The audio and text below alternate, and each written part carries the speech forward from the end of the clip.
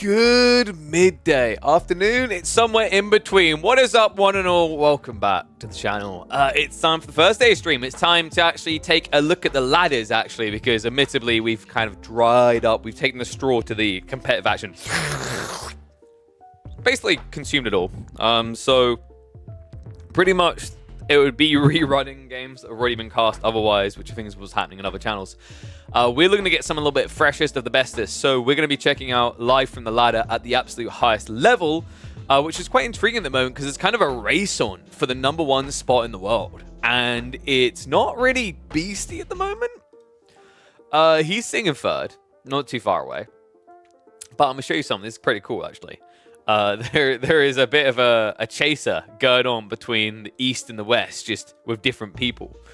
Anatan Rising, dude. Like, I mean, I've got to turn that into a hashtag for the guy, haven't I? Anatan Rising. Look at that. Oof. Worse win rate than Beastie, though. 40 plus more games played. The crazy part is Louis' win rate. Can we just, like... Pretty ridiculous, right? 82.3% is ridiculously high. I don't think there's anyone that comes remotely close to that with that count of games, because you've got 200 played, right? So you've got some higher ones here, like Anatan's ult, you've got like Poppy Paws, Beastie's ults, but these are like, they've played 20 games, right? But Louis has maintained an 82% win rate with 200 games played on this patch, on this season. That's pretty bloody wild. I'm wondering if we can catch some of them live. So give me a sec, because what we'll do is we'll have a look in. It says he's live right now, but I don't know if that's true because he's not showing up on the friends list, so he might have just went offline. But we can catch some of the games he's been playing at the moment to see where he slipped up and where he's maintained that 82% win rate. Just a reminder, like this weekend, I have got things to sort, so I'm probably not going to be live. There's a possibility of Saturday that we do something, but I'm not going to promise it. Sunday, most definitely not, as that is going to be my baby shower, so got to make an appearance there for my unborn son, all the things I do. So this is probably the last stream this week, just because I know I've got errands to run and prep for all of that on Friday. But the good news is I've been hearing rumblings that there might be some extra stuff to cast midweek next week, based on what's going to be happening this weekend, and maybe there's going to be like some we can organize. I'm always up for impromptu show matches if we end up with people in the chat that want to do them. Honestly, I just think it's much better that way. I really want to start cooking up some intriguing concepts and formats for the non-pro levels, so that when we have people in chat who want to play a show match, they can play one of our weird and wonderful show match types, whatever they may be. But let me have a look here. I'm curious, by the way, how are people feeling about Age of Myth still? Because I felt like when we were casting it, you know, I thought there'd be a lot more people that were intrigued and wanted to check it out, but I feel like it was pretty chill. Just can't figure out why. I'm wondering if it was like a big initial hype and then people kind of burnt on it already. It's kind of hard to know what's going on for a casual watcher. Okay. I felt like we were trying to explain that, though, right? I don't know. It's kind of a tough one. But it's like, I don't know. It felt like people weren't even coming in the door. So, like, I'm wondering, you know, if that's just a case of I need to push on the YouTube side. But the YouTube side's kind of rough as well. Yeah. It's more like watching. Yeah, that was my feeling. Is like people just tune into the pros, right? It's kind of a tricky one. I don't know how much content we will or won't do around Age of Myth. It's like rolling around in another mud pool, right? You know, it's like I'm weighing up because obviously, you know, I want to start putting my attention into other games as well, like Europa Universalis 5. Whenever that happens, dude, I'm gonna be on it like a carbona. But like, I'm figuring where we could lean our time. I'm getting some progress on the PC build stuff. Once again, if people do happen to know anyone, let me know, because at this rate, I'm probably still gonna have to fork out like 1,000 to 1,500 to fill in the gaps that I'm imagining for this top tier PC. But good news is some of the bigger components have been fulfilled, which is cool. But like once I've got that operational, I want to start to, you know, engage with these other things. It might even be that we start to have some days where we play games. Wow, I know. Shocker. But like one of the big reasons that I've tried to explain to people that I don't want to play right now is I just don't like low frame rate. I remember I got an argument with this about this with Sassy, and Sassy was like, "Oh yeah, 60 frames is totally playable." I was like, "Yeah, if that's what you're used to, good for you, buddy, but I can't." Right? That's like watching a slideshow to me. I'd be probably like 40 to 50 frames in AoE 4 trying to play it while streaming it because it's a very intense game. So yeah, the new upgraded PC should help alleviate a lot of those kind of concerns. Just gonna have a look on the ladder now, because it might be that Louis is still playing, but he's hiding offline. So you know me, guys. I like to find live from the ladder ones because there's no risk at all that I spoil the outcome for myself, which is perfect to my preference. I'm especially like intrigued by, because is Socotra in the ranked ladder? I think it is, right? I forget. So I really want to catch more Socotra. I'm a really big fan of it. Also, it might be interesting to check out Golden Pit again. It's been a while. I'm hoping that they fix some elements of it because it was kind of a pile of crap before. I think Louis may have finished for the day, but we can catch some of his replays. Can't go back after 120 frames? Exactly, man. Like you know, good for you that you never experienced the premium, right? It's like, so I know the perfect way to explain the situation around like frame rate to people. And I think most of us have had hummus before, but I don't know if we all had good hummus. But like, when I first had hummus, it's perfect. I checked someone called veganism is superior, which fits with hummus perfectly. When I first experienced hummus, it was in a Mediterranean restaurant, proper homemade hummus, like, mwah, right? The ancestry boxes ticked, everything correct, right? And it's like, I experienced that, and then I come home and I try and buy like some hummus at Tesco's or something, right? And it tastes like crap by comparison. I mean, I kind of tolerate it now because I guess it's better than no hummus, but like it's terrible in comparison, right?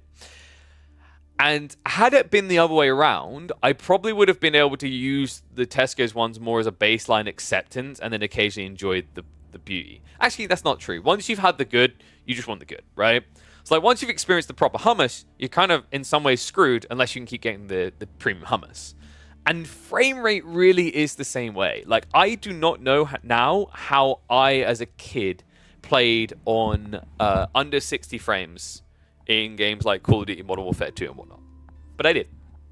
And I annihilated them, right? But now, oh my god. I can't even... I want to vomit just thinking about it, right? So it's like, you know, if good for Sassy that he's never had over 60 frames, but that ain't my life, dog. I've had, like, my PC was very good a few years ago. I've experienced over 60 frames, and I cannot go back. Okay, so... what I think we'll open up with, let me get it. We've got some Quackity games. We've got some Dragavan games. Some Anatan games. Let's pluck some Louis games as well. Kind of curious who he's been up against. He had one against Wham, but that was very recent, about an hour ago, so I think a lot of people would have seen that. We'll catch that another time. He did have a game 2 days ago against Puppy Paw. And that's intriguing. Chinese versus Delhi. Do you guys want a Chinese versus Delhi game on Rocky River? So we've got some Rocky River. We've got... so we can do it by maps, right? We've got Rocky River stuff, Hillendale stuff, Mongolian Heights stuff. Some good old Dry Arabia stuff. I think... let's kick off with the Rocky River one. Alright, I'll have to bring it across here, because remember, we're hopping into a replay, so I don't want to spoil it for you. Pigeon is so thoughtful. Ooh-woo. Wait, what the hell? Louis had a bunch of custom games as well. Oh, that's right. He was I think he was scrimming with Scarlet Devil. They're up to something. They were like playing a bunch of English Marlins vs. Mongol stuff. I will respect that and not look at it, because I assume there's no proof of that anywhere on the interwebs. That's my rule, guys. If people leave their data open, I'm not gonna just like expose it to the world. Alright, so I'll load this bad boy up now. Just give me a second. It's been a while since I've seen a good old Delhi Chinese game that you know has had some substance to it, though, so I'm kind of intrigued. And remember, guys, Louis is currently in first on the leaderboard, right? So, like, what was it? Was it 2,300? I think it was like 2,300 elo. It was pretty wild. Yeah, 2,315 elo. Boy needs to touch some grass. So if we hop across, I know I'm going to have to disable some things which are toggled on, so give me a sec here, guys. Alright, so let's toggle our score off. And let's change. No, the minimap is fine this time. It's because we need to change the overlay because we're using the team trim. But we're not doing a team game, so we just need to switch to the correct one, which should be this one. And everything was suddenly feng shui. You guys know what feng shui is?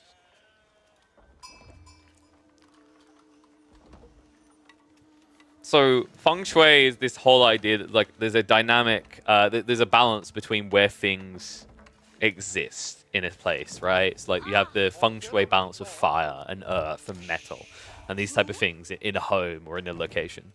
I only know about feng shui because of a game called Emperor Rise of the Middle Kingdom, which was a Sierra game made by the people that made Caesar and Pharaoh.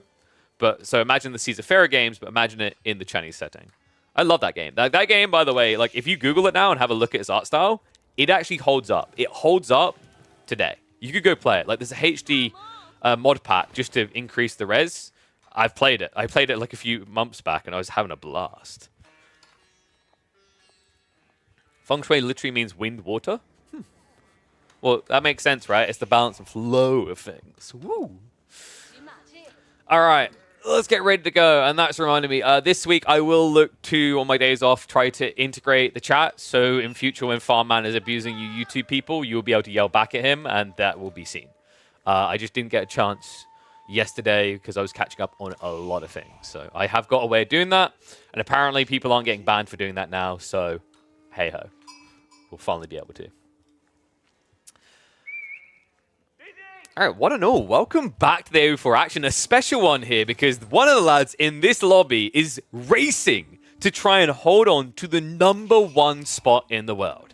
Team Elephant's Louis MT, the Chinese prodigy kid on Chinese himself here, going up against someone who is a podium finisher in almost every tournament at the moment. David Kim, this is Puppy Paw on his alt account playing as the Deli.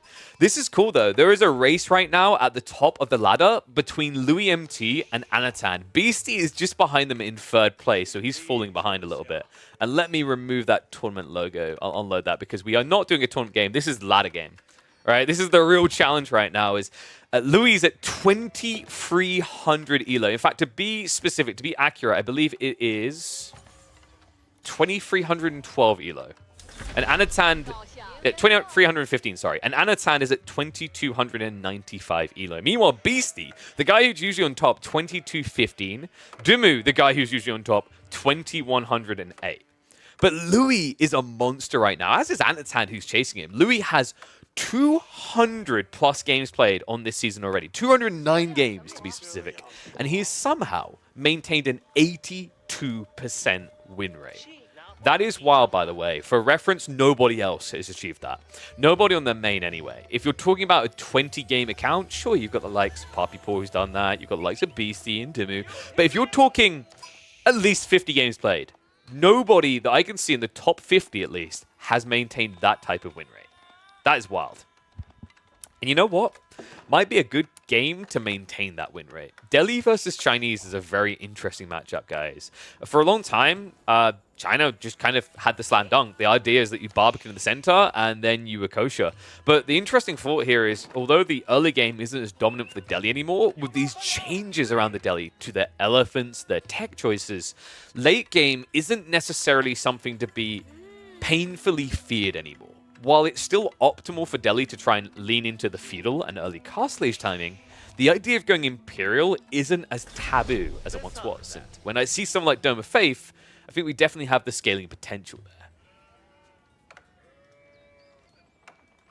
So Lou on the other side did open the Imperial Academy, as you'd normally expect to see here. Sheep count, not too bad, but Puppy Paw not having the issues that his brother has here. That is 22 sheep for Poppy Paw. And of course, that's to be expected, right? Like, you're going to get a high count because you just go on the berry straight away. You don't have to rush back with your scout. Meanwhile, on the other side, Louis has a respectable count here, 13. But considering his China, you maybe expect a little bit better. I'd say overall this is acceptable simply because we have to remember we're 5 minutes in the game. So he's already been harvesting these sheep pretty fast. And yeah, Tower Victory kind of fell off, right? It's interesting because Tower Victory in theory is really good, but I think the idea around Dome of Faith is it leaves you a little bit less shackled, if that makes sense. You have more options, right? Because the idea of tech rushing becomes more viable because of the fact you can afford so many scholars. I also think it leans into the idea of this elephant timing better. If you want to go for elephants, all of a sudden you have all these healer boys to try and pet them better, whereas if you went for the full cost, you wouldn't have it. And we do have to remember that this overall got buffed, right? It used to be, if I remember correctly, was it 75 gold? Or 80 gold? I think it was 80 gold per scholar, right? It got buffed. It's only 65 now. It's just absolutely wild. And, you know, the thing that's really cool about this, the thing that I quite like, is it allows you to kind of scale into your blacksmith techs much quicker. It allows you to transition to Castle Age and be racing for relics much more cleanly. And also, if your only goal in the early age is to play with Ghazi, great. You don't need Tower Victory, right? And it's weird because you'd think with the builds now moving into House of Learning that Tower Victory would be even better, right? Because you go Home Blades and you just get Men at Arms with attack speed buff and Blades giving the +3. It's kind of ridiculous. But the reality is that it's still very one-dimensional. And I find that Men at Arms openers are more or less that for a lot of civs, right? When you reach Castle Age, Men at Arms get their best hit in the first 2 to 3 minutes of play. After that, they tend to fizzle out a little bit. Whereas something like the Elephant seems to hold on a lot longer. Not to mention things like Pakes, which just gives you a range advantage if both sides lean into things like crossbows. So Ghazi opening, pretty much what you'd expect here. I do think that this is the right call. Trying to all-in China when you know it's probably going to be this either 2TC with Barbican Defense or Fast Castle build is just like, it's not viable here. Why do you rate Elephants so highly? They're incredibly tanky. With the extra movement speed, they're also very hard to run down. You need so many crossbows to efficiently dispatch elephants, right? Like, if I gave you the choice between having 10 units that have 10 health or 1 unit that has 100 health, your first instinct is to say, I want 10 units. But then you're like, okay, but if your enemy is, like, reasonably trading with you, right? Like, if you think about it this way, if I was to kill half of your 10 health units, you've lost 5 units. But, like, if I do the same amount of damage to an elephant, it's still alive, right? They play same role as Siege. No, couldn't you just never fight where the elephants are? I don't think that holds as true with elephants. So there's a drastic difference between Siege and elephants, right? Siege, when left unguarded, is vulnerable and just dies. An elephant left unguarded will still kick your ass, right? I should get that on a t-shirt. For a start, they're a lot quicker, right? Like, Spring was going to move, I think it's like 0.8, whereas an elephant will get the mahouts and then move at 1.1. It's the fundamental difference between Siege and Elephant is their role, right? Like, an Elephant will frontline for you, a Siege will not. Like, here's the better way of putting it. If an Elephant shows up in this tree line, you're running, aren't you, right? If a Siege weapon shows up in this tree line, you're going to just run in and kill it. Need 4 spears to kill an elephant, but that doesn't count. Yeah, you say you need 4 spears, but you need to catch the elephant. Right? It's like an 800 HP elephant. It's not as easy as that you make it sound there. And also, keep in mind, this is just like one option of many that you get value out of in that House of Learning. Right? Pakes is another huge one, getting the 0.5 extra range on crossbows. It's kind of wild. And I think that's actually where the big transitional play comes in. Is like, you know, you open up with that, and then you follow up into the Pakes, and you essentially have your crossbows beating the enemy crossbows that have been built to counter your elephants. But anyway, we're so focused on elephants, we haven't really talked about the fact that we've got Lancer on Ghazi play here. Poppy Paw is going to start stockpiling soon, I think, but in the meantime, he needs to get spears. Another big worry here is the relic situation. Louis, it's a bit too early for him to race towards them, but if he wipes out this Ghazi, he will make a temple transition. I'm sorry, did Philisberto just drop an American reference that only Americans get? This is like being in a green room with American talent all over again when they start using sports analogies. By sports, I mean only basketball and American football. So anyway, Sacred Sites are locked in. We have got 8 Scholars, so Puppy Paw should be ready for that transition soon. This is really efficient. The whole logic is when you scale this many Scholars, you tech up, you will be able to get your upgrades quite rapidly. In the meantime, it's going to help with some smaller things like the Tier 1 Blacksmith decks. And Louis, I'm not seeing this tempo transition still, which is problematic, right? Like, you either need to transition to counter the Spearman, or you need to be going for the Relics. Because you're risking losing map control at this pacing.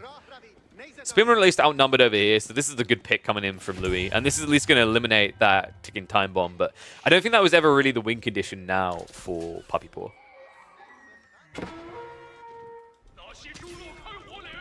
Yeah, I say that. Louis kind of gives him a good fight. Yeah, that's weird. Oh, I think he's checking for berry gathering. Yeah, so he's assuming that Puppy Paw's moving out the flanks, and he would be correct. He just chose the wrong flank. I believe we do also have Pro Scouts in. Damn, I think, you know what, actually, that's another secretly sexy thing about going for Dome of Faith now that makes it valuable here.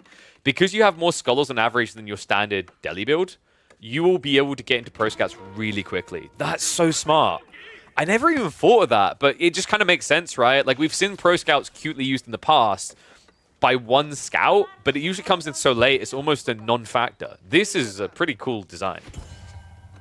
With House of Learning on the way, we are going to be moving to the third age. Now, archery ranges are being prepped, so likely we're going to be seeing mass crossbows plus spears to counter the lancers, and that means that Pakes, the extra 0.5 tower range, is going to be an effective solution here. Essentially giving you 10% more range. I don't think this game is, like, favoring Puppy Paw right now, though, right? So the issue you're going to have is there's no attack point in return. When you go for this comp, you can't really attack the enemy base because if they have Nesta Bees, you just die. So this game is going to drag quite a bit later. So let's see. Oh, he actually goes Hone Blades first. And yeah, you're seeing that correctly. It's going to take him 2 minutes to get Hone Blades, 1.5 minutes to get any of the other techs. Other than Pakes, which is 2, and then, of course, Reinforced Foundations, which only takes 45. That's pretty damn fast. Even the Veterancy is coming in swift here, guys. It feels about 1 minute and 20 seconds because he has 10 Scholars. And not only that, Relics are now being targeted because Louis was heavily delayed in his own play. Shenanigans in the midfield, but this looks like this should be probably a 3 Relic split in favor of Puppy Paw, maybe a 4. He's already got 1 on the way home. He's got 3 more on his side of the map. So despite the fact that Louis went for his classic rush into the Relics midway through the Castle Age, actually, I don't think this is even his classic one, right? I'd say usually Louis is quicker than this. And had he been quicker, I think he would have got more off the map. But instead, this game's looking very good now for Puppy Paw.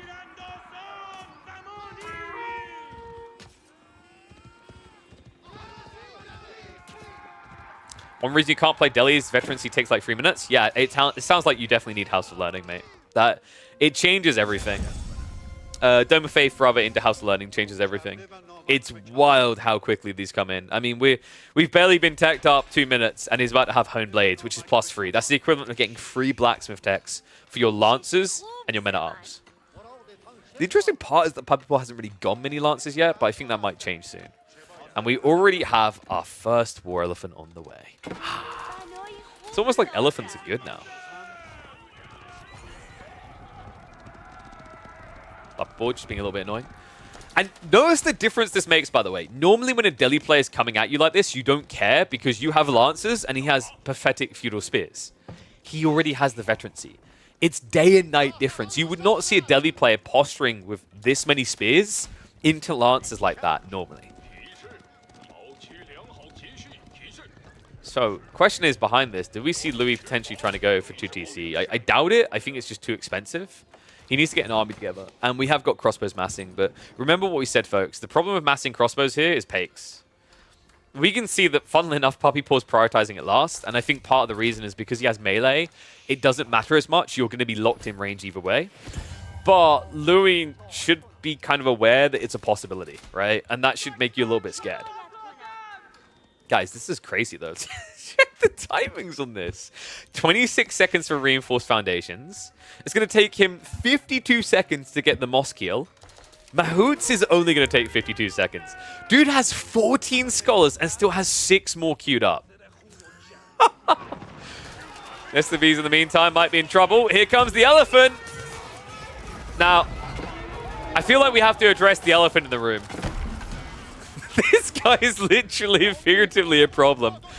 Look at that damage. You've got mass lancers and your opponent has an elephant. And this is what I'm talking about. The difference between Siege, day and night, you just saw it right there. People arguing you deal the same way you deal with Siege. That's not what I just saw. That Nest of Bees felt worthless. Meanwhile, this thing was a king. Even if you were not a cavalry unit, you're still going to get slapped around for 76 damage total, right? Because remember, you've got the spearman on top, and you've got the elephant itself. If you happen to unfortunately be a cav unit, in that case, you're going to be taking over 100 damage every 3 seconds. Puppy Paw does need to chill a little. He's kind of pumping it a bit too fast. But here's an interesting thought here, guys. In the next few minutes, Puppy Paw is going to pump it into Imperial. This is the ludicrous nature of it. Look at the scholar count. This is usually how Delhi trends into Imp. They need about 20 of these scholars, really, to make it efficient. He's pretty much there. So if he gets a little bit of space, a little bit of room, Imp really isn't that unrealistic of a goal here for the Delhi. Which is kind of scary, right? Like, think of the potential they have when they reach that age. The gunpowder elephants come to mind. Also, I just find that the rate at which you can get EAT with this many scholars is wild. And Elite Army Tactics just opens the door for very easy stompy games. So we have got tower elephants coming in as well. Now, I'm curious on this. I haven't checked. It does say archers and crossbows. I'm assuming the archers on top of an elephant do not get increased range, right? I haven't tested that. But I'd assume Pakes only works for the infantry. I can't believe this, man. We're pre-20 minutes, and everything in the House of Learning is going to be learned. Alright? Like, this House of Learning is fully filled with crayons and books for 5-year-olds, if it's that easy to master. I can't believe it, man. This is a wild build. With the Tower Elephants arriving, it's a really smart call, right? So, the reason why you switch Tower Elephants here, they still have that insane Tusk AoE. It's weaker, admittedly. But the bigger deal is, like, it's a frontline unit still. War Elephants make sense, but when your opponent has mass crossbows, you're countered. Transition Tower Elephants, they aren't a heavy unit, but they also start with 7 base armor. And you're still a 600 HP unit. So effective HP-wise, this one has substantially more health than this one against Louis' comp.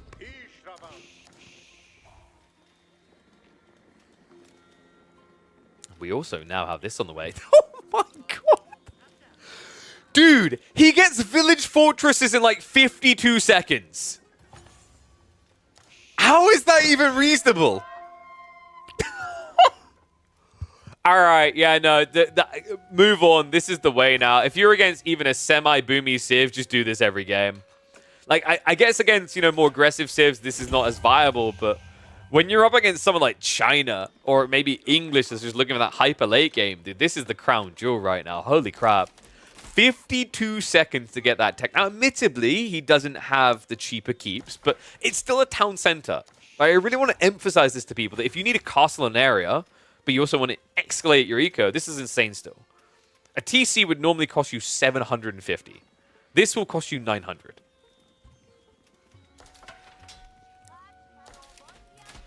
And yes, the way that the upgrade system works is the mosque is like Wi-Fi. So if you plop one down, the tech increase on rate affects any buildings nearby. So although all your skulls are over here, it works here. It would work the same with docks, where you could just plop like a mosque down next to a dock.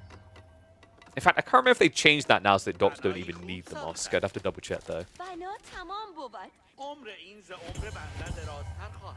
This is sick though. This is a really smart play. Look at all the berries. I think it just got highlighted in chat. This is 4 berry patches. Oh my god. And yes, I think dock is mosque was a change they made recently, right? Hence why you also now, if you build a dock first before a mosque first, you'll get your free scholar in the dock. Looks like we're hunkering down though, guys. We're going deeper in this game. TC's being dropped, so Louis is looking to inflate his economy, and this is more necessity than a desire at this stage. If you don't build this TC, you know you're going to fall behind. Because I think he did actually scout the keep right on the side.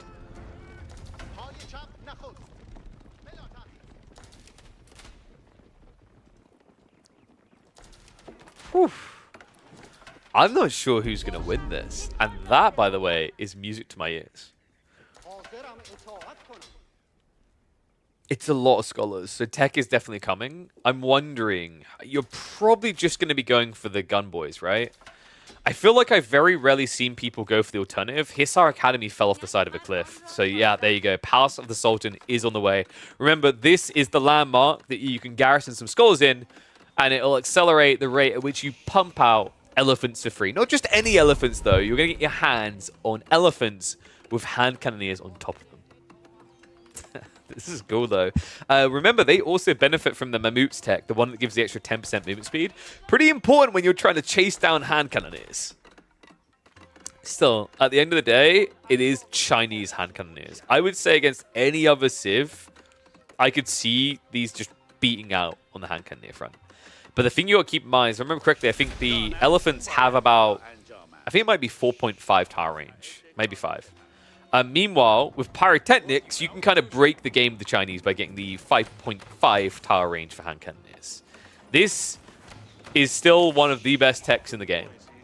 I will stand by that to the end of time. When you're in the late game and you have pyrotechnics, you feel like you can do no wrong. Even more so if you ever get to Yuan.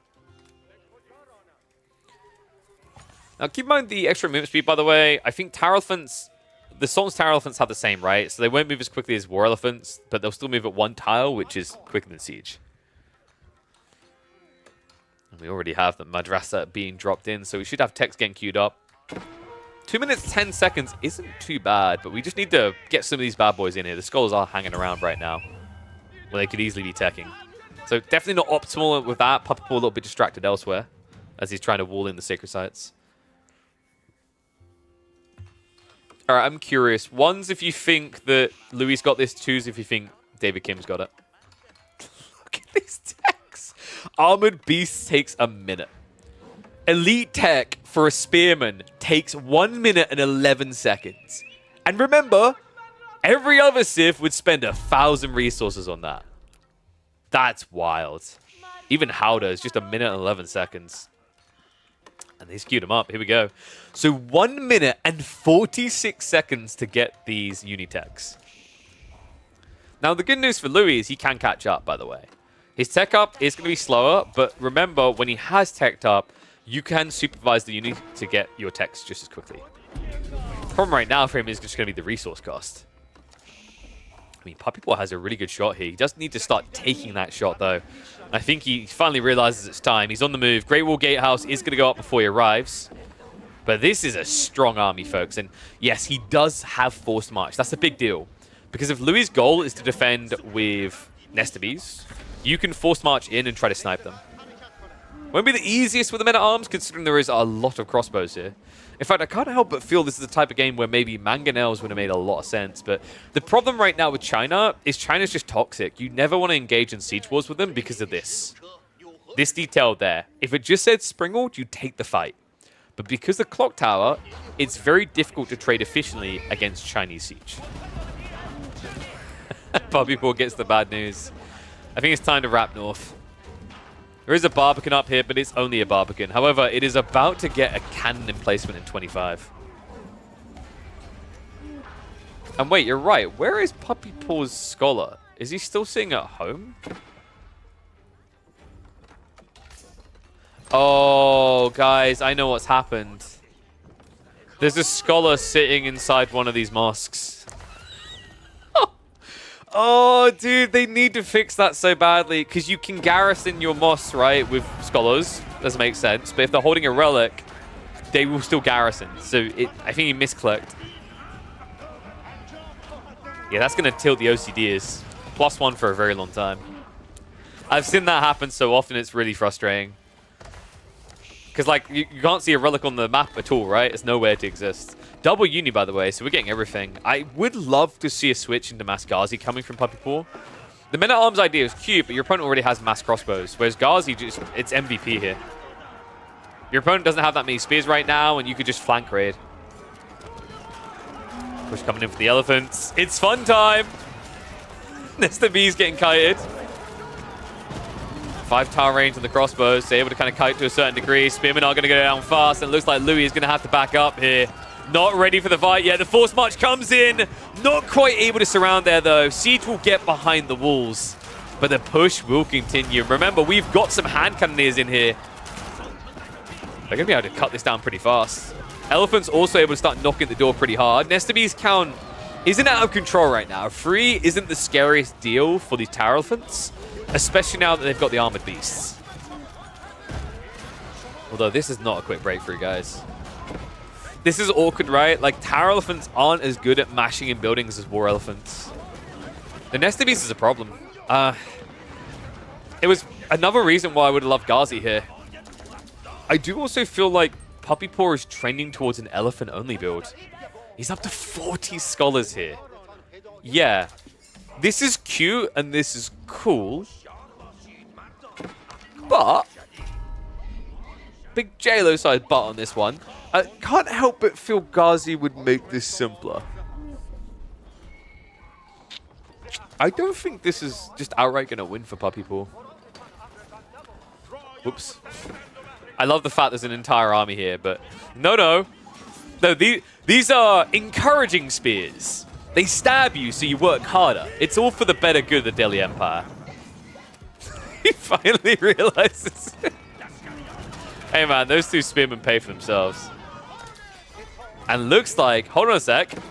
Okay, maybe the relic was somewhere else and I just didn't see it. It's finally coming home. That took a long time. It took a while, but we're finally going to get the full relic game for Puppy Paw.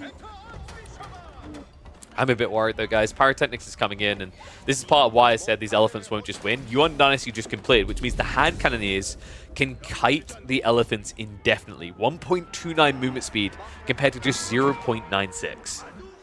Men-at-Arms can at least force march in. The difficulty is in these choke points, just a few units can hold you back, right? And let the elephant riot commence.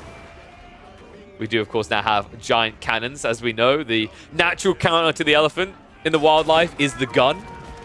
And there's a lot of guns here. Scholars taking a heavy hit. Palace Guard's starting to bog them down. Scholars are going to have to split to the backside here. The Nesta Beast shots are coming in big. The hand cannoneers as well to try and bring this down. And remember, those Tower Elephants don't have much melee armor. 14 ranged, but only 3 in the melee department. And 0 against bombard shots. Oh my god, Puppy Paw. He breaks through the wall, but I'm not sure how much deeper he's going to be able to break here. He needs to be fast about this. Dive's coming in. He needs to hit those Nesta Bees right now. Hand cannoneer mass is still small. Scholars aren't really healing though. There's a lot of movement going on, which means Puppy Paw is not standing still. Finally, we're getting the top off. This is looking wild. I think he's about to lose about 5 of these Tower Elephants. Is the only problem. Hand cannoneers to just stand their ground and wait. Puppy Paw, yeah, please start meleeing for the love of God. Okay, so hand cannoneers go down. The Nesta Bees, the Bombardit has survived. So there's still something that can snipe here, but right now Louis is just in a never-ending meat grinder to try and stay alive. It's still 11 of these Tower Elephants. And then, of course, we've got 3 of the Sultan's elite Tower Elephants. In fact, they're the bigger problem right now. I think a big part of why Louis is losing this defense is he's not able to clearly see and snipe down these elephants. Even if he was, like, I'm kind of surprised at just how resilient they are to hand cannoneers. 14 ranged armor is kind of bonkers. It puts you at a level that even hand cannoneers feel that their damage is underwhelming.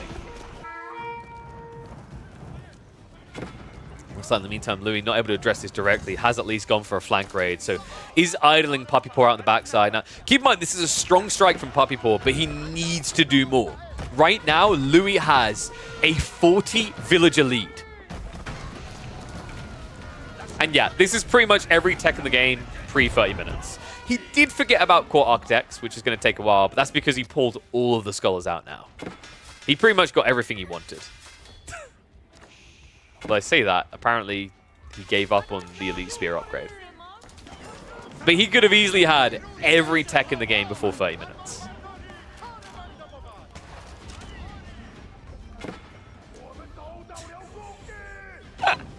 Okay, Puppy Paw needs to end the game. Like, he's legit just getting kited now.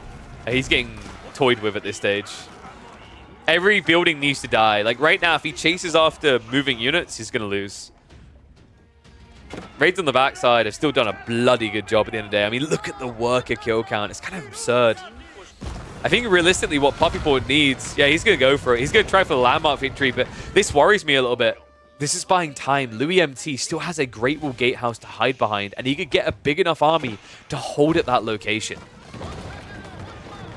I feel like what was needed here from Puppyport is a dive towards the back farms. Because that would have shuttered the idea of a comeback for Louis, right? He wouldn't have had the food for hand cannoneers or Palace Guard. Instead, he's buying vital time here. This is wild. Palace Guard once again just roping in on the flanks. And they have got elite army tactics plus the battle hardened. So 252 HP on each of these is kind of nuts. They don't die easily.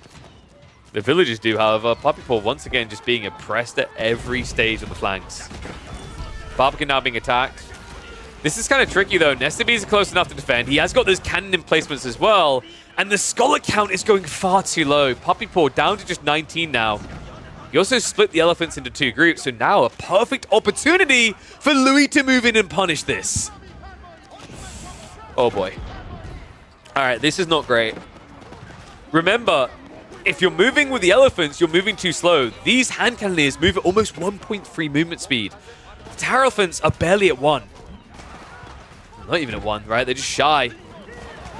He's going to try to turn now to a strike, but that allows the Nesta Bees to get in range as well. Hand cannoneers are going to have to start splitting back a little. A good read by Puppyport to re-engage. Should allow him to actually mop these boys up. More Palace Guard now arriving to assist the least. The Nesta Bee shots are coming in, but it looks like the elephants, they strike back with a vengeance again. Oh, man. And it felt like a missed micro there by Louis. It was so good up until the stage where he just decided to hunker down, right? If he kept kiting, much easier to clean this up. He will get rid of it in the end, but it was definitely a bit more expensive than Louis was hoping for. I think he lost about 10, maybe 12 hand cannoneers in that engagement. Still, tail end of this fight, guys. It's now only 9 of these. And 6. Wait, is it actually 9? We need to check this. Yeah, that's what I thought. Ignore the UI, guys. The Sultan's Elite Tower Elephants show as free for every one. He only has 3 hand cannoneer elephants. This is pretty underwhelming. Make that 2 hand cannoneer elephants, because this one's about to flop dead. And Puppyport, I mean, he's finally prepping it, right? Elite Ghazi tech, but is this too late? This really feels like it might be too late. Oh, no. No, you came to the wrong neighborhood, son. What? How did we even end up in this situation? Puppyport refuses to give Louis the joy. He deletes the villagers to move on with life. Oh my god. Louis, I think he's done it. I mean, Puppyport is just making very easily a worse comp now. He's got men-at-arms and that's it. Louis has the hand cannoneer mass. He has the thing that every player in the late game against China fears. Not just that, he's got the Nesta Bees backing him up as well. God, this is kind of tricky. I think this is more of a stress test by Puppyport to see just how much elephants can do. Because I think if he was in a pro game, he would have tried to transition a little bit sooner, right? Into something like Ghazi to support. The men-at-arms idea was also just kind of perplexing for a long time. I think Ghazi just would have been better value. Your opponent already had mass crossbows, right? So, you know, at that point, just go Ghazi, have that mobility to break off, also better at sniping siege. I think the men-at-arms component just felt a little bit funky. The moment he saw that Louis had mass crossbows is where I thought he'd try to switch off, but kind of stuck to his guns there. I guess he values the Hone Blades quite highly here. It is +3 damage after all.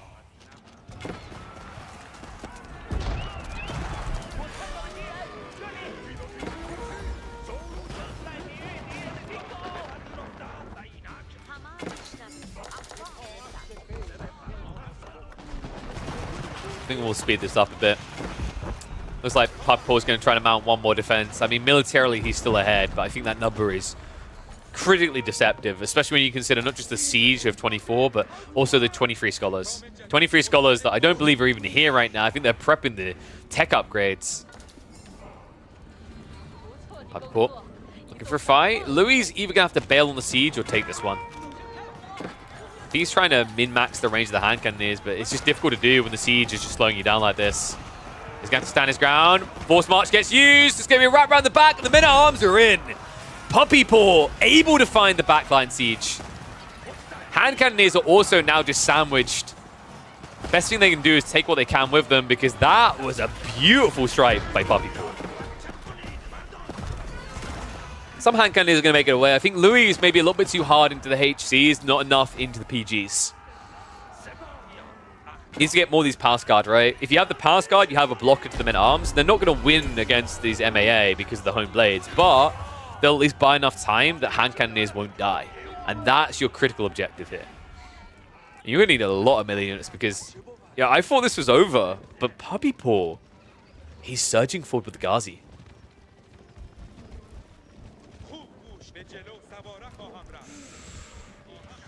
$24 damage on MAA is a lot. It's not too bad. Keep in mind the pass guard. It's interesting though, because pass guard, they have 20 damage by comparison, right? So it's a 4 damage differential, no increase on attack speed. But where it gets really, really interesting is the health difference. 216 to 252. So these units are actually much closer matched than you'd expect.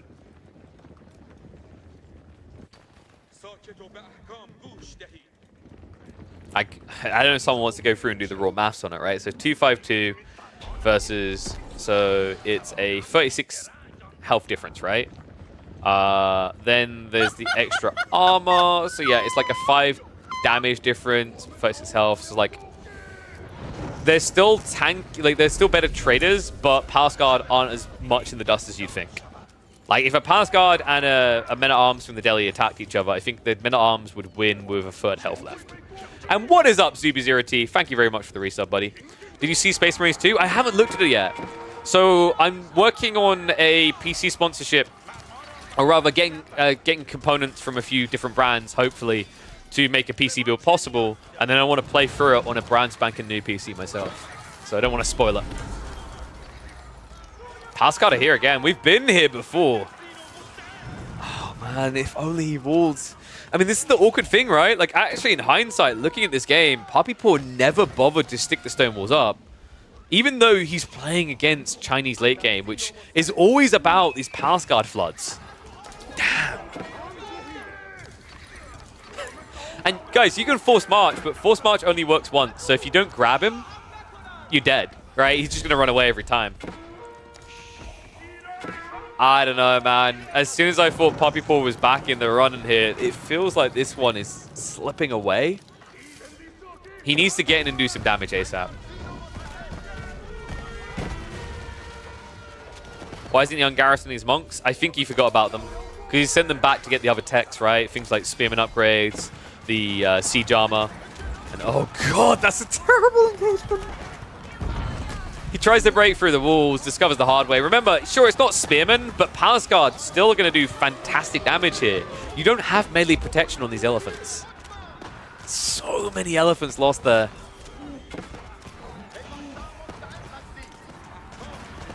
Palace Guard's still just doing so much damage. It's now a 40 eco lead again. I feel like I've said that at some point in this game before. This feels like that type of game that when it's complete, Puppy Paw will look back and go, maybe China had a good idea and I should be the one building walls. Even in the retreat, this is painful. Hand cannoneers will take their pound of flesh here. Alright, it's the benefit of the movement speed difference with the range difference. It feels like if you ever have to retreat with this army, you're going to lose a lot to hand cannoneers. The only upside right now is that Louis didn't continue to produce them in mass. He decided to just continue to zerg Palace Guard.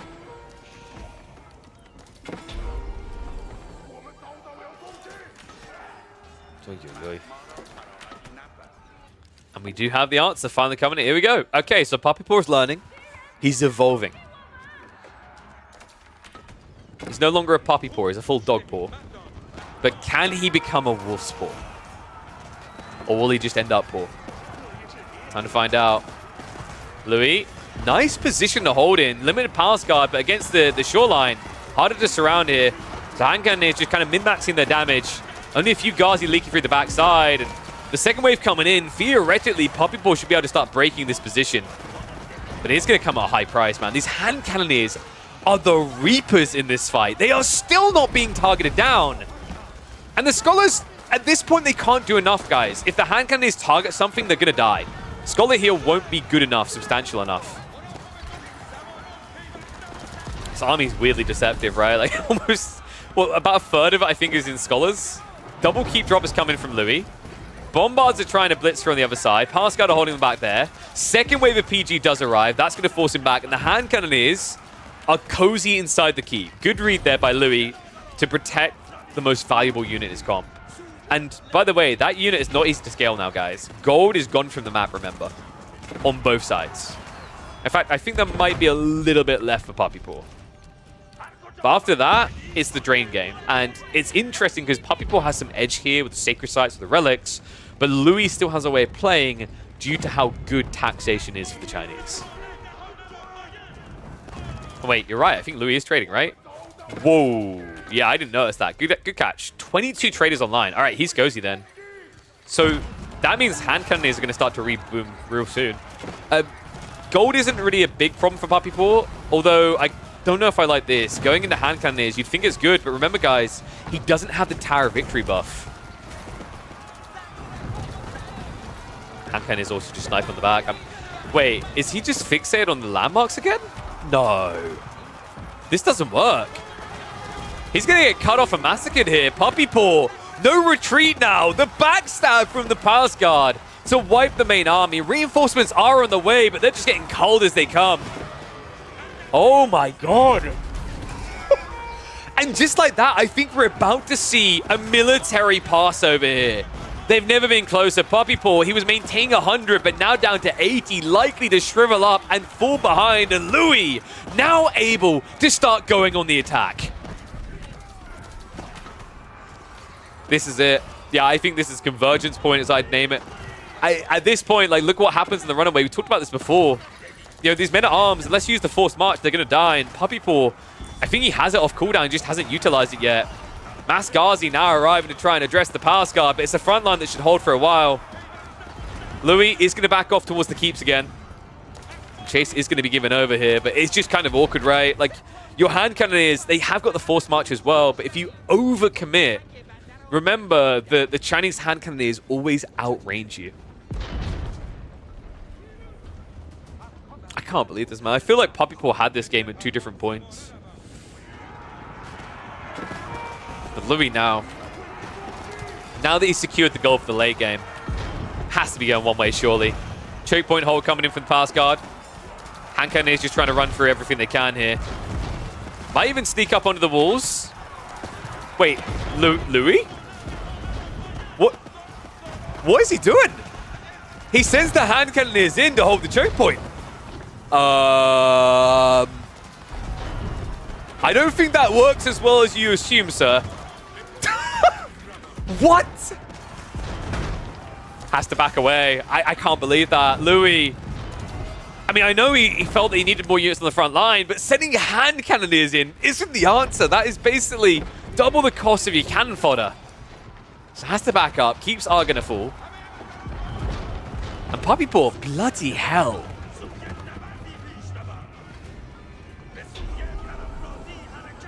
Keep in mind, that is all of his gold now.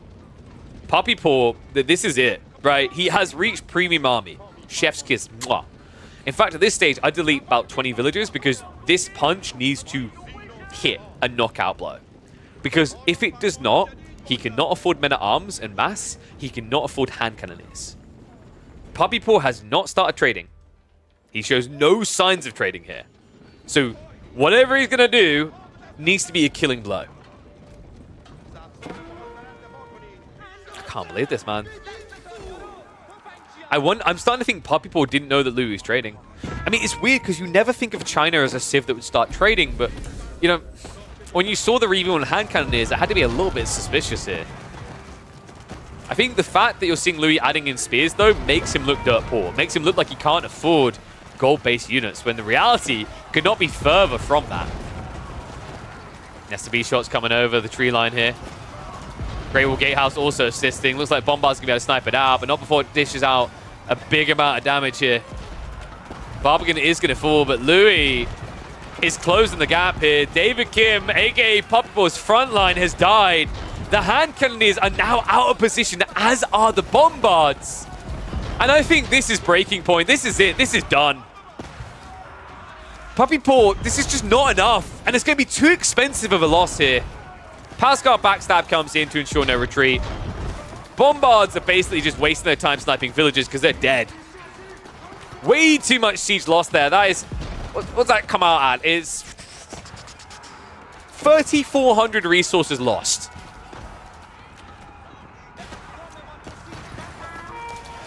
The thing's starting to swing. Now Puppy Paw just stuck mainly with melee, right? It's mass Ghazi, mass men at arms. Hand cannon is not feasible here. So if Louis just keeps pumping PG and slowly scales his hand cannoneer quantity, there shouldn't be anything that should kill him.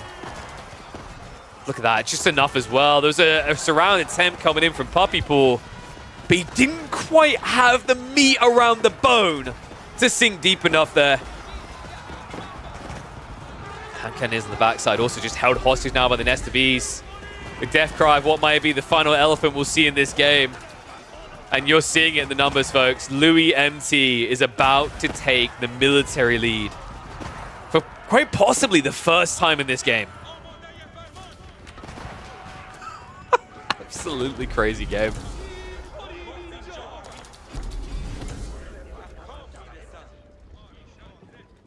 We've seen raids before, but I think this time we're going to start seeing Louis push up in a way to end the game. Delhi 5k food is insane? Sure. And you know, that kind of happens when you have 99 farms. Yes, you heard me correctly. 99 farms. This might be a new record for Delhi, actually. I don't think I've ever seen this many farms.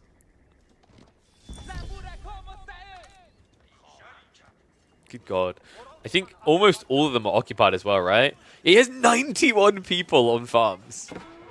So this is all about Ghazi and Men-at-Arms pump, right? It makes sense, but as we highlighted, I think Ghazi Men-at-Arms, if you can surround them, if you can make it look like the Alamo, a last stand, sure, I get it.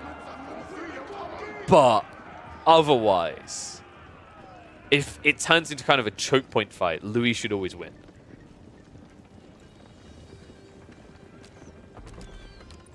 Puppy Paw. Wait, puppy. Oh no!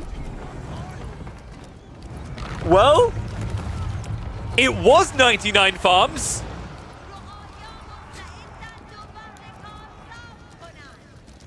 God damn it, I was about to make the 99 farms reference and chat beat me to it. And we're in again, baby! What's that? You came to harvest crops? We came to harvest souls. Nay, that's not true, guys. Palsguard come to harvest happiness. That's the #1 fetish of it all. Hand Cannoneer Wave is also just running up the mid now. Says, okay, everything else is for free.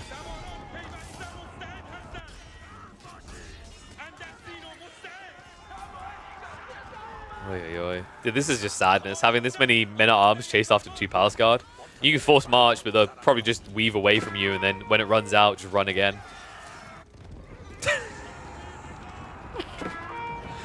Okay, am I the only one to this day that just looks at Palsguard's movement speed and asks why? Why? If we're being totally real, does China really need movement speed? Maybe I'm asking for too big of a nerf, but it's kind of weird. This Civ gets to a point where they almost feel unbeatable in a staged fight, but also are one of the best rating Civs in the game. Oh my God, these hand cannoneers. They're just having a field day right now. That's what we talked about, right? You just get kited. It's so trivial, so cheesy. The movement speed is just unbeatable here. And at this point, if you press up, the double Nesta Bees is just going to wipe the back line. Here we go. Shots coming in. And good luck on the retreat, son. Maybe if you use Force March, you'll be able to get out of here. But otherwise, these hand cannoneers should just be able to reap them all. Puppy has got a big wave of Ghazi on the way. But it's still choke point fights, right? if he could find a way into the back, like, I think Puppypool's best shot is going over here, hitting the trade, and then wrapping around. The more the fights become set, the better it should favor Louis. Gazi men-at-arms going around the back, though. SB shots are coming in. And can hold on. Is this enough? Puppypool. He's doing a lot of damage right now. Louis, he didn't wait for the palace guard. What? Louis should be getting wiped here. Hand cannon mass now in retreat. I mean, this is the problem, right? Like, these are sick fights by Puppypool. In theory, he should be winning this now, right? But every time I want to say it, I look up at this. The 2,000 gold means Louis just shrugs each time and then queues up 20 more hand cannons. Oh, man. I mean, I want to praise him. It was a sick fight, right? It really was.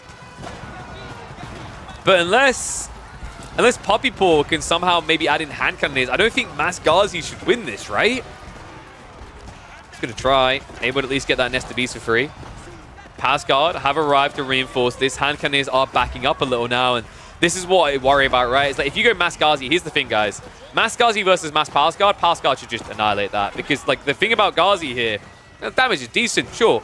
But the reality of the situation is like cost differential, and also the fact that biology only scales your health, it doesn't scale your damage, is a big deal breaker. It's why infantry when elite army tactics comes in feels so bloody good compared to Cav.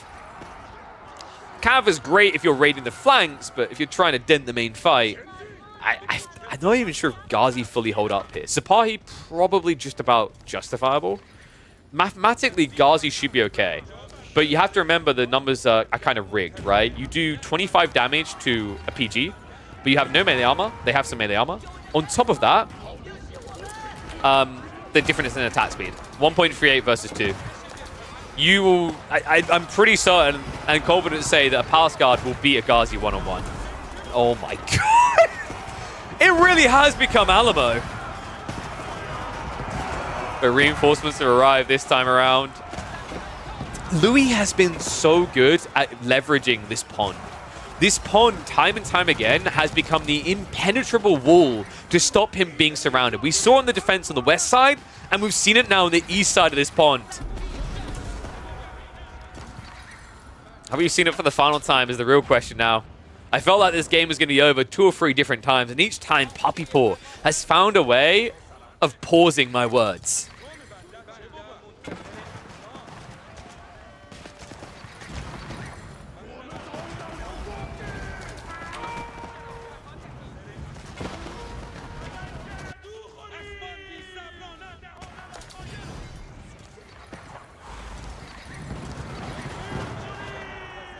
One more strike. Puppypool. I actually think he might have too much pop at this stage. He's queued up almost 100 Ghazi in reserve, but he only has 26 in the field. It's a cool idea in theory, but I think their population seems to be the limiting factor here. Nesta Bees are now going to be targeted, but you know, I'm wondering what's worth more, the Nesta Bees or the hand cannoneers you're running past to hit them. It has to be the hand cannoneers that are worth more here.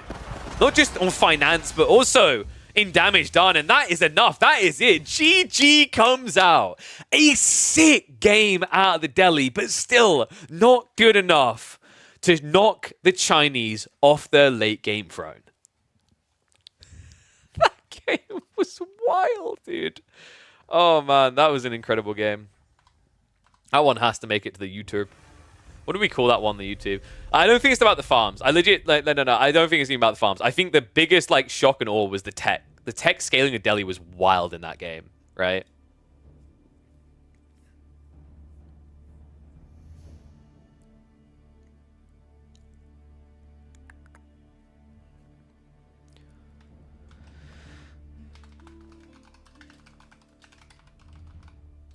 So, like, every tech pre 30 mins. Show research speed.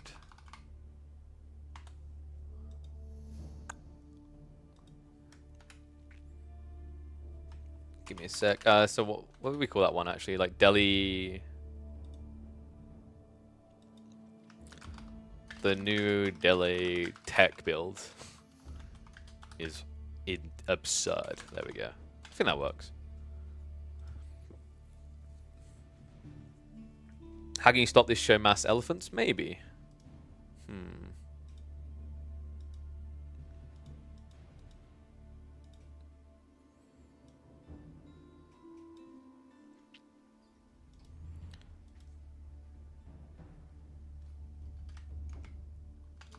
Maybe every tech complete plus mass elephants pre 30 mins. Yeah, I think that works.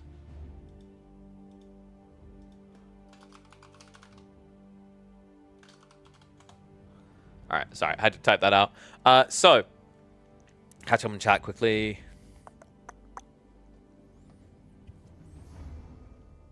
Are there any tournaments announced? S tier any soon? Anything before Red Bull or Winter? Nothing announced yet. There should be some things coming in Fury.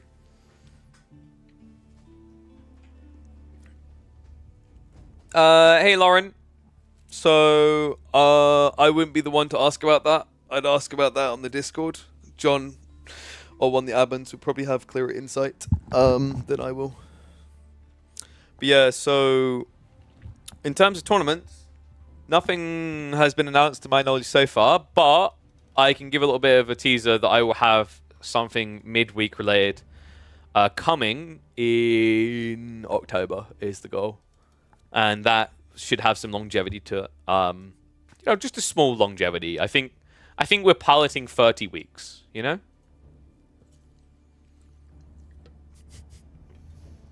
Just a tiny bit of longevity. Adam, I don't think elephants are bad. It's just he didn't necessarily transition to the thing he needed, which I think was Ghazi much earlier. I think Ghazi could have won that game for Puppy Paw earlier on. Where are the FFAs? Those are the most fun matches, honestly. Aaron Amar, FFAs are fun, but FFAs are only fun in tournament formatting, in my opinion. I think they suck when it's just ladder free-for-alls. Ladder free-for-alls are a snooze fest because people don't do stuff because they're not incentivized to. They're incentivized to be a pussy, basically. Sorry to call out anyone who's like a big, avid free-for-all boy, but I think you can agree, like, you know, when you play those games, you benefit from just kind of chilling. Ooh. You have my firm attention. Very much my firm attention.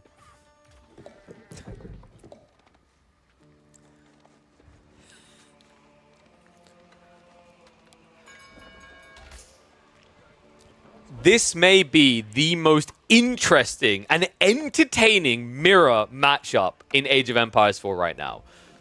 Nobody plays them. We rarely see them. They never win. But one thing's for sure. By the end of this game, Order of the Dragon will have a win. But they'll also have a loss. One and all, welcome back to Live from the Ladder here. We have got Team Liquid's Dimu going up against My Insanity's Anatan.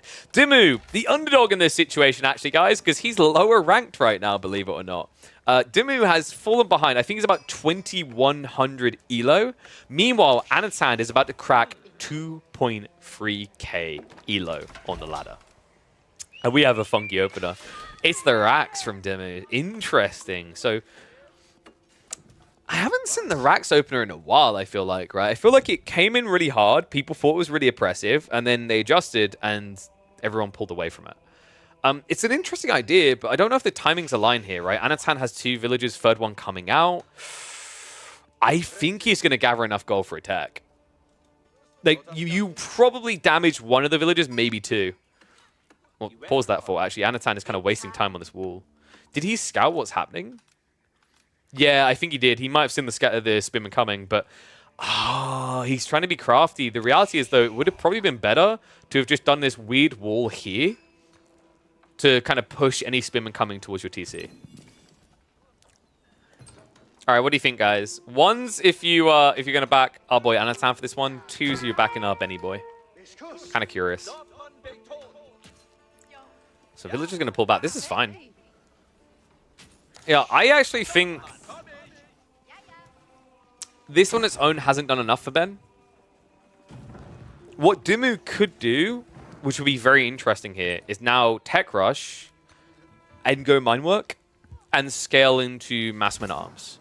I think that would be really intriguing here, because you've gold-starved your opponent at that point, right? So he can't build men-at-arms himself. He can't tech into castle. Basically, all he can really do is build, like, what, archers, I guess? But you can scale archers yourself as well. Arkin, in the meantime, is coming from Anatan, so kind of showing his intent here. This is pretty cool, though, because I feel like whenever I'm watching Order of the Dragon matchups at the moment, both players kind of want to rush Castle Age. So this is a blocker to that idea, right? If you think about it, the Arkin coming in is pretty much Anatan saying he does want to rush Castle. And yes, the Order of the Dragon Arkin gives a 15% gathering speed buff. So statistically, it's actually better than HRE Arkin. It just doesn't necessarily work out that way because of the villager walk speeds, right? Like gathering and walking involved, right? Makes it a bit weirder when it comes to scaling compared to HRE. But it's kind of a weird one as well because it's even bigger than it appears on paper, right? So the villagers have a 28% increased base, then you add 15%. That's better than 40% for HRE. But remember, because you're scaling 15% off of base, the percentage is actually higher than a 43%. I think it works out like 45 or 46. So your repair is, of course, going to prevent the mining camp going down, but Dimmu. Oh, he's actually going Arkin as well. Okay, so this is just going to be a macro game then. That's intriguing. I thought he might actually try to just play full-on or feudal. Maybe he just feels like people don't really fall for that anymore. And we did mention, like, archers are still going to be accessible, right? So, like, I think I said a while ago is the answer to, like, these mass men-at-arms cheesy strategies, which is just max out on archers. Gilded archers, which are pretty damn good, and then add in a small layer of men-at-arms. In fact, I remember in the early days of the expansion, there was a pristine example of that. I believe it was Wham versus one of the Chinese players, where the Chinese player just spammed men-at-arms, and Wham just spammed some men-at-arms and added in archers. And over time, he gradually won the game more and more. E-repair should be nerfed. I think it's kind of a tough one as to how you balance that reasonably, right? I think there are other things that are more viable for nerfing the E-repairs.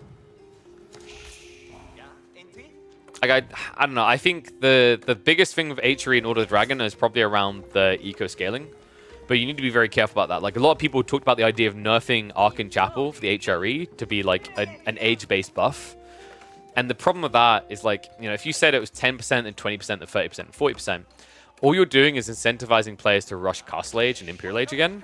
So instead of keeping diversity, you've now made HRE a one-dimensional civ again.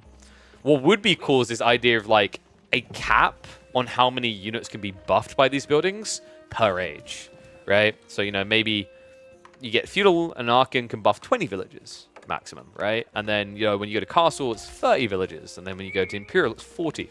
All of a sudden, you still have a really good landmark for timings, but it doesn't just take over the game as much as it normally would. And I think that makes sense because, like, outside of few matchups, HRE feels like they have almost infinite scaling in Feudal. I'm not sure if I'd say Order of the Dragon feel the same, but I haven't seen that many games with people with 200 pop recently. In theory, if you can lock a game into Feudal, it can be very good for OOTD. But it isn't going to be locked in this one, guys. I think we're going to see Castle Age on the way from Ben. Ben is very happy with what he's done here. Dimmu forced a pretty heavy commitment from Anatan. Archer range and Arax, and he's already building 4 units. Remember, this is the equivalent of building 8 units for other civs, as you pay double the price per. Dimmu is going to be adding in the Horseman, but I get this feeling it's more just about keeping Anatan out of his base, not about playing the Age. And I think you might be right. Sheep count, oh my god. 13 sheep to 1. Anatan's about to be drained. Yeah, so if this is a long feudal, Anatan shouldn't be able to compete. If this is a fast castle, Anatan also should struggle to compete. He has at least got the Arkin in range, and oopsie, I don't know what I've done there. He has at least got the Arkin in range of the berries, right? Just barely. That actually works sick. So he'll at least have the buffed up gathering rate on this. But remember, berries are worse than sheep anyway. And also, when it comes down to it, Dimmu will also have that buff eventually. Yeah, Dimmu... Okay, this is interesting because I feel like this was actually a really balanced spawn for Dry Arabia. Like, can we just appreciate that, by the way? Very important in mirrors that you don't kind of scam one player. Relics are pretty balanced, and the spawns feel really balanced. Because both players got food, wood, and gold. I'd say Dimmu, actually give him a slight edge, like maybe 10% edge here, because his Archon could be placed on the tree line, whereas Anatan's could not. Actually, probably more like a 20% edge. Okay, so not as balanced as I said. But they both were at least able to initially get all three things in range. And I think the early game is very important here in this matchup. Anatan just trying to do a little bit of damage, but men arms have been added in, so Dimmu should easily be able to brush this away now. In fact, if he just peels with the horseman, he could snipe out these archers. He's looking for him. And he's going to see him, Anatan. This is an expensive loss, guys. You know, it's kind of interesting, and thank you, Eric, for the sub. Appreciate it, buddy. Don't forget, guys, it's September. They're cheaper right now. Take advantage of it. But yeah, this is a very interesting situation to be in, right? Because, like, normally when we look at Order of the Dragon, we're like, oh, man, yeah, this horseman is going to kill archers twice as quickly. It's like, it's not the case here. The weird thing about watching Order of the Dragon is it's kind of like you've reset it to a normal Civ matchup, right? Like, this unit having more health doesn't necessarily matter like it would if it was Order of the Dragon versus English. Next cathedral now on the way, though. No, this is awkward. Anatan is adding in an extra 2 farms.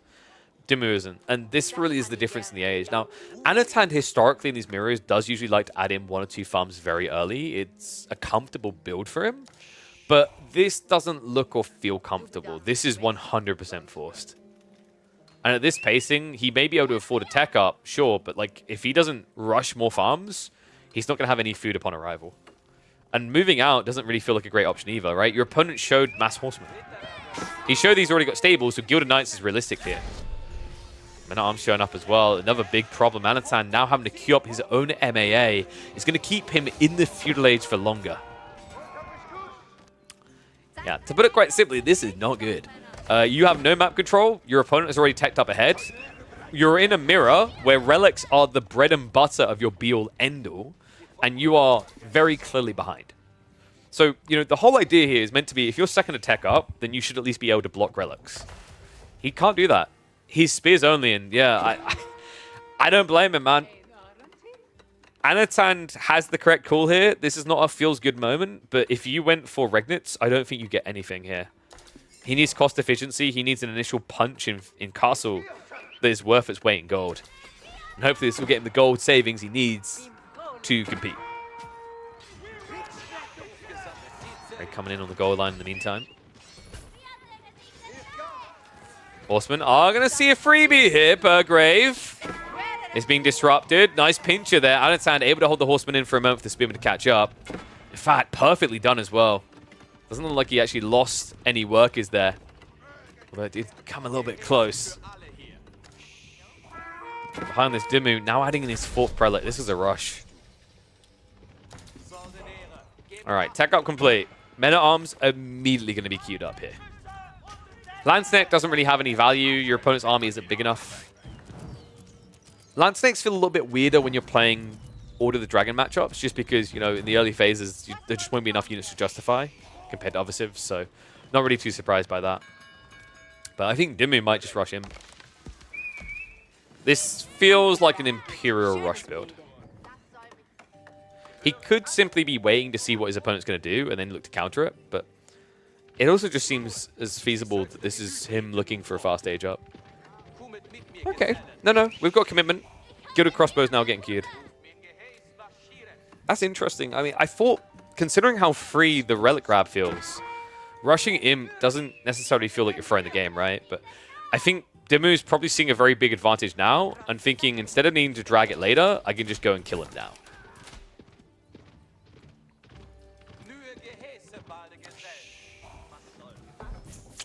So how does Anatan get back in this? Because Men-at-Arms spam isn't really going to work now. It's too late. Like, if Crossbow's already there, you're countered. You don't have the Golden Cuirass to at least make you more tanky. I think Anatan actually, he needs stables. This is one of the sad things about Burgrave, by the way, and I've asked for it to like be buffed in the past. Like I said about it in the HRE, and I think it holds true on this civ as well, on the Order of the Dragon. Why not give a toggle building option? right? Toggle build an option where like maybe this tower like scaffolds down and builds back up, right, to a different style of tower to let the player know that you've switched to a different choice, right? Let it be an archery range, a racks, or a stables. Just give it some sort of cooldown so it's not broken, right? Because if you were able to immediately transition, it would be broken.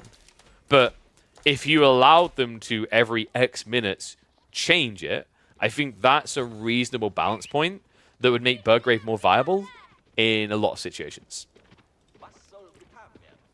I guess the only thing they're worried about is like with HRE Burgrave maybe, there is a bit of a concern there that the transitions just win them the game, right? Like, because imagine if you go from 5 Raxes to 5 archery ranges, right? That's kind of nuts. I do think bare minimum Order the Dragon should be allowed that change though. Raid attempt coming in from Anno. But crossbow's already here, guys. This is not going to work. In fact, it's going to be expensive. Yeah, look at the retreat. It's costing him so much. And Anatan, at this point, he's posturing aggressively, and he can't afford not to. He's playing pocket economies, right? Meanwhile, Dumu is just chilling at home for the most. He's going to be able to move out soon. I think that's really important. His timings matter a lot here. Anatan jumped the gun to go on the flanks because he needed to. Now Dumu can try to push you back and then come out for the DS safely.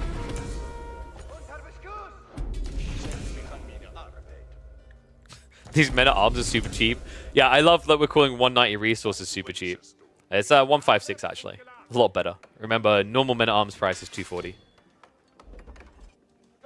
I don't know. These crossbows just feel like the MVPs to me. In fact, Anatan's even now joining him, and it's like, hey, those units are pretty good. But he is going to be quite notably slower. I think the other thing that catches people off guard is just the crossbows attack quite fast, right? I think it's usually 2.1 attack speed. They're at 1.75. These guys basically have crossbow stirrups built into them. Villagers on the front line. Anno needs to pull back. Whoops. Well, both of them have taken a little bit of chip damage when it comes to eco count, but Dumu is 2 up currently, and with 5 relics as well. Remember, he's basically got an extra 800 gold in the pocket per minute passively. It means now that you're getting into a crossbow spam battle, you just can't win. The only way you win is if Dumu can't find food. And I don't know if Anatan has the type of punch to do that right now. No, there you go. Confirmation comes in. GG gets called. An ambitious attempt by Anatan to get back in this game, but that one spearman opening just seemed to throw everything a little bit on tilt for Anno. Yeah, good game actually out of both players. Sheep diff. It wasn't just sheep diff though. I think Anatan got baited pretty hard. He thought it was going to be like a feudal push, right? I think he maybe was even expecting like men-at-arms immediately feudal. So he definitely got baited in that game, I think. Gilded Exos have bigger range? Yes. They have an extra 1 tower range. I do not know who this is. We'll you know, let's find a different game to cast. I have got a game between... So we've got Dragavan versus Neptune. Quackity here versus Myriad. Although he's playing HRE. What a vile human being. Right? After all the things Quackity says, he becomes what he hates. Naughty boy. We'll quickly check live ladder first. And if not, we can do... maybe do Dragavan versus Neptune? I haven't seen Neptune in a while.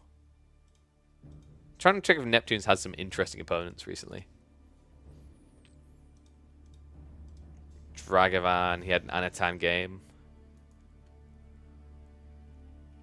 Yeah, Neptune just really comes and goes. He disappears for a long time and then comes again. So like Neptune, he played a few games, I think yesterday, and then before that it was 24 days ago. So I don't know what, like, I mean, he's not full-time, right, on anything. So I don't know if he's splitting his time between games at all, or if it's just life is keeping him that busy. But let's quickly check the live ladder.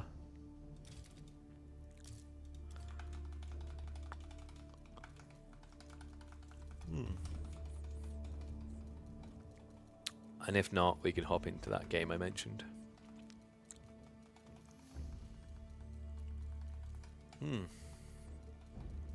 Gotta say, though, not many people are active right now on AoE4. It's kind of rough. I was looking at the top ladder, and it's like so many accounts that just haven't been active in over 2 days. It's kind of crazy. I think Smurfs do dilute that a little bit, right? But still, even when you account for Smurfs, it's a very quiet time for AoE4 at the moment.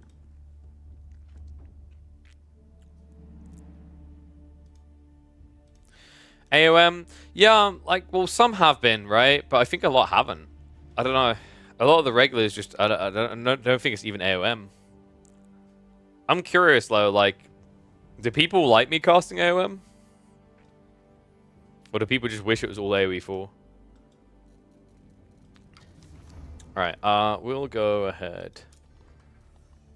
No. Well, that was quite direct. All AoE4. I mean, the problem is, like, when there's no good AoE4 going on, you know what I mean? That's the challenge. AOM hype won't last long. I mean, I think AOM will do fine for itself. I don't think it's going to be the next big thing. Community games? Dude, I always want community games, but, like, I think I highlighted it before. It just feels like it was weird. For a while, there was some great interest in all the community game stuff we were doing, and then people just didn't care anymore. And I'm still trying to rack my brain how to overcome the elitist content creation route. And what I mean by that is that many of you as viewers, and maybe you're not even aware of it, but many of you as viewers, like, you just tend to lock into top tier competitive action, right? You want to watch the Beasties, the Demus, the Anatans, and whatever. It's weird because, like, I would love for us to have a healthy system like AoE2 has, where there's just as much desire for community fun and low elo action as there is for the highest level, but I don't know why there isn't. I've been racking my brain what it is about it. Because I would love to have a day where we just do community games and it's just like, boom, that's our stuff. But it's like, you know, I think we had this earlier this year where we done a bunch of these type of things, right? Like, you know, we were regularly doing community games or whatever. And I just noticed the numbers went down. And I was like, what's happening? Where's the interest? It's a hard one, man.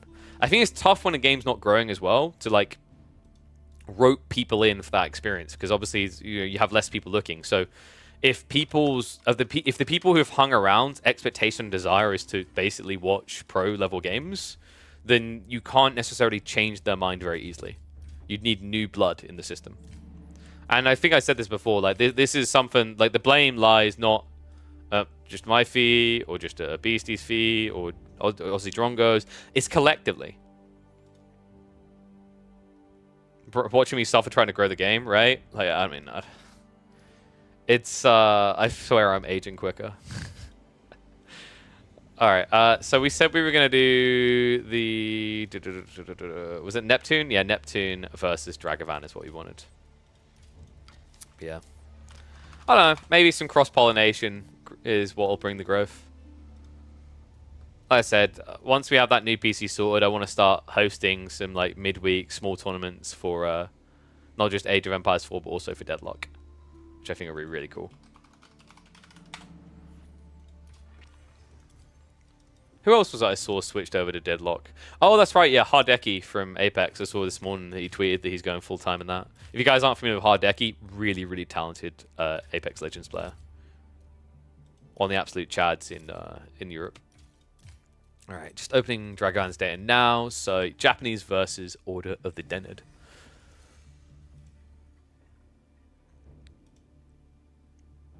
Yeah, it's tough sometimes, right? Because, like, I'm trying to figure out what is it is there something that I'm doing wrong or that I could be doing different to help the game grow.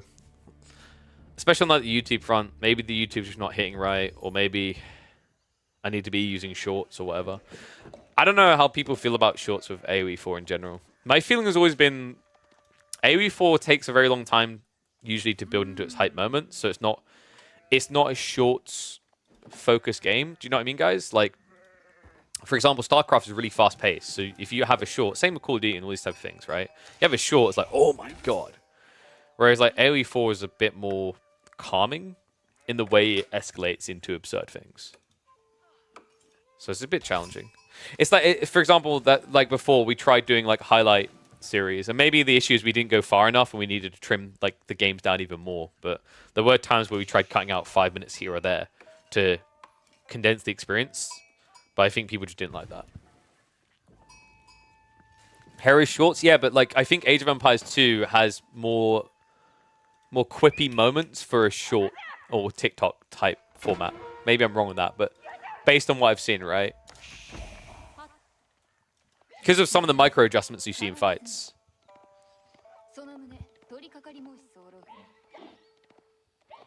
Don't do the ticking or talking. Yeah.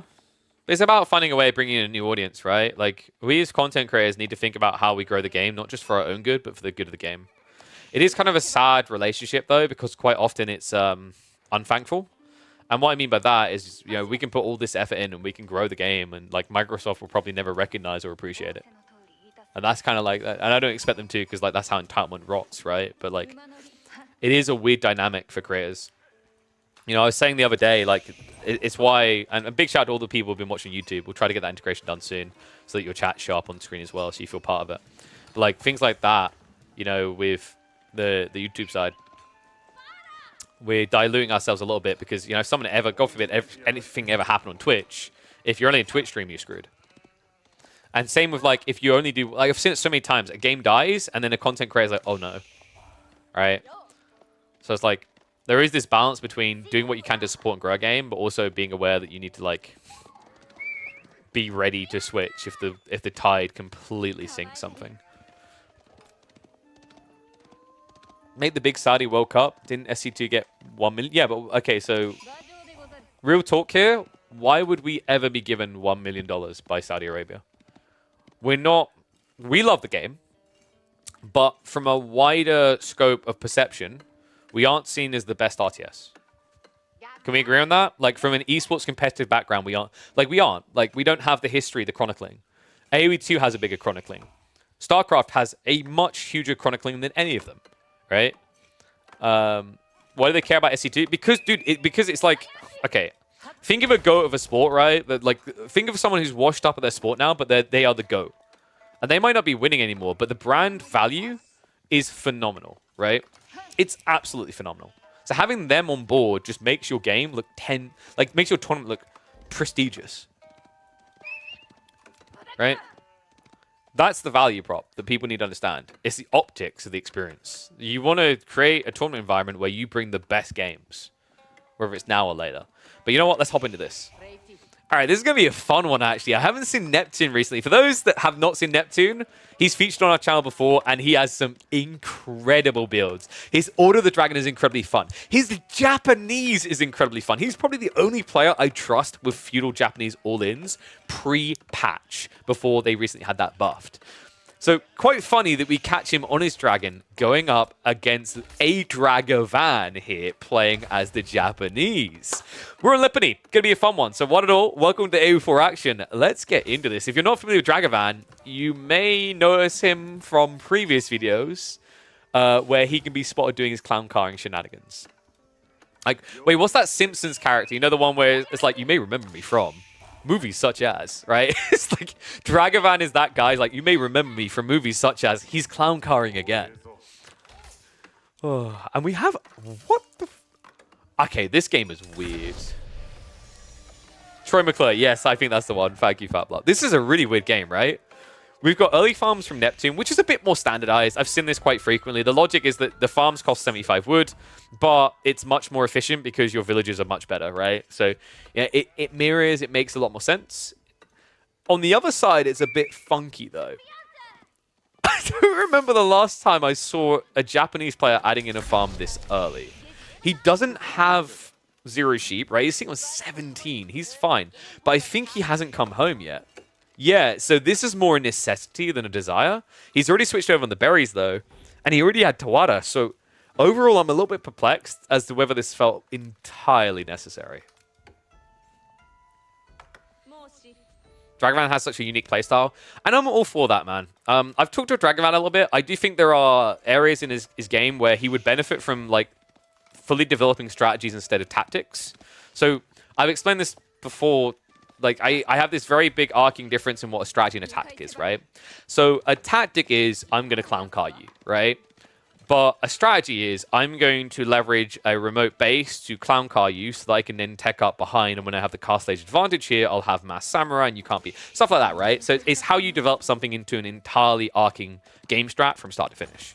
Dragavan has phenomenal tactics. They are incredibly entertaining and sometimes remarkably oppressive. But where he will really come into his own as a player is when he starts to flesh that out. And I don't want to say become full meta because honestly, if your meta idea is good enough, it will become meta itself. But you have to see what's there before, appreciate and respect it, and then try to evolve. And, well, going fast castle Japanese is definitely not an evolution, but I know he's big on this, guys. Wait. Dragavan? Wait. Wait, no, he might die. Wait. The wall is up, guys. The wall is actually up. It just doesn't look like it. This is one of the cheesy things he discovered. Like, you can basically... So this costs him, I think, like 4 wood to do on each side. Because the idea is you basically build a blueprint past these, free the rock, and then cancel the ends. So you're only paying for the center. Usually, building walls is very expensive because the initial scaffolding costs 21 wood. But if you start it somewhere else and then cancel the ends, you don't get that issue. Oh, man, he's so lucky, though. That almost worked against him. This strategy works against all Cavs, except, I believe, Sipahi. Sipahi should be the one unit capable of reaching you.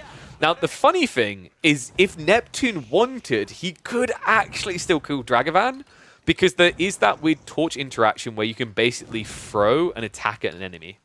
So if he timed this right, he could actually hurl torches onto the villagers. But tech up's coming on both sides. So we've got Floating Gate coming in from Dragavan. Neptune is on the way up with the Burgrave. Interesting that he prepped Rax and then went Burgrave anyway. But then again, like, it kind of makes sense. You can now prep your upgrades as he's doing there, and then you can build them out of here. So this is all about the spears, right? Like, you're not opening men at arms because you're going to be up against Mount Samurai, but the spears is pretty smart. The whole idea here is you might be wondering, why would he not just go relics? Like, there's nothing on the map right now. There will be. Japanese flood Mount Samurai due to the Yorishiro drop that increases the production rate. So you're not going to be able to get these relics for free. So Regnitz is kind of discounted in terms of its value in this game. On top of that, Burgrave, not only does it cost less to produce out of it, it produces quicker. And remember, the way that you can easily win with Mounted Samurai against Spears here is by outnumbering them, right? Because if you outnumber them, when the fight comes in, the Spim Embrace, they will stun one unit, but they also get stunned in return, which means any surplus units will attack them. So you need to make sure you have enough Spears to mirror the Mounted Samurai count. And what makes that even more painful, right, is the fact that you're, like, if you're going to brace there, usually the logic is these Spimmen hit insanely hard, so it's kind of worth. But against the Japanese, the deflective armor gives them a freebie here, right? And that's painful. Like, it means your opponent is offsetting 52 damage. Actually, more than that when the veterancy comes in, that they should be receiving.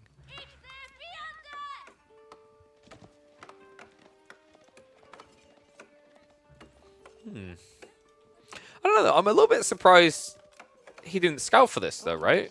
It feels like Dragavan maybe didn't have his scout in position, and I think that's by design, right? Like, this is very created by Neptune. The reasoning is because you open stables, you have horsemen, your opponent can't scout. This is just kind of an accepted fact at the highest level. Like, you can sometimes just bait your opponent and sneak out, but most of the time your scout is just dead weight, waiting to die if there's 2 horsemen in play. So I think what happened here is Neptune baited with the horseman play, Dragavan kept his scout at home, and paused that for, well, oh no. What a grab. Shinto's going to have to walk away for the moment. That was sick out of Dragavan, though. I can't believe that. Neptune's just so greedy, not really respecting that the Guild Horsemen are strong, yes, but they're not quick to kill. Damn, losing your scout as well. Like, Neptune is blind on the map. I think he'd really benefit here from not just building a Guild Knight, but getting a scout. That's crazy good for Dragavan, though, and he needed that. I mean, Shinto did at least still get sniped, right? But relics are now being raced for. Neptune has 2 prelates moving out into the mid-map. Is Dragavan going fast to import right? Like, oh no. What?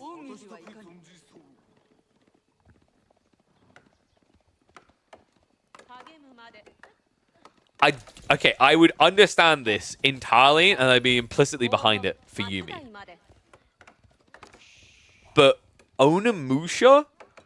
I mean, in some ways it's good, right? There's a Gilded Knight. But I'd argue Mounted Samurai can handle a Gilded Knight. Your issue right now is spears. You can kite them? But keep in mind if Gilded Spearman has 220 HP and an Onimusha hits for 12 damage. It's not the quickest way to solve the problem. And definitely provides ample time for your opponent to set up a solution. And you can already see he's queuing it up. Veteran Seaver Horseman is going to be coming. Yeah, this is peculiar. I mean, like, look, if you slip for a second, look what happens. These right now are not good trades. So many of his Onimusha are on death's door already. The problem for Dragavan is he kind of just has to be much more micro-intensive than Neptune here. Neptune has the dented pick, right? He can just kind of A-click in and be happy. Whereas if Dragavan sleeps on the Onimusha for even a second, they die.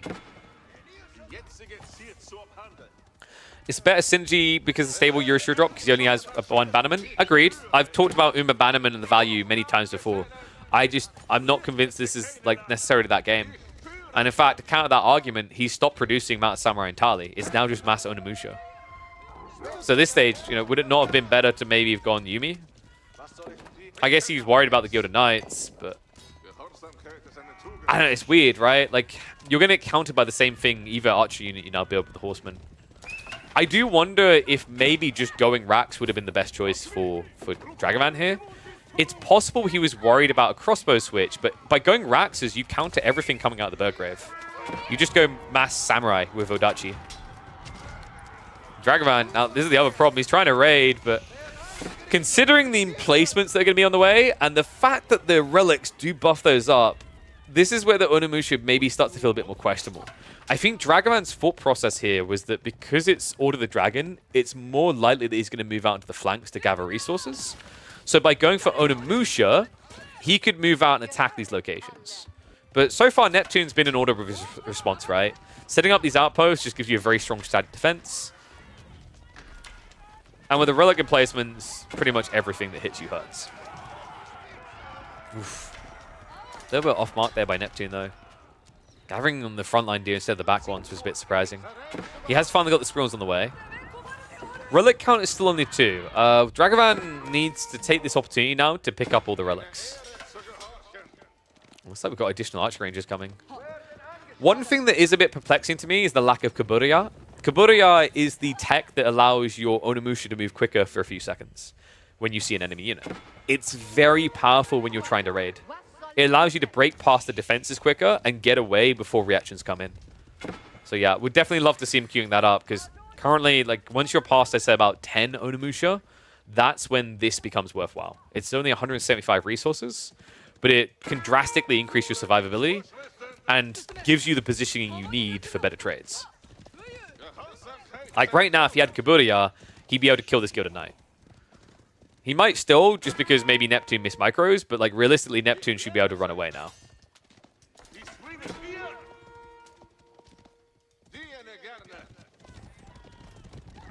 Okay, you know, weirdly enough, Dragavan is making this Onimusha build work. I was ready to stick my monocle on and stick it under the microscope for all the issues of it. But I think he's raiding well enough, and you know, part of that is kind of Neptune doesn't really have a wallable base. I think he also split himself a bit thin here between the two deer stacks instead of just playing for one side. And now, ultimately, he's getting punished for it. Onimusha move in.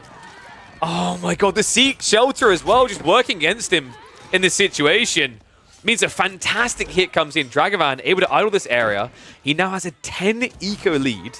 And Neptune does have a third relic on the way, but at the end of the day, these aren't good relics. These aren't Regnit's relics. These are just normie relics. At home, your opponent's slowly inflating, right? Like, we should have Daimyo level 2 coming soon. That's going to be really important for the food pump here. Because remember, Onimusha are quite dear in that department, right? It's still 80 food per for what is a unit that can drop like a fly. Oh, what? Oh, I think Neptune's select targeted instead of A-clicking, or maybe accidentally A-clicked on one of these. That should have been like, what, 2 dead Onimusha with a lack of reaction from Dragavan. Instead, he's gonna get the Gilded Knight for free. Alright, this kid's vibing. This is like we walked in the room and went, Dragavan, I don't think you have the APM for that. He's like, hold my beer. And then we go, Dragavan, you're not old enough to drink beer. He's like, okay, hold my juice box.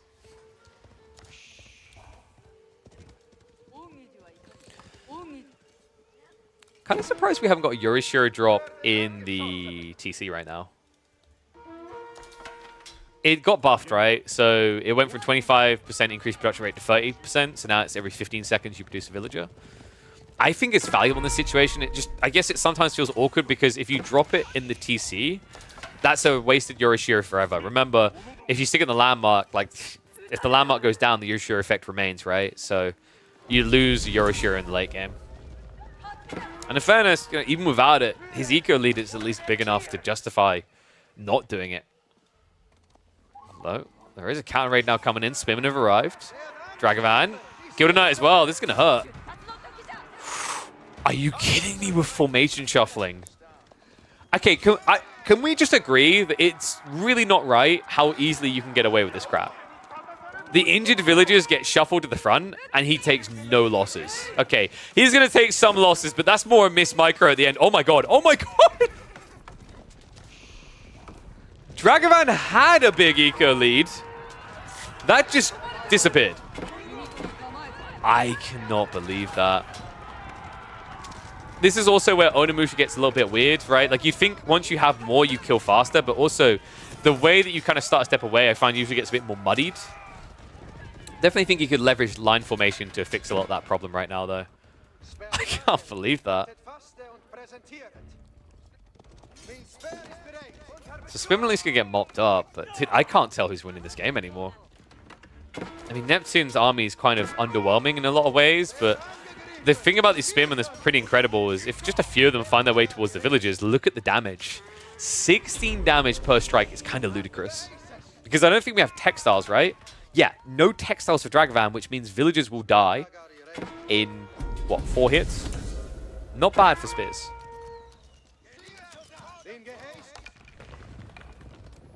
I do believe we're heading to him one way or another. I mean, Dragavan... This is absurd. He needs to switch on to gold right now. He hasn't got that many people out here, but it feels inevitable we're heading into Imperial Age, whether he likes it or lumps it. Yeah, you can already see Neptune pull the trigger first. However, trigger's going to be pulled on a bunch of his villagers. No reaction on Neptune there. Only one able to make it to safety. The body blocks to ensure the other one doesn't get in. And all of a sudden, a 12-villager lead, but Dragavan maybe backing off at the worst possible time here. This would have been the GG push moment had he sensed it or known it. Sadly, when you play against Order of the Dragon, and also when you play in these type of games, game sense goes out the window. Good lord. Walls are now going up to try and put an end to some of these raids from Neptune. But gotta say, man, he's done a great job of just kind of keeping pressure on Dragavan's side of the map. Yeah, occasionally Dragavan's got through and he's had a raid, but then he always turns back, right? And I think that's really important here is, with mass Onimusha, you want to just be flooding to the enemy side of the map. Instead, every time it seems like Dragavan's ready to do that follow-up play, Neptune somehow finds his way into the backside.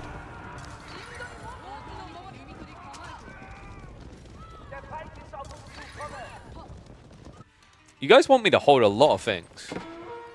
I don't think I can agree to hold any of those things, especially the last thing written there. I mean, you'd have to at least subscribe bare minimum.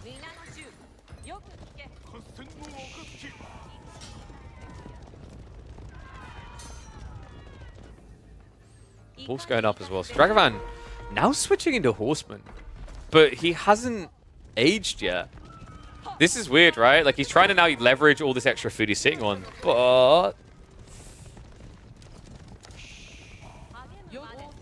Yes, DB20. You are in luck, mate. I will hold your... Gin and tonic. Yeah, I hate gin and tonic, but I'm going to choose that. Because the problem is, every single one of those other recommendations sounds like an innuendo, or is just straight up pretty honest about what it's being. like, if you put the right accent on and go, "whole mistake," right? It kind of, you know? Or like, the more creepy one is actually hold my milk box. Hey. Okay, I can't believe I'm gonna do this right now. Hey. You wanna hold my milk box? Alright, I'm moving on really swiftly here. And cannons are on the way for Neptune. But this directly is already going to get countered by the Horseman spam.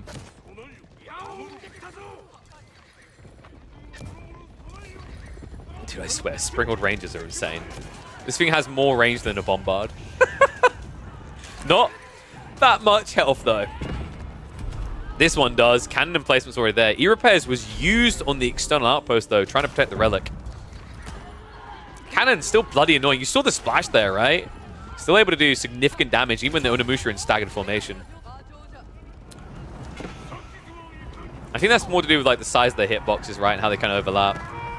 Spin reaction is now coming in. I don't think this is going to break it. Honestly, at this stage, I think Dragoman would probably benefit from trying to like sliver his way up into Imp, but I think now with Order the Dragon jumping there first, the Pulse of Swabi is too much of a threat. He needs some eco damage.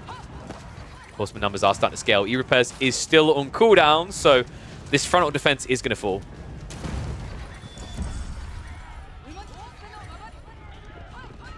I mean, the awkward thing is that, you know, hand cannoneers just don't die easily. Not gilded ones anyway. 250 HP is kind of ludicrous, especially when you're attacking it for just 13 damage. So guys, we have a Civ that has 4 levels to melee tech. I'm going to break the entire idea of this game and say, how about a Civ that has 4 levels to range tech? Alright, I'll see myself out. Yeah, that would be actually absolutely broken.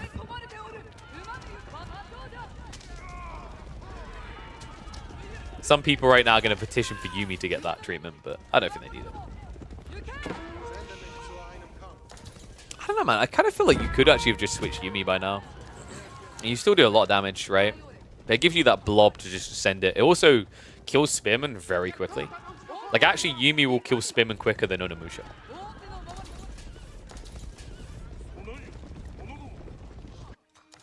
That's it. A lot of gathering on the backside. Farm count isn't that impressive yet. He's trying to fix that. Yeah, it looks like we're going up to about 24. However, pressure is now coming in. Has got the cannon in placement here. Has got the E-repair, so a bit of a difficult dive. Tries to bait the army out of position. Onimusha now going in. But if you cluster up too much, those cannonballs, it's going to be like playing 10-pin Japanese. Dives on in, look at the hand cannoneers. Blast shots are starting to come in. And Dragovan, I don't think he has the melee force to torch this down anymore. Ranged are just going to dive by and try to find as many targets as possible here. Villagers are going to be in trouble, but the textiles means they don't even die immediately.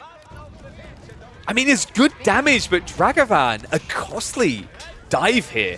One that hasn't really done enough. Neptune is still up by 10 villagers. Dragovan needs more.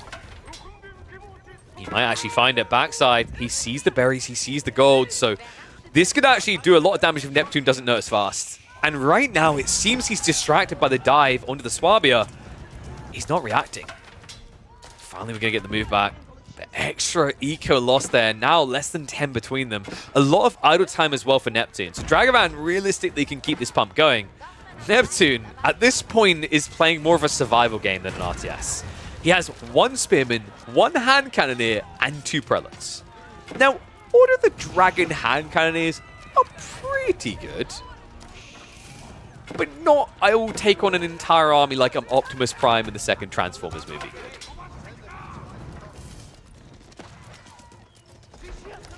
I think the coolest thing Dragovan can do right now is just snatch these relics away, right? Like, this one over here I think got pulled back, right? Yeah, I'm surprised that was allowed to happen. Neptune was able to hold on. He didn't relinquish control of that relic in the end.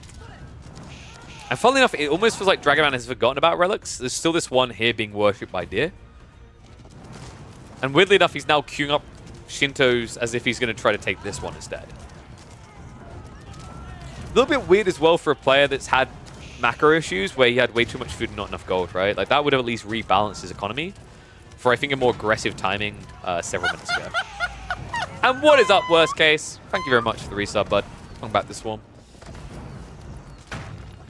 You know what? I think he's breaking this. it's kind of silly to watch the way that this is trivially happening, but it's Order the Dragon in a nutshell, right? Like, yeah, you'll eventually get value out of House of Swabia, but eventually it is a big issue. And unlike HRE, I think spamming mass spears to defend is just not as feasible because of how expensive those spears are. Dragoran once again heading to that backside because he understands that he keeps going there. Instead, we have got to sneak out on the east side this time instead from Neptune. But I think that's Palace of Swabia dead. Burgrave Spears, they cost... What's that going to be? So 104 resources. Keep in mind, though, this is just one building. And while he's queuing them up out of this, like, once again, your issue then is rate at which you're then regurgitating this army. Less so than cost. Whereas if you want to use normal Raxes, it's going to cost you 160 resources. House of Swabia down, though. That's a big one, guys. Hankan is at least be able to scare away this one Mountain Samurai eventually, but not before he carves up these villages like they're turkeys at Christmas. Behind this Dragovan, the question now is, does he try to tech or does he go for the all-in? Because I think he's got good credence to just keep on attacking here. Especially when hand cannons get thrown away. What? Alright, let's speed this up a little bit. This is a pretty obtuse game now between the two. Culverin, wait, what? So I think Neptune's thought process here was that Culverins are safer than hand cannoneers, and it's basically a gunner unit. You get 2 hand cannoneers or 1 Culverin, right? And the Culverin's safer. But your opponent has mass horsemen, and you have no front line. This is a wild choice. Neptune is going to end up losing the Culverin. He has at least got a keep up here that should force a retreat from Dragovan, but not before he carves up a few more people here. More idle time achieved. More eco is now being spotted on the flanks. This is unraveling fast for Neptune. And keep in mind, Dragovan can keep pumping farms like this, right? He's got the Daimyo level 2. He's got a decent number of farms, more being added in now. He's still got some deer to play with on the flanks, so he's not drained there. Realistically, mass horseman is viable still. Neptune still has point lead? Yeah, because he's an age ahead. And there's a few other elements, I think, that go into the calculations that are weird. So I really don't often trust the score system. Like, what was the classic one? I don't think they ever fixed it. Is if you spam outposts, you have a higher score. I think that still works, right? Which is why Mongols and free-for-alls just look broken. I think it's the same with walls. Walls also add score, but I think they maybe nerfed that.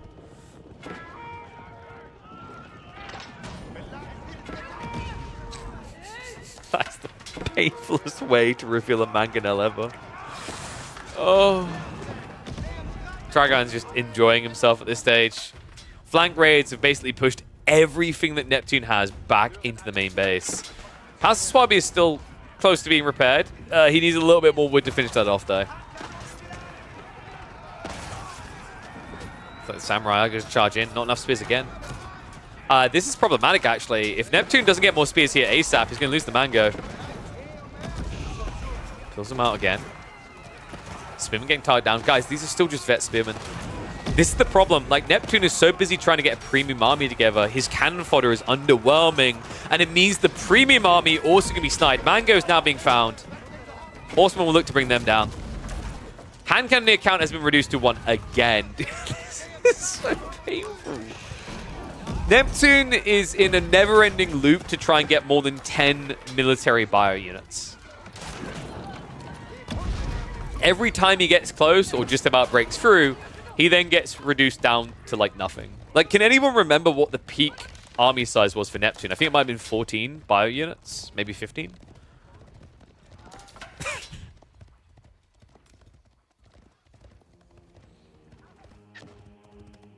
How does green have more score when it looks like yellow's been dominating all game? House of Swabia equal 4,000 extra score. Like, once again, yeah, score is dumb. Ignore it.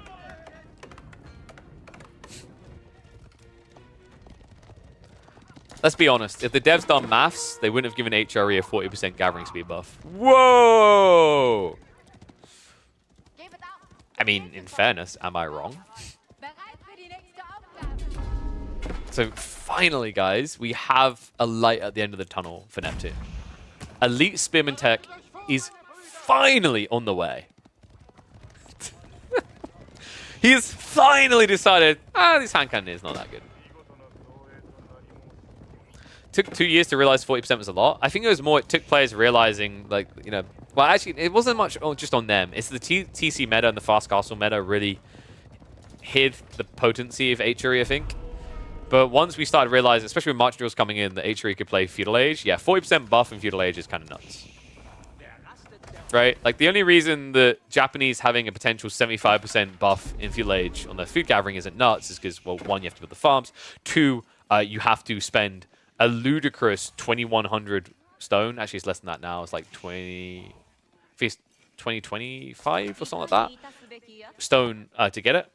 And also, this Civ misses out on Ecotechs as well. So, like, the 75% isn't as big as you think.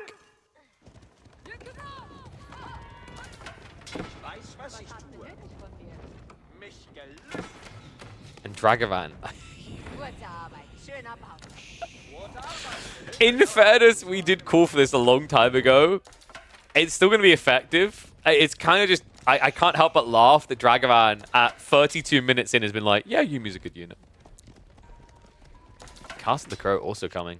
Interesting choice.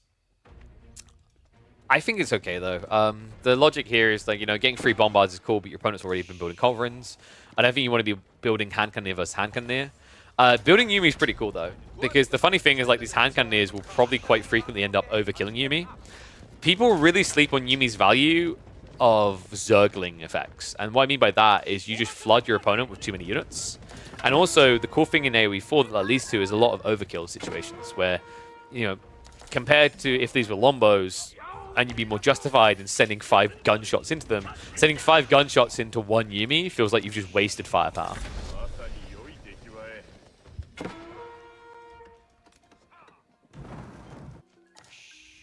Yeah, it's weird, actually. It's almost like when you fight Yumi, you'd rather just use an A-click than an A-click stutter. Because when you A-click stutter, it means all your units are going to then shoot pretty much at the same time, right? And that's where you get the overkills. With text complete, Neptune may have an opportunity to attack back, and he needs to soon. Onimusha is still raiding on the backside. Elite Yumi tech upgrade is on the way in. Elite Army Tactics is still a minute away for Neptune, so I honestly think he has to wait for this fight. Going too soon is just a waste.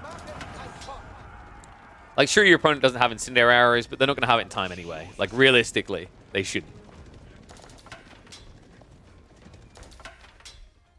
All right, what do you think, guys? Is Neptune going to pull off a miracle? One's if you think Neptune has a way now. Because the pressure has been relieved. He is now building an eco lead. And remember, those are Order of the Dragon villages. They are better than normal villages, while being one pot themselves. So not a bad situation from that perspective. Let's find out. Mango. Oh, free access onto that, though. And Yumi, bait the Spearman and Rage. Now, remember these Yumi, they hit really bloody hard. 19 damage per strike into the Spearman that only hit for 20. Villagers also having to protect the Mango, but they're having to give their lives and still unable to do so. So Siege Weapon goes down. Villagers are now being targeted. In the meantime, the Yubi have mopped up the Spearman mass. Only a small retinue remains, and trebuchets are now arriving. I think that might just be it. Neptune. Before, time and time again, he was able to keep Dragavan away, repel him because the Onimusha is such an expensive loss. But now Yumi, they are cannon fodder you can just keep plowing in with. Cannon placement is at least going to make this a little bit slower, but shots are now coming in. And he needs to E-repair this right now, because if another trebuchet hits, that is going to be a loss of a valuable defense.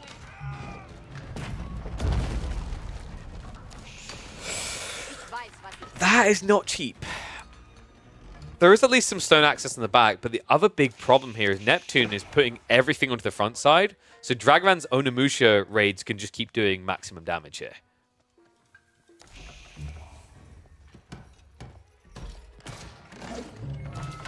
So Phil's bow is like, spears are OP. I know you believe that strongly, mate, but I'm gonna let you in on something. Yumi OP.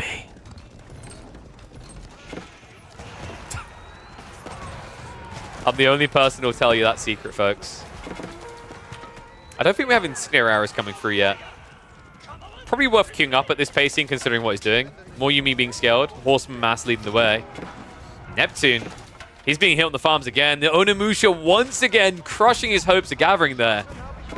This is expensive, guys. I mean, he doesn't have much of an army as it is, and it's not cheap on the food to get that army together. It's not as much the villager losses as it is the fact you're not gathering at all. That's a bigger pain. Neptune has no eco upgrades. We can double check that because sometimes it's buggy. No, I think he actually legit does. Oh, man. Good catch there, guys. I've just stopped looking at this because it's buggy most of the time, but you're right. Neptune didn't even bother to buff his eco here. So many woodworkers, but like, what do you do with wood here? Ah, I know what you do with the wood, guys. You build palisade walls, the ultimate defense against the Yuumi. We figured it out. No, actually, weirdly enough, Neptune's switching into archers himself, which is quite weird considering he's seen mass horsemen. And it's actually scaling into Mount Samurai now. Mount Samurai, I believe he did actually get the unique tech, right? No, okay. No Domaru armor coming through. Like I say, Domaru armor, I know that Louis is probably the only person to frequently get this. It is kind of worthless if you have anything but Mount Samurai. Because you get 10% more movement speed when you have deflective armor activated, but if you have Yuumi with you, you're not moving faster. Also, if you have a formation of Mount Samurai and one of them gets hit and loses deflective, it means all of them are no longer running fast. Yeah, I think Domaru armor sucks. I think it's like one of the worst techs in Imperial Age. Full stop. It's good for getting across the map to reinforce with, and that's kind of it.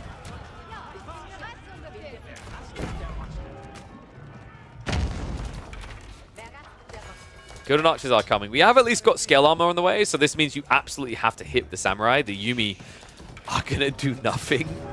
So Yuumi have about 11 damage, right? And now with the gilded armor, you're going to have 6 ranged armor. Oh, actually it could be 7, right? Because I think he's only got Undermesh 2. Part of that is from the Inspired tech.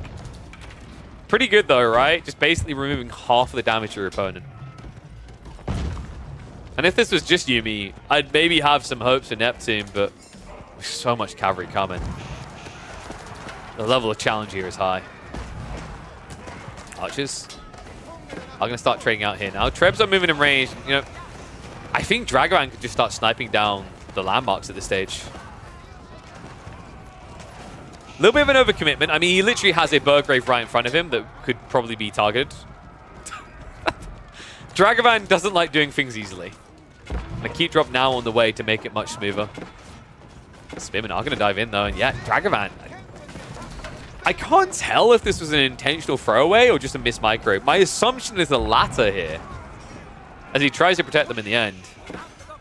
Then again, maybe it was just Giga Brain, right? He intentionally baited the Spearmen out away from the hand cannoneers, wipes them out, and is now able to head in with the cavalry. Now that does sound a lot smarter on the CV. And if Dragoman was here right now, he would definitely say that is exactly what he was doing. I'm not entirely convinced. You know you're having a hard game when even Yuumi can snipe Siege. Oh. I think that's it though, guys. He looks broken at this stage. Onobugisha's switch up is coming. Not that it's really even needed at this stage. Neptune, that was his one hope, getting those troops together. But I think the moment he was dragged out of the base, it looked all for nothing.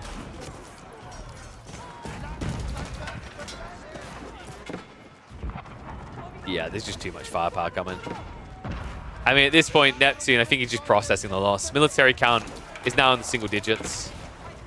He has got elite archer upgrades on the way, but I feel like these elite techs, twice in this game for Neptune, came in way too late, and it's because Dragoman wouldn't let him have it. Timer is still ticking down. I think we'll hit the speed up now.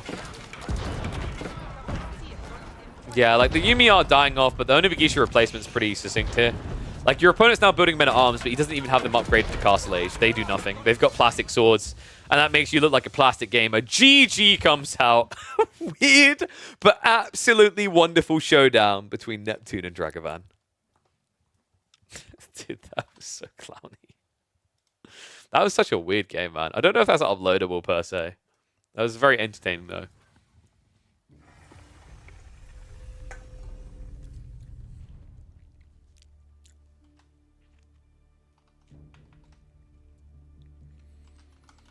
main in Japan is realizing Yumi are a late game unit.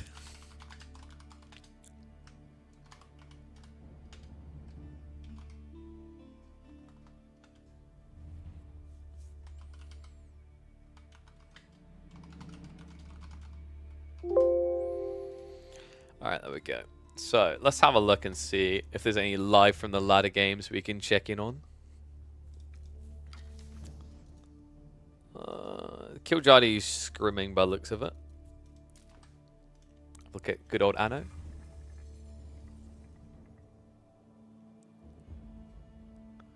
Yikes, Aldurf. Why a blonde bimbo?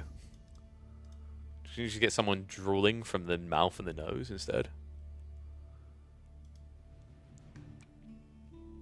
Why you gotta target the bimbos, bro? Like, the hell?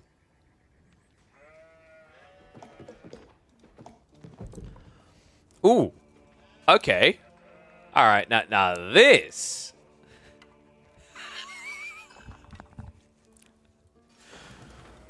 So we just watched how Order of the Dragon versus Japanese shouldn't be played.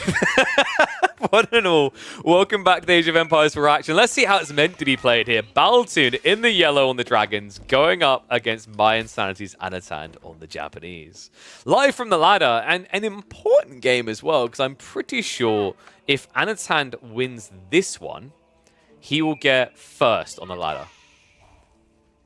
Oh no, dude, he's slipping a little bit. But this is kind of important, actually, because, you know, BC's going to be on soon. He might be on AoE4, and if he is, he could actually snatch away second place from Anatan. Dimu isn't a threat to him, but for those that don't know what I'm talking about right now, on the leaderboard, there is a race between Louis and Anatan to see who can get the top spot. Both of them are sitting around 2,300 elo. Baltune isn't doing too bad for himself, but he's below this. Baltune is sitting at just 2,100 elo, so it would be nice for him because he'd be able to surpass Dimu. But Anatan is the guy who is vying. He's promised. He's staked his claim that he will have #1 this season. Loving the Order of the Dragon only stream. So this wasn't by design. It's simply by self-torture at this stage. Ooh, but because we're live, maybe we could... I could probably set up a prediction for you guys, actually. I don't think this one's too deep in yet.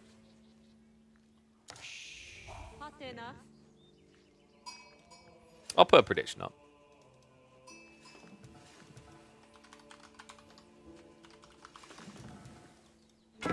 There we go. Yeah, so interesting matchup though, right? Like, Order of the Dragon, at the moment, we've started to see players moving back towards these feudal aggressive builds, and Japanese did just get buffed in feudal. So in theory, they can play the Age more efficiently than they used to. Curious to see if he's going to. Like, it's... Okay, I'm going to say someone weird, but Yumi, even against the Order of the Dragon Gilded Men-at-Arms, is kind of an intriguing form. The Men-at-Arms will not die quick. They will take forever. But you will have the movement speed to ensure you never get grazed by them. Find a little bit of gold gathering there. Anatan gets the final 2 coins. And we should be seeing the Kura Storehouse. What? Yes. Okay, so no cap. I legit was just about to say, in theory, Coca Township is cool here. And here's why. Order of the Dragon's least built unit is archers. They build spearmen, they build men-at-arms, they build horsemen. These are all things that the shinobi can deal with. And by the way, guys, shinobi got buffed recently. They produce quicker now. I believe it's every 20 seconds. And they only cost 50-50. They used to cost 60-60. So a healthy discount compared to where they used to be. I've seen some very interesting shinobi-only builds that genuinely look like they could go the mile.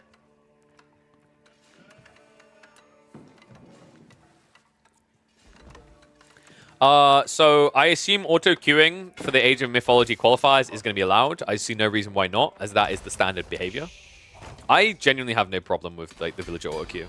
I actually think in Age of Mythology it works absolutely fine, because although scaling eco is important, I feel like I've seen plenty of games where people don't necessarily just inflate eco non-stop to the same degree they do in AoE4. This is unhinged, guys. We've got Minework versus Coca Township. Both players playing insanely aggressive. Let's hit the 2x speed as we scale the first few units here. Spim, in the meantime, is going to be prevented from taking down the Forge. We've got double farmhouse here to be efficient on the berries. So you can see that Anatan's going to be moving out to there soon. No Tawara just yet would be beneficial to get, but he needs to deal with this Spearman first. And here we go. Look at this bad boy. They're so bloody strong, they can beat a Gilded Spearman. Now remember, the other cool thing about playing Shinobi is that they heal over time. So who's expecting a Hanzo Hattori variant, Civ, by the way? Am I the only one anticipating that? They've got it, right?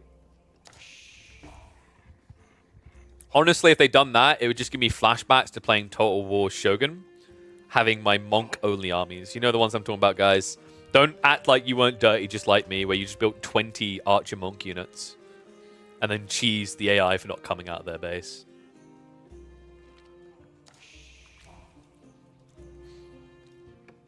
So mine were coming in. And there's the Men-at-Arms.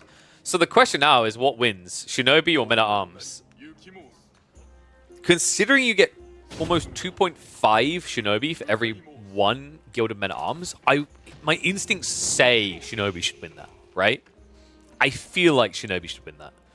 He has got the Gold Gathering coming in to start scaling them. I wonder, though. I don't think Anatan's going to play the Age. If he scouts this mine work, I think he's just going to use this to bait aggro elsewhere and then tech. He's got a third Shinobi now getting added in. Okay, no, Anatan is going for it. He needs to see this archery range, though, and there we go. This detail is really important. At this stage, Anatan needs to consider stables, and boom. Already on the way. So this is smart, because these horsemen will be able to just fixate upon these archers, right? Like, when you play Men-at-Arms Gilded Archers, they're very slow. It's an incredibly immobile comp. Meanwhile, everything that Japan's doing is speed, right? Like, I think someone in the office of World's Edge watches too much anime and has just imagined that Japan is fast because they've been watching Naruto runs their whole life. Just think about it for a second. Like, every viable strategy that Japanese do right now is speed. We occasionally see samurai games, but most of the time it's Shinobi, it's Cav, right? Samurai normally, not usually horsemen, Onimusha. Everything Japan does well comes down to speed. Everything Order of the Dragon does well comes down to a more static approach, I feel like. They're not fast civ, right? And you can see that by the 1.12 movement speed. Hey, you guys want to see a magic trick? I'm going to make this Gilded Men-at-Arms disappear. He's actually dying absurdly fast. You want to know why I use a knife? Just gonna put a smile on Baltoon's face. God. This feels so wasteful. To build a Men-at-Arms and just lose him like this. And the Horseman's still nearby, so if you send the Gilded Archer in now, that can just get sniped. There you go. Targets onto him straight away. There's 2 extra Gilded Archers, so that should be enough to convince Anatan to walk away. But you can see what Anno was doing. I love this. He wasn't overcommitting to the Age. He was seeing what his opponent was doing. And now he can make a choice, right? He can either add in his... Oh my god. What?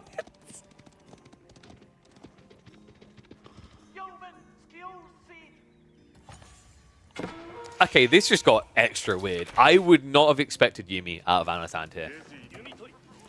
In theory, if you can sneak and snake your way into Age 3, though, this is sick. I actually think Castle Age Rush Yumi is insanely powerful and has been slept on for way too long. This matchup's a bit weird for it, though. And the reason it's weird is should Baltoon sense and read the play, and tech as well, he has this tech right here. Scale armor that gives +3 ranged armor. It completely breaks a Yumi Castle Age Rush build. So I think Anatan has to play a long Age here. What's kind of intriguing, actually, is... I've noticed this as well with Gilded Archers. They're a bit weird. So, for anyone who's like played a lot of AoE 4 by now, they may have noticed that there's more than one reason why you stutter step with archer units. Stutter stepping with archers isn't just about kiting and staying out of range or chasing. It's also that across longer periods of time, players began to notice that if you stutter step with archers, if you have the right timing, you actually attack quicker, slightly quicker than the attack speed. Because there's a wind-up, wind-down part to the animation, right? That's where Gilded Archers are weird. Every time I've seen them, it feels like you lose attack speed when you move and shoot. Because one attack speed is too low to find that like the buffer zone from start stepping. Meanwhile, Yuumi will benefit from that start step. So Anatan's idea isn't actually terrible here. Like, in theory, this works very well.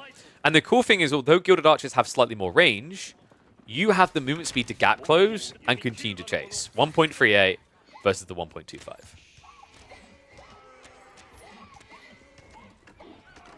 It's also an interesting dynamic from a DPS increase perspective. Because Yuumi Archers with the +1 damage, that is a 25% increase, right? And although Gilded Archers, they have higher base damage, they're at 6, and a +1 is a lower percentage, because their attack speed is quicker, they kind of benefit more from the +1 than, say, a Longbow would. It's a very intriguing dynamic, actually. I don't think I've seen more of a purist approach of Gilded Archer versus Yuumi. Anatan is, of course, going to muddy the water a little bit with Horseman, but it's definitely going to be entertaining to watch how this one plays out. Right now, Baltoon is a lot stronger. I don't think Anatan can attack him. He's trying, but, I mean, this Archer count should lose out. Shinobi can at least try to deal with the Spearman fast. Horsemen are going to move in. The Spearmen try to target onto this, but they go after the Uma Bannerman instead. Which, by the way, is not the ideal target. The Uma Bannerman will do less damage per strike than Horseman. Diving continues here. Archers in the choke point. Yuumi able to stick on top of them, but this is what I was waiting for. Baltoon, he's trying to start. Realistically, you just want to stand your ground. When you turn into starter step engagements, you kind of give a more favorable trade. If you're ever able to stand still as Baltoon, you're going to do a lot better. Yeah, and Anatan, I think that was more just about harassing Eco, right? He got 2 worker kills out of that. He did lose a lot, but he removed the Spearman from the equation, which is quite pricey for Baltoon, who got idled on his food source, right? So right now, you're just seeing Balt adding more of these archers in, and nothing else. And Anatan, in a weirdly ego-chally way, is doing the same.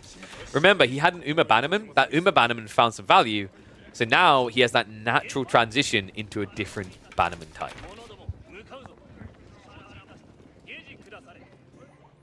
So they did actually balance the Yuumi a little bit differently recently. They gave them an extra 5 health in Feudal.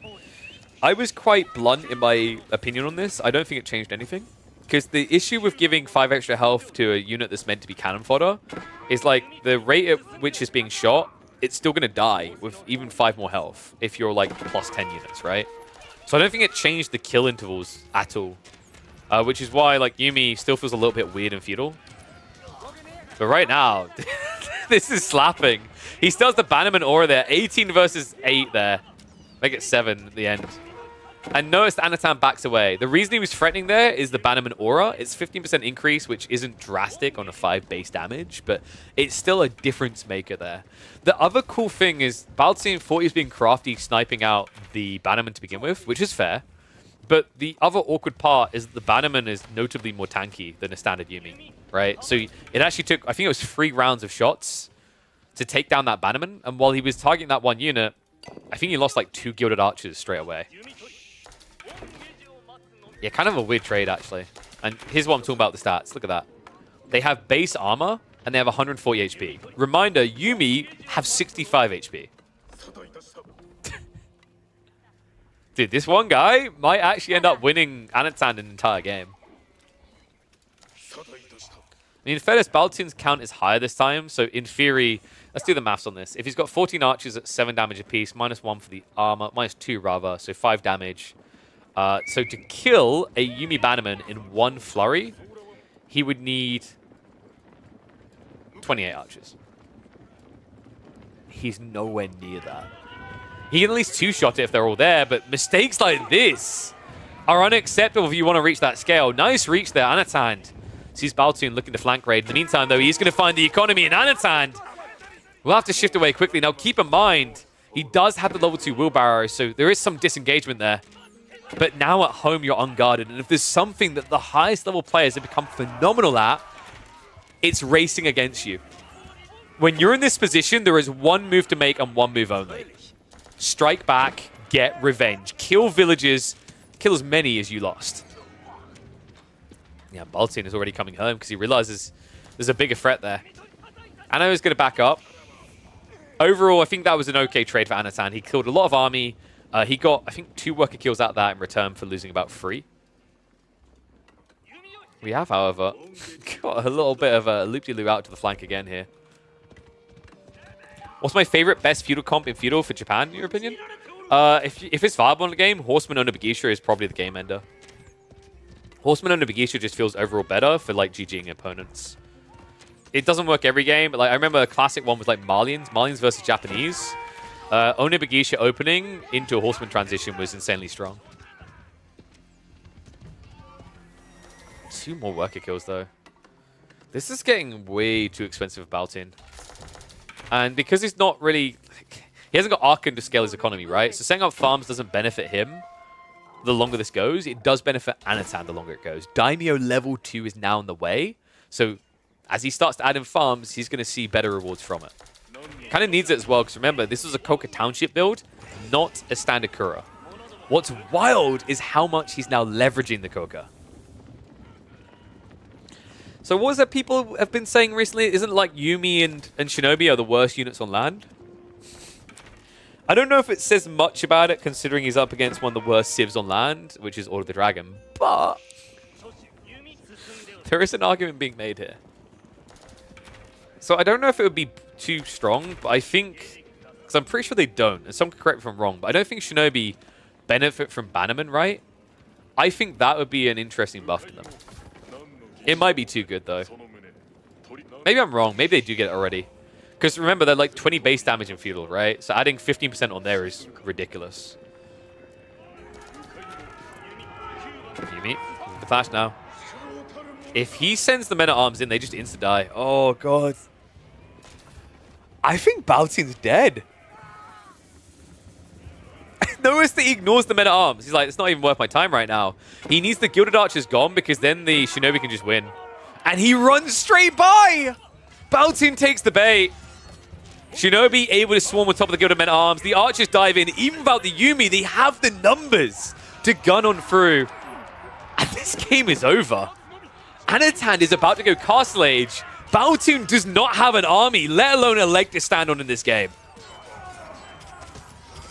Shinobi OP in the OOTD. Oh, this build was cool.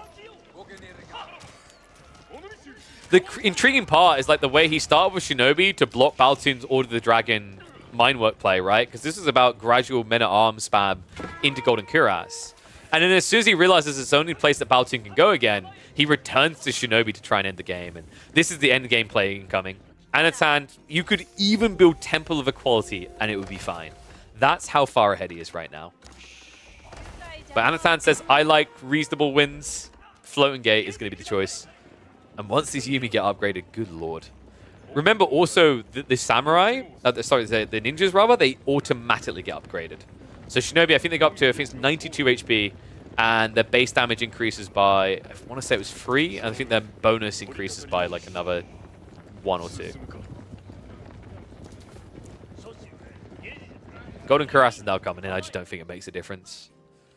Baltin is going to have to reactionary tech, and the problem is with Mass Yuumi, there isn't enough time. Anatan can just dive your base. Yes, this is probably the best matchup for doing Temple of Equality. I just don't think it's necessary. Temple of Equality, to me, feels weirder against Gilded Archers. Makes more sense against Men-at-Arms, Gilded Knights, Hand Cannoneers, Landsneck. Here we go. Yuumi upgrade gets skewed. Shinobi, there you go. So, sorry, bonus melee damage stays the same, but yes, it is a +3 to the damage output.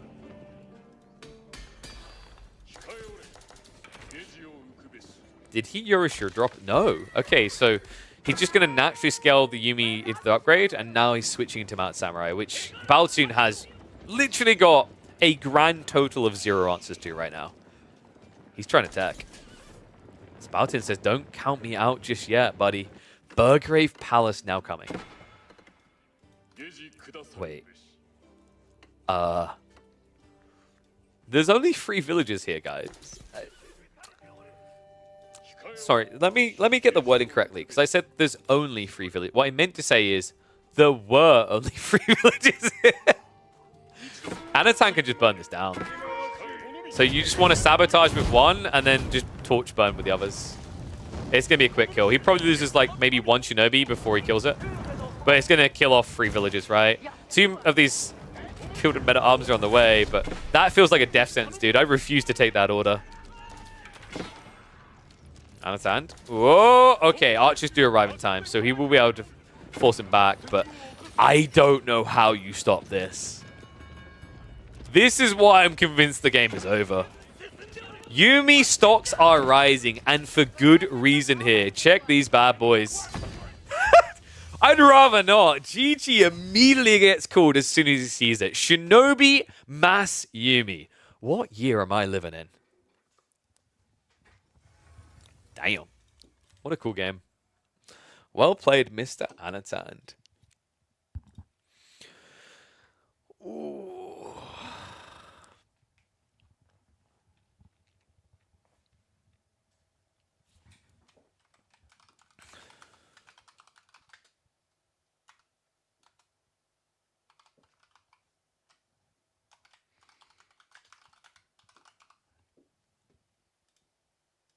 I'm wondering now, like, is Japan maybe OOTD's hardest counter?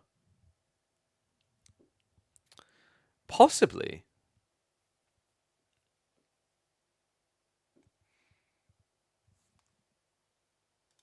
You think Marlene's is Order of the Dragon's hardest counter? Probably.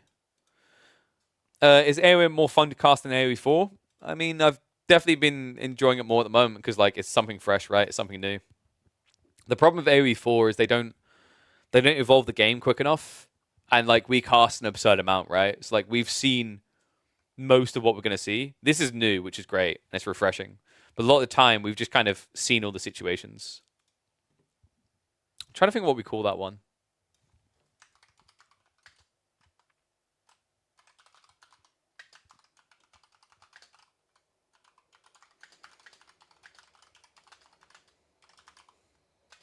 Japan's unbuilt landmark is now viable on land.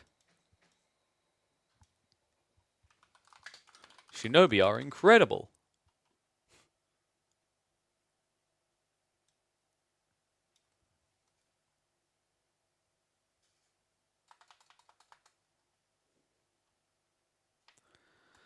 The perfect Shinobi strat. Yeah, go with that.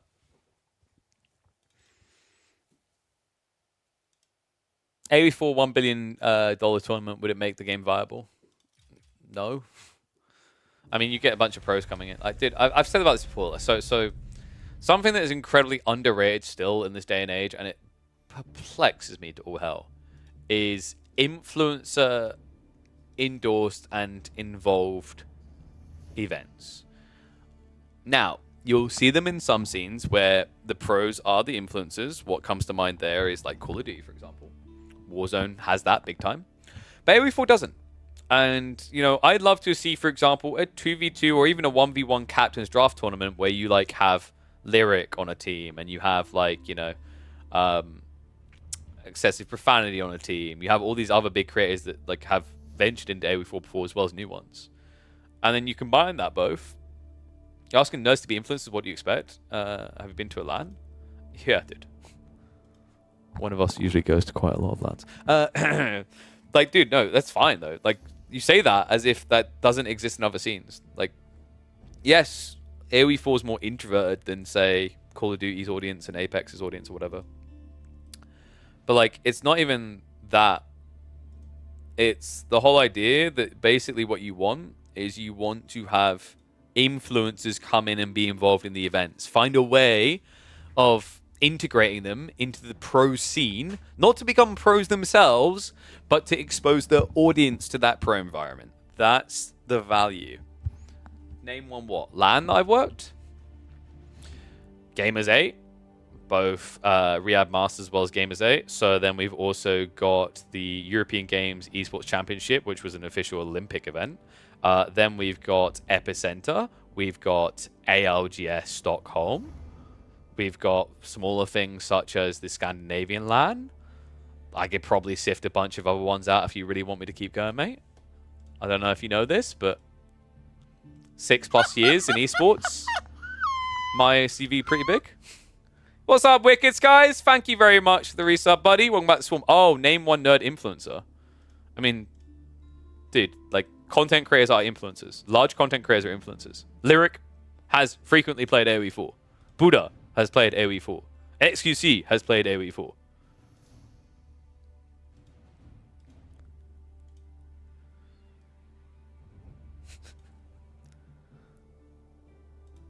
Zealand. Wait, was Zealand the French thing? It was, right? But like, that's actually underrated as well. I don't know why, dude. I don't know why Microsoft doesn't just fully fund and endorse an equal balanced tournament like environment for AO2, AO4, Age of Mythology, Age of Empires 3. Literally, like, so I love what Red Bull does, and I think they'd keep a fantastic position within the community either way. But like, why, with this many Age of products, doesn't Microsoft just directly hire a white label company to run an Age of Championships? That's the name! AOC. Wait, AOC. But like, yeah, actually AOC, and then you get Aegon as a sponsor, right? Right? Like, you legit just do it yourself. Like, make it. You know what you do with that? You know what you do that with Microsoft? You do the equivalent of like a BlizzCon type experience for the Age of communities. You bring them all together. They share their power as one, right? They grow. They get outside exposure. They get a lot of public media around it, and you make it almost like a Twitch Cronish-esque event, right? In a DreamHack designed fashion. That would be sick. These guys need to hire me. I'm done being humble about it. Just hire me, dude. Yeah, dude. When I said AOC, I was like, oh no, political. What about AOE1 for Vietnamese to Neptune? Dude, I'm actually sad that like the AOE1 was just palmed off on like the Vietnamese. They have a lot of talented AOE1 players, but there's also people outside that were good at AoE 1. Would have been nice to have at least had like 2 slots played for by people outside of Vietnam.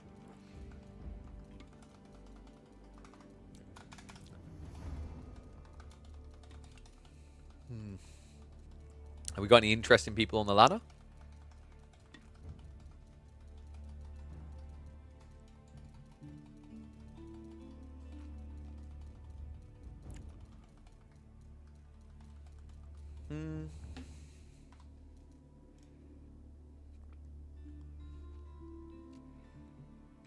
Talented A1 players? Yeah, but like you build talent by actually like fostering competition. Bonjour had a good following. Yeah, like Grubby had a lot of love for the game. Dude, like, you know, if there was potential in the ecosystem and everything, maybe you could even get Grubby to come and play in some of those tournaments, right? I think you'd be up for that. The Witness, I never played it, so I can't really comment on that. It was hyped up big time OG, like back when it was coming out, right? Because I think that was it not a launch title for PlayStation, I think? I think I remember that correctly. Should we do a Quackity game? You guys want some Quack? Somewhere in the world, there is a crack dealer. This says it like that. I wholly, with all of my heart, believe there is a crack dealer out there that says Quack. And it has got to make the deals so awkward. Like, this is serious stuff, dog. People get killed over this. And he's just there calling it Quack. Quack? You guys want some Quack? Let's get some Quack. I think it was on Gorge, right? Let's have a look. Dry Arabia, okay. HRE versus Malians. Isn't this HRE favored? There aren't many matchups right now that aren't HRE favored, right? Grubby's highly competitive and the whole hotkey stuff got he off. I don't think that was the real reason. But, or do you mean hotkey is in a bug? I know part of it was there was a lot of bugs. So Grubby's whole talk about the state of the game was a really big eye-opener for me at the time. Because obviously I just cast, so I wasn't experiencing the things that players were. But there were a lot of weird little bugs that existed and then kept coming back. And that was part of it. The other part, and in fairness to him, he's quite honest about this. I remember him saying it in his video. He showed his numbers, and he went, it's clearly not hitting anymore. All right? I think the term he used is that's paint drying viewership. Which I think for him was 1.7k CCV. Which sounds like a lot. That's bigger than Beastie, right? But he's right. For him, that was paint drying viewership. He'll like play Warcraft and have over 3,000 people watching, right? He played Dota and he had several thousand people watching. So I get it for him. But like, if we found ways of making AoE4 more compelling and interesting to these external forces that like have been intrigued in the past, I think we get a lot more people come back to AoE4. But it also just comes back down to the trust of the devs. And I've been quite critical of this before. I think the devs don't really do a good job of getting our trust, you know? They're a little bit slow to share their plans, a little bit slow to release expansions. If we start to get that level of trust just like given and then rewarded, that's where I think you can see some longevity. People need to see that longevity. I think you've seen this with a bunch of different like people, you know, people who've left the scene who are like, I just don't see the future now because no one's telling us the future.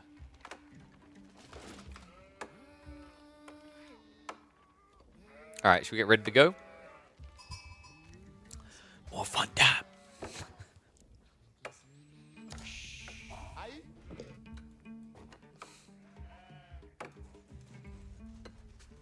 Aw, look at that. He called himself Quackity. Why did he call himself Quackity? Because whenever he sees Hre, he cries like a baby, so.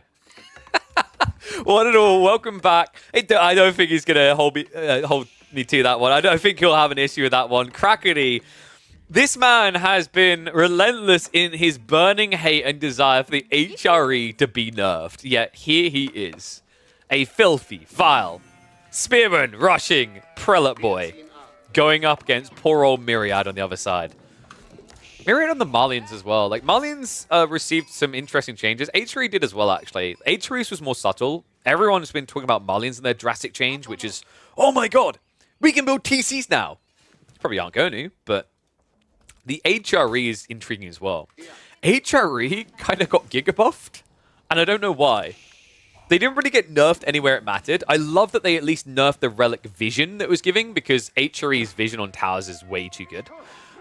But in the grand scheme of things, they received buffs. So one big thing that changed, folks, is Prelate's inspiration buff lasts longer. I think it went from 25 to 35. And what that means is you can now buff 9 villages. You used to be able to buff 7 per Prelate. That is ludicrous for the early game. Say, an early game in which you're going to Spearman Rush your opponent. Because he has houses, and you don't like that he has houses because you live in Germany, and the housing market is in shambles there. So it's unacceptable that someone else gets houses. As we're about to see. Because Myriad, he lives in England. So he needs to understand that actually housing's pretty crap here. And way too expensive. And this investment may prove a bit too expensive. The Spearmen are now shuffling in. He's getting ready for his tech up. We should be looking at a standard Mansa Quarry play here. This is kind of annoying, though, because, like, if your opponent opens spears, you have to open archers, and that feels bad. You want to open javelins, right? And anytime you have to go archers, it just feels kind of underwhelming, because if you go javelins, guys, spears can actually beat javs. Especially when they have marching drills. The only upside right now for Myriad is, of course, thank God, marching drills is weaker in Dark Age. I remember I made a prediction when that change was made that HRE would break all water hybrid maps because of the mobility. Damn. If that isn't confidence, I don't know what is. Crackney immediately goes after the pit mine. This might work, by the way. I think Myriad was quite unlucky because he got a diagonal spawn. So diagonal spawns usually can put your gold a little bit further away than horizontal or vertical spawns, right? So like this is, I'd say, not as protected, right? But like, actually maybe he might have got spawned on the edge of the tile. Yeah, so I think Myriad did get kind of fortunate here because usually this gold can spawn like 1 extra tile down and it's super far away from the TC. But even so, like with the marching drills detail, 5% might not be a lot, but when you're charging, it's an insane amount. So sending a villager out here against like 4 spears is difficult, and oh, for God's sake. Okay, am I the only one that's kind of deeply okay with Malians suffering from outpost rushes at the moment? Like, so hear me out, guys, hear me out. The reason I am 100% okay and deeply smiling inside is like Malian players are so bloody annoying when they get to just sit there and build ranches. There had to be a give and take. Welcome to the take. Spearman also injuring that villager, so he can't come back now. There's no wheelbarrow here. Myriad is having a sad, sad time today. It's weird as well, because I feel like the outpost rush against Malians disappeared for quite a while outside of competitive play. But now we're seeing it time and time again in both comp and ladder play. It is a bit of a gamble with certain civs, because if you don't get the right spawn, it feels like it misses. But I'd say with HRE it's less gambly, just because you have the extra raw economy to kind of afford and get extra spearmen out. Meaning that if you have to rush around the back, it doesn't kill you. But, oh god, this outpost.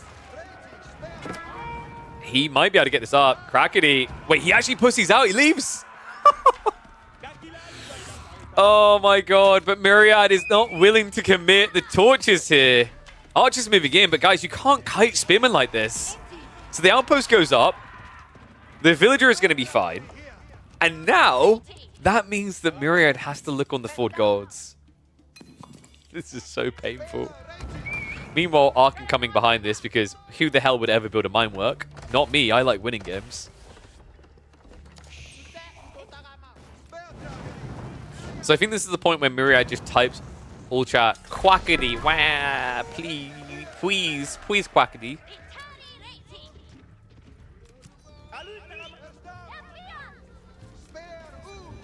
Probably follows up with stop being so mean. Trying to get as many W's in there as possible. As is Crackety. Crackety, like, how is he doing on the ladder, by the way? I think he's quite high up right now. If I'm not mistaken, he's like top 20, right? Yeah, he's 6th in the world. Now we know how. Oh, poor Myriad. He just wanted to have a nice kind of developing mid-game with some interesting twists. Probably wanted to try out the 2 TC Malian player, right? And then he queues into this. I need more houses being lost as well. This is annoying. Yeah, he's trying to set up a new pit mine on the west side, but I think all this dragged attention is really good for Crackety. He's even got stables prepped. Oh, no. Myriad. What's that saying? Believe, but authorize? No, that's not it. Like, believe or confirm, right? And this is the problem. Myriad didn't confirm. He believed, and he should not have been a believer. Yes, trust but verify. Thank you very much, Ragnarok. Myriad did not verify. And he's about to be in for a sore awakening here. Stables has been built. It just got scouted, luckily, by the Javelin. But this is an expensive commitment with a very heavy delay into Donzo's. He's going to lose all map control, and that's critical considering what he's doing on the map right now. More pit mines being spammed up, and that's already now being mirrored and moved towards. This one is snaky, though. I love this from Myriad. Setting this one up further away, it's less likely for Crackety to see this. It sounds weird, but building your pit mines closer to the enemy side when they're attacking you is better. Because when they're attacking you, they're playing in this part of the map, near your base. Here, here, and here. So setting up a pit mine here, or even here, realistically is just less likely to get seen, at least in the first 10 to 15 minutes of play. Potentially even longer against HRE, because against some civs, they're going to play out onto the berries and whatnot. But HRE are usually just going to set up farms. Lucky goes down there for Myriad, though. And now he's kind of stretched, right? And this is the other benefit of HRE that's kind of dirty. Marching drills for all the spearmen means that they can just move quicker than you and stay out of the way.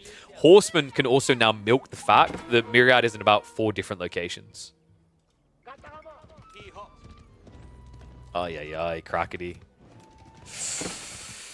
So he sees the pit mine. Luckily, Myriad dodges with the villager, but Crackety is still hunting.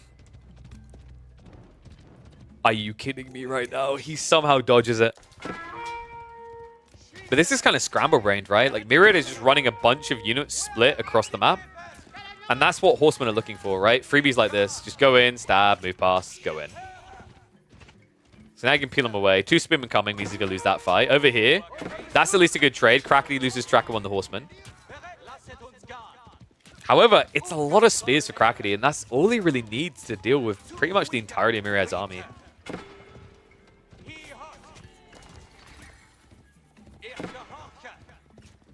Ah, interesting insights from Myriad. You want to see if you get the archers out quick enough. Okay, so I think, personally,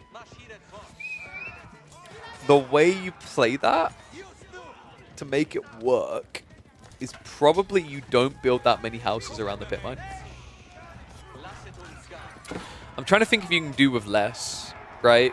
Because like even if it's just 2 houses less, that's a much quicker timing on the initial archer to try and block that play. But it's still going to be spawn dependent, right? Like, you had a desirable spawn because your gold was at the back. If that was a forward gold, yeah, your play just never works.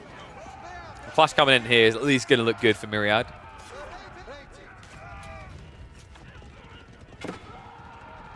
Still, the problem now is Myriad, every time he now overextends to defend this very out-of-position pit mine, he can be milked by Horsemen. That's the thing I don't like about his play here, right? It's like, realistically, it's a good idea to sneak these pit mines, but when they get discovered, and this feels terrible, you kind of put yourself in a position where you have to let them die. And meanwhile, at home, you can resecure and get freebies there. The weird part, though, is he's been so busy trying to defend here, he didn't put those Donzos to work getting rid of that outpost.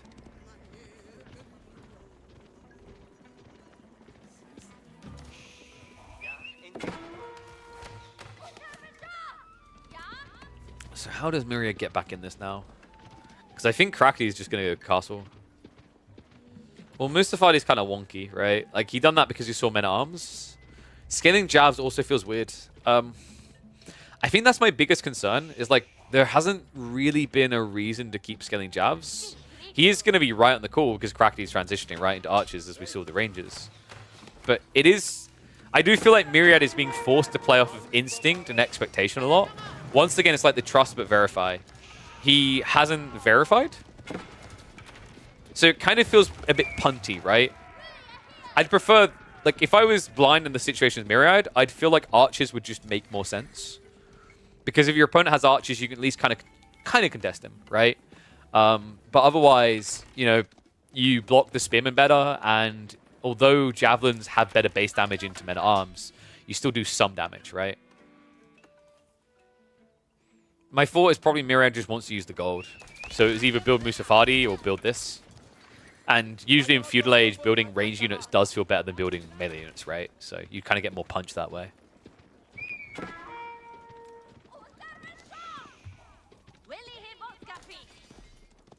I'm going to speed this up a bit.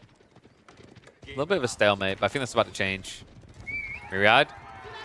Well, he will now be able to verify. Archers are seen.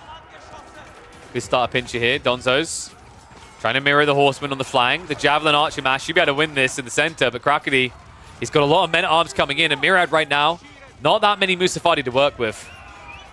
Outpost also trying to secure that frontside Horseman, still just proving to be annoying here. And the awkward issue I'm seeing here is every time he pulls the Donzos to mirror the Horseman, the men-at-arms just get deeper. So it's kind of weird, like Krakody is just able to win these fights because the men-at-arms exist. Doesn't have to do anything fancy, pretty much just able to A-click them. And the only focus on micro for Krakody, I think, is Horseman. For Myriad, it's much tougher. I think he has to micro the Javelins onto the Archers onto the Spearmen, and then has to keep microing his Donzos to block the Horsemen. So what we're saying is HRE is pretty dented. Agreed? Agreed. There is one HRE player in my chat that's about to be like, actually, KP, it's a very complicated civ. You have to get your timings locked in for when you want to build an archery range, and then another archery range, and then another archery range. And then you have to place all your farms optimally around the Ark and Chapel.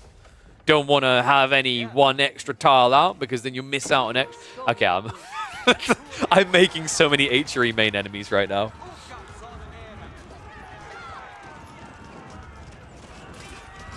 Here's Donzo count isn't impressive, guys. And they're starting to overextend, which means the archers can target. Like, the worrisome part is if Myriad starts to lose some of these jabs, he just loses the game. Because archers count as everything else in your comp. Right? Mustafadi died to it. Donzo's died to it. Archers trading with HRE archers here aren't going to be favored, right? Like, they don't have any upside. They don't get poison arrows until castle. And still, this men-at-arms factor is just a big bruiser that Myriad simply lacks the tools to solve. Yeah, I'm going to hit the 2 times. I think we may be on our way to a very brutal beatdown. Looks like Myriad is getting ready for a tech up, so maybe there's some hope here. This is a little bit dicey, though, because I find that HRE is just one of those civs that's very good at punishing Castle Age plays right now. Ironic, I know, considering that they're historically the ones doing them. But, when you build these big feudal armies, they blob so quickly, they kind of reach that point where you can punish a tech.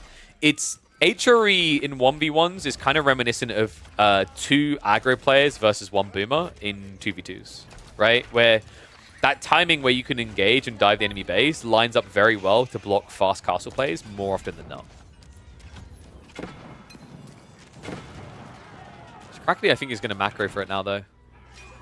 And you see the drastic difference here, right? It's like Crackly could be ready to go at any second. He already has double the military force. So it's really his choice whether he castles or just goes for an all-in. But considering he's adding in more military units, I really want to see him starting to move towards the enemy base. Not wasting too much more time on like pointless houses, right? His thought process is probably I can keep pop blocking him and forcing him to react. But like Myriad is pretty much the point now where he should be capable of stockpiling for castle. One thing that's usually quite nice here is when you're trying to delay going to castle because you're worried about the enemy. When you're playing as Malians, it's really nice to build sofas, right? But you can't build sofas here because of how many spears are already on the table. So I think Myriad's only way out is to pretty much, I'd say, scale archers and then tech. He might be taking too long. Ragnitz is now on the way from Crackly.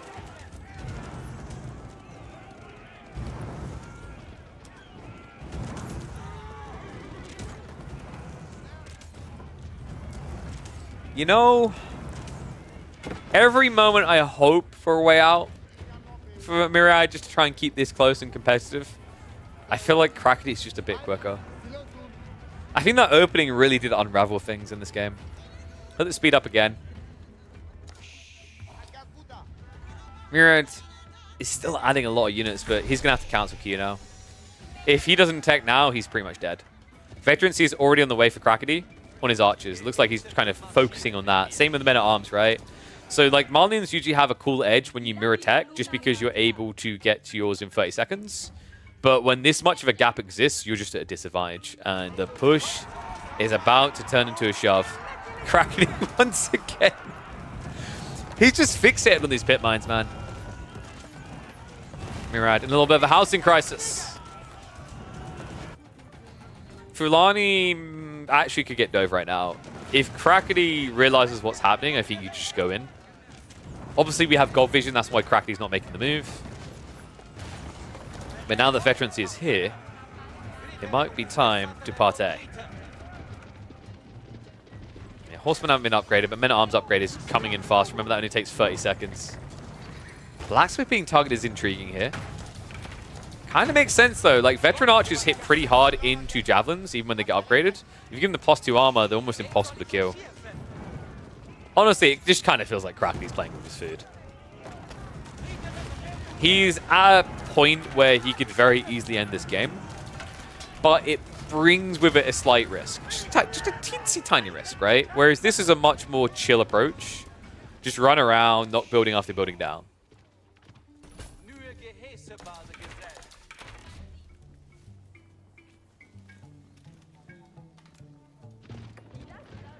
And behind that, of course, with relics coming, it's not like you're in a rush here. So hit the 2 times again. What do you guys think about using the 2 times like this? I don't mind it when it feels like they're just kind of scaling to their pump. Sofas are coming in now, but the problem here is with heavy maces, you just lose that, right? I actually think... What does he build? Musafadi is where I instinctually want to say you go here, but like there's just so much good crap to deal with that. Probably Mangoes actually might be Mirai's best hope. Because he's stuck in his base, right? It's like, if your opponent's coming to you, you might as well attack him like that. It's almost like he's going sofas for the counter raids. In fact, we've got Musafadi now stealthing, like trying to sneak in here, but not going to work out, are going to be seen early.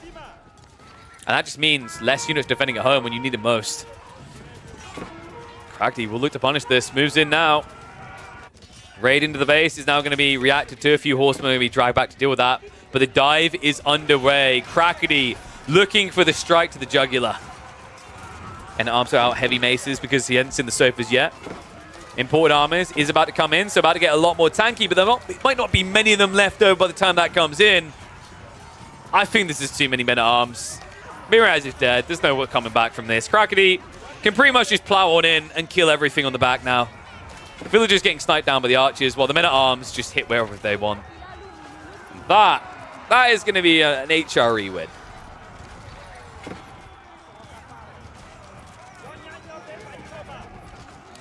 We'll hit the speed up now. We'll save Myriad the misery. Because next on the hit list is to get ourselves some beef.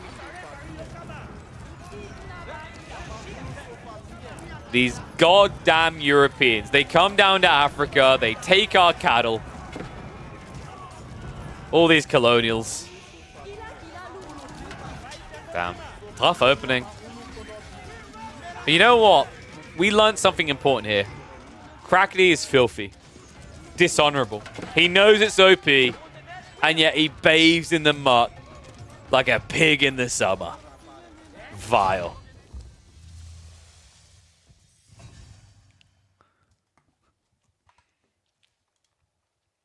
Crackney smoked you this game. He picked HRE. It doesn't count. I think that's how that goes. Let this be a lesson to HRE Dowers. Wait, someone believes HRE is not OP? Huh? Point me to that person so I can laugh at them much louder. Alright, so have we got people on live? Voldemar, I think, is scrimming. Who's Anno found?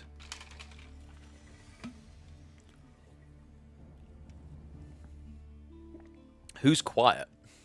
Not me. I hate myself. 94th in the world.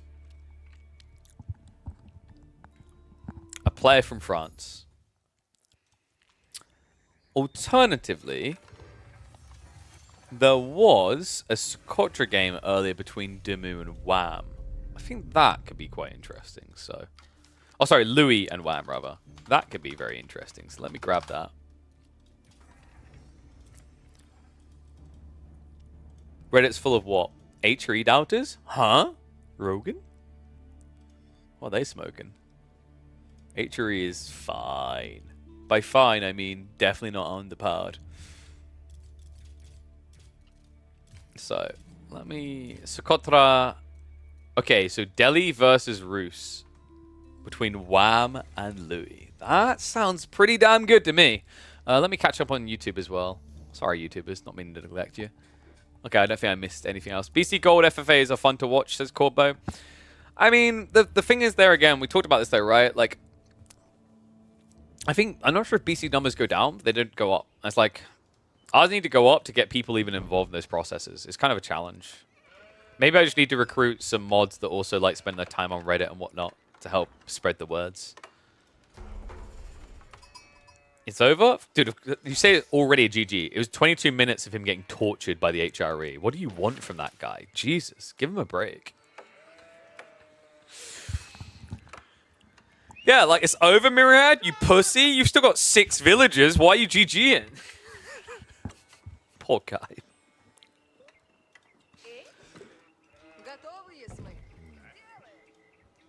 So this one was fresh, by the way. This one was from today. Roos versus Delhi, though.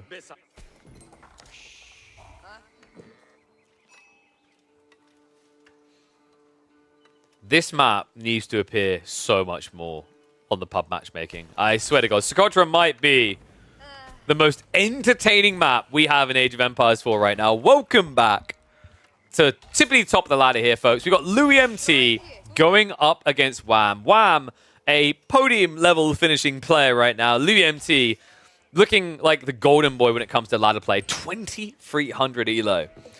Here to prove that the Roos is still a powerhouse to be reckoned with on Socotra. Meanwhile, Wham has gone for the Delhi. Delhi that, honestly, I think have been slept on this map. We saw some players leaning into it, but, you know, it didn't take over as much as I was expecting. A lot of people were still playing English. Malians come to mind. I think that's another thing that I really like about the idea of Delhi, is that they're a really good counter pick to powerful civs, right? They're a very good counter pick to, like, these more potent civs, like the Malians and the English here. And on top of that, I think they do well to achieve their win condition. I think sometimes we kind of over-focus on this idea of maps that have 3 sacred sites, whereas ones that have 2, especially when they're this close together, feel quite defendable and give an insane amount of map control over. The other thing I really like about Delhi is if you're playing against a more defensive civ, like, say, a Roos player that's maybe thinking of Kremlin, it forces them to come out of their base in a rush. So we're going to have to speed up on a lot of the game here. I'm curious, are we going to get Dome of Faith play?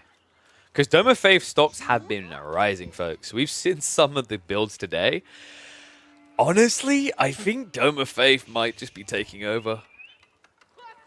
That small incremental buff of reducing the cost of scholars by an extra 15 seems to have changed everything here. Remember, you used to be able to get scholars for 80 gold by building this structure. Now it only costs 65 gold. And that's led to quite a lot of changes in the approaches, right? Like, we haven't seen Delhi players playing an extremely long feudal and all in around sacred sites as often. Even if you do, think about the implementation there. The ramifications is very quick tech timings. And hello, Freya. Yeah, you can go play. Go play, mummy. Yeah. Bless her. Yeah, boo, go play. You know, I think she might be a Japanese main when she grows up. That's my instinct. It's a good sign. She's speedy, like Ona Bagishas. Anyway, age up complete. Roos already adding in the knights. Wab just going to keep adding in the scholars.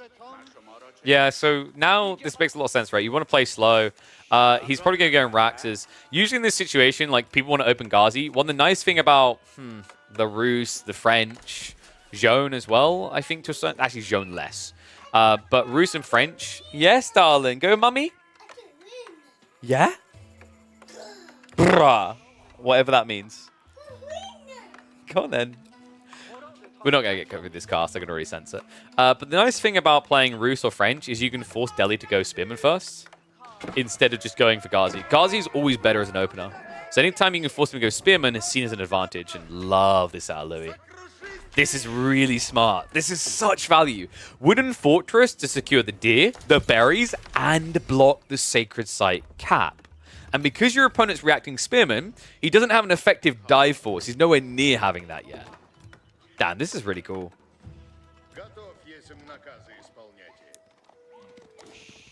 This is interesting because Louis' whole goal is to basically supersede Wham's timing, right? Like, Wham is looking at probably around 8 or 9 minutes, as you normally would with Sanctity. Like, you get it quick with this build, but the whole idea is by 8 or 9 minutes, you want to be moving out to wall off the map. Because if you can cordon this off with very efficient walls from one side to the other, Roos Mass Knight play has no play.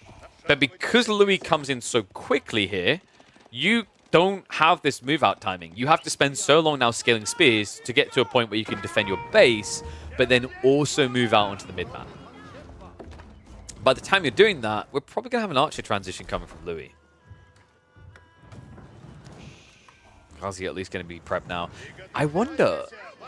Hey, Freya, you keep coming back. Where's Mummy? Why do I get the feeling that you're not meant to be out here? I'll follow the knights around while we go... No, I'm not putting my shoes on. Go to Mummy. Looking proud of herself sitting inside the house. So, my partner, being the little that she is, has recently just started picking our daughter up, putting her outside, closing the door, and then waiting for her to come to me. Love that.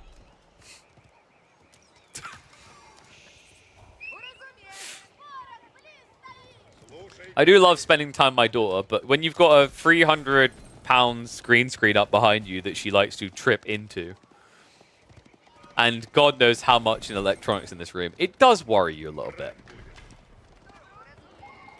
So, scholars have massed up.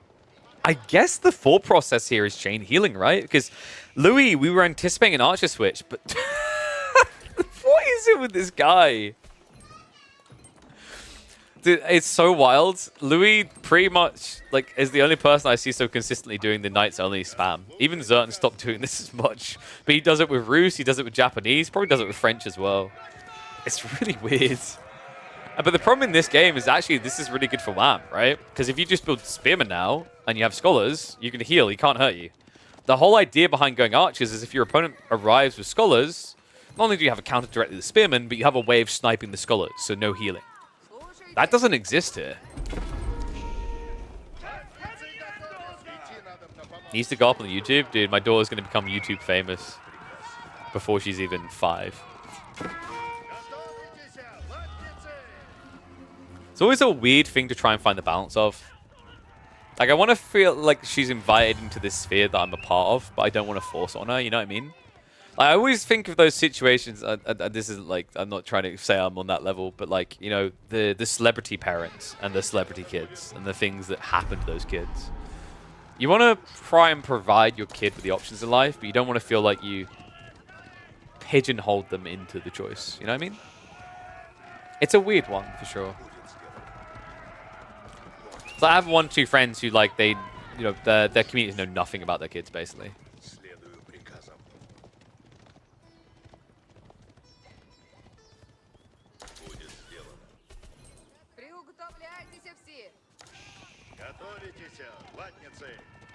Nice start riding in, though. The wall's pretty cool from Wham. He's buying time, and the tech up is on the way. So, wait,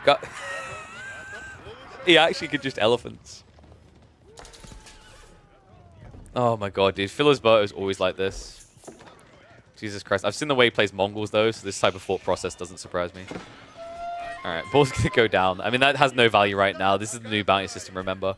But yeah, it's kind of interesting, actually, right? Because if Wham into scaling into the War Elephants, it's a very small map. So the mobility advantage Knights have doesn't feel as good. I think 1 War Elephant can beat 7 Feudal Knights. Well, thank you for the sub, Nameless Dread. You might be on point there, man. They hit really hard. 64 base, and then you've got the Elephant Tusk on top of 50, right? Whereas in return, you're going to be doing a pretty pitiful, like, 19 minus, I think it's 4 or 5. And the health difference is absurd. Like, an Elephant has 4.5 times the health of a Knight.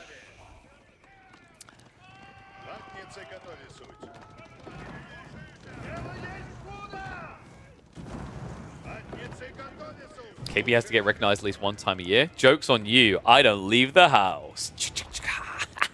Got him. The ultimate counter. So Stone Gathering underway, by the way. I think this will still be the War Elephant, rather, but it's not a COD build. We need to highlight that, right? Sorry, it's not a tower. Words today. It's not a House of Learning build. It's a Compounded Defender build. So this is about keep rushing, which makes sense. Actually, it's pretty smart on this map. A keep drop in the center is critical because it allows you to just lock in all the wood that exists here. Could be pretty cool for the gold as well, considering that this is a mass Knight strategy and you are kind of limited in the grand scheme of things on what you have access to. Louis, I'm wondering, he's going to start teching up now. Veterancy on this Spearman shouldn't take too long, right? Yeah, 1.5 minutes here. Remember, he has got 6 skulls available. And because you've boxed him in his base, he doesn't have a reason to come out yet. However, I love the fact that he's sneaking out these scouts. Remember, with these Dome of Faith builds, pro scouts become much easier to achieve. Became much easier to achieve, right? It comes in so much quicker than it used to in the gradual but casual builds. And that means you can play safe eco at home, which is really important against Night Civs. Wall-on-wall shenanigans here. Wait. Oh, he didn't get it. Oh, he was so close to getting that as well, but the wall's actually going to favor Wham. So that is 1 flank point removed here. Louis is what the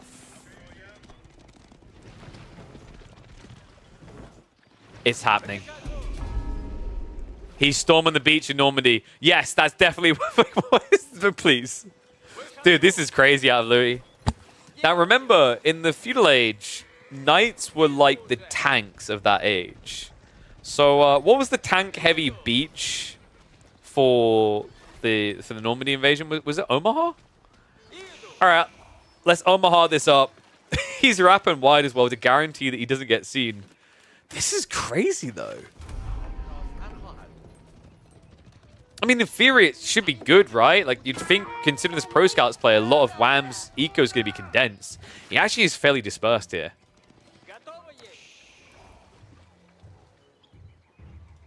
High Trade House also coming behind this.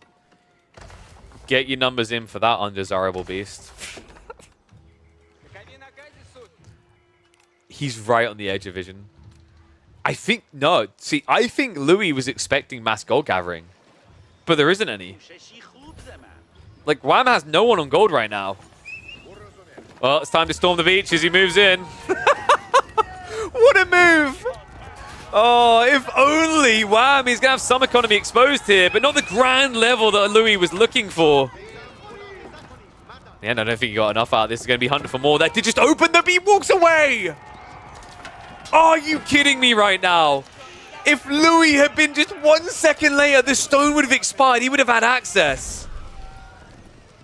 Looks like he's going to have to burn his way through the other side. But remember, guys, like, this isn't one of those throwaway plays where they're not getting out. He always has a transpose ship to remove them afterwards. And a weird little wall now coming in from Wham in the center. This is for a siege approach, right? Yeah, so this is a classic strat. I think, is he going to be going for the trebs? Have you guys seen this before? Oh no.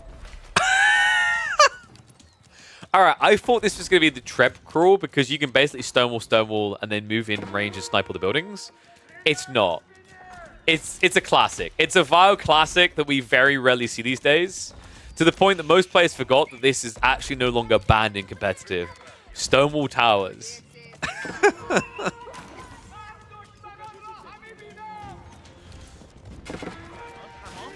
That's coming in. A little bit surprised by the Tower Elephant play, by the way. I really did think we were going to be getting War Elephants here. It just keeps coming and going. Oh, this game is absolutely brilliant.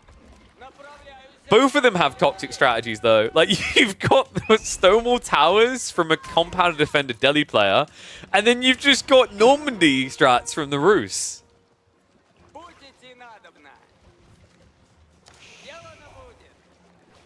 Denies all the gold on the edge. That's the thing, though. In theory, this shouldn't work long-term, right? Because Wham should now just keep drop the gold. Like, down here, or maybe even over here. So it is a cool idea, I agree. But I think it has limited life to it. And yeah, here comes the keep drop now. So it's going to be on the safe goal. But oh, the timing! Spearmen are now coming. Now, this should go up, right? With this many spears here, I don't think you can now contest this. So this was cool, but Louis is going to need something more now. Bye! I love this guy. Dude, this is why Louis is one of my favorite players. What did the stone towers do? Why were they banned? So the Stonewall Towers is basically like an outpost built out of stone on a wall. They're pretty bloody strong. They're 3,000 health. They shoot a spring wall that already has a spring placement in it. And as you can see by the costs, they're 240 stone. Usually 300 total. So a long time ago, I think they were like 150 or 200 stone. They had, if I remember correctly, they had like 10 tower range. And I think they had higher damage. Their build speed was also a lot quicker in the early days. So in the hyper early days of Age of Empires 4, a really broken strategy was to pick the Delhi, rush Castle Age, and then you just rush up Stonewall Towers with Spearmen, and it was uncounterable. It was so ridiculous that in like the first major tournament, post-release, so not the Genesis one, but the Neely's one, the M4C, the players came together to set up a rule set, and one of them was that you could not stonewall in the feudal age, and you could not build stonewall towers at all. Now, the stonewall thing has remained in place, but the stonewall tower thing was actually removed from the rulings about, I think, a year ago now.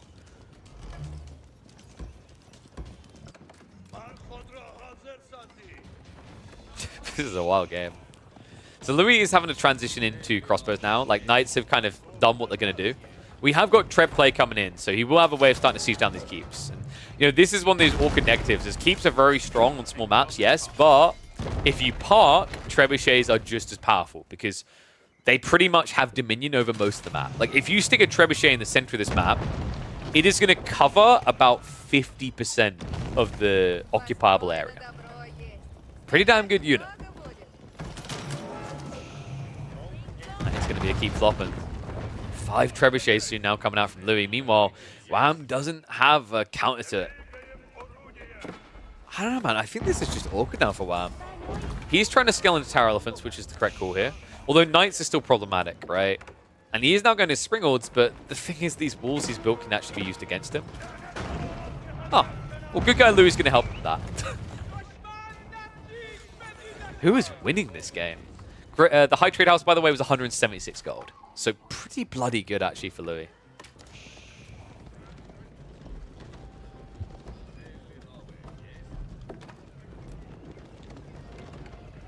I think Louis is going to force a fight. These trebs are going to bait attention, right? Like, Wham can't ignore this for very long because of how small the map is. Luckily, he's got the keeps retracted away from this, and that's important because those are going to be turning into TCs soon. Right? No. Wait, did he go for... I think, yeah. Wait, oh no, sorry, he's already got it, he's just not using it. There we go, he's finally producing out of it. That was weird, he had gaps there, I was a little bit shocked at first. He has got boiling oil on the way now. I was going to say, with 13 scholars, you should most definitely have village fortresses by now.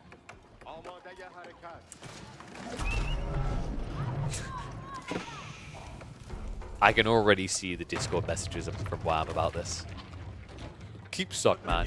I think Wham is like back and... I feel like I've heard him be back and forth before, and I kind of feel him. Sometimes castles feel really broken, and other times they feel underwhelming as all crap.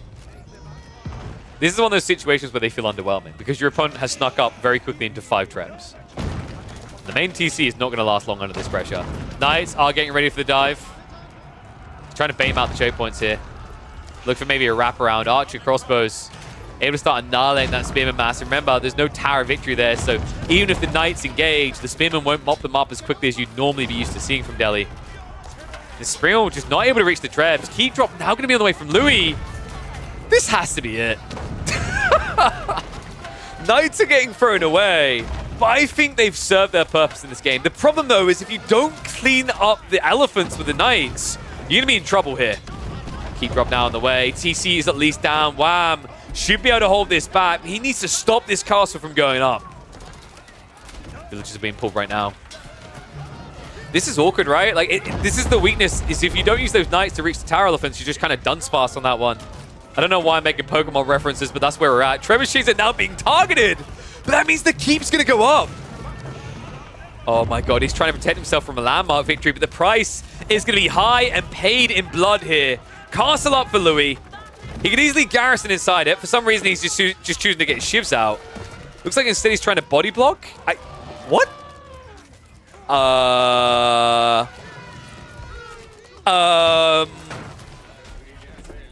Help? I'm a bit confused. Louis, that was weird. He could have killed probably about 8 extra villagers there if he garrisoned the castle. So kind of missed out on extra firepower. Would have even killed off the elephants, but instead, Louis backs away. And now Trebs are coming out to counter this. Yeah, I think Louis kind of got scramble-brained a little bit there. I mean, he's kind of late in the night for him, right? But that felt like the type of play where he almost expected Wham to just walk away straight away. I think he missed a trick. Still, pretty good position for him to be in, right? Town center is down. So your opponent only has 1 TC, basically. Actually, he's got 2. He built another keep, but he's not using it right now. And that's important because Louis has been playing a 1 TC game, remember. But it was an expensive loss. I think if he had actually killed the villagers, the Treb losses are fine. But this is, yeah, this is kind of a weird position. I think Wham isn't dead yet.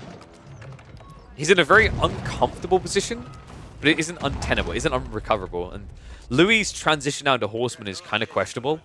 The problem here is he just doesn't have the economy for it.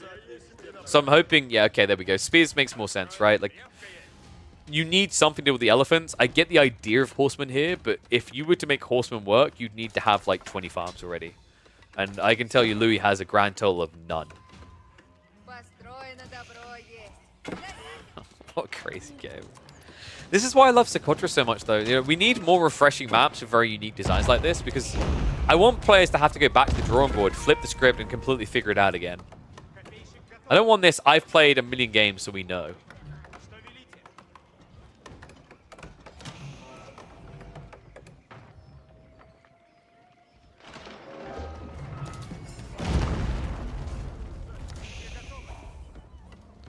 So Socotra is hated by players? Is it really? I haven't really heard many pro players' takes on it. I think that's because I'd say the majority of players, historically with how A4 is played, are used to macro games. And Socotra is most definitely not really a macro map, right? You can't macro it.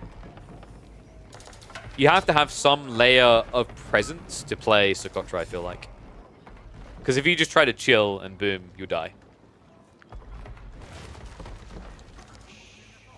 You think non-pro players? Okay, but that even more goes to the macro logic. Like, how does the casual average player play Age of Empires 4? Oh, look, I've started with 1,200 stone next to my base. That can build 3 town centers. Someone is feeling called out. But it is. Like, if you look at the lower rank play, that is the average thought process. Is we're going to go 30 minutes in this game, right? But like, the comp meta, I'd say, is more around 20-minute finishes. Let's raid with the Horseman here. Important he secures this area. Remember, he has not got much food to work with. In fact, neither of them do, really. Yeah, that wasn't like a dig at like people who play AoE4 casually, but it's more just a reality check. Is the sim-sitting approach of RTSs, I think, holds quite firmly in Age of Empires 4.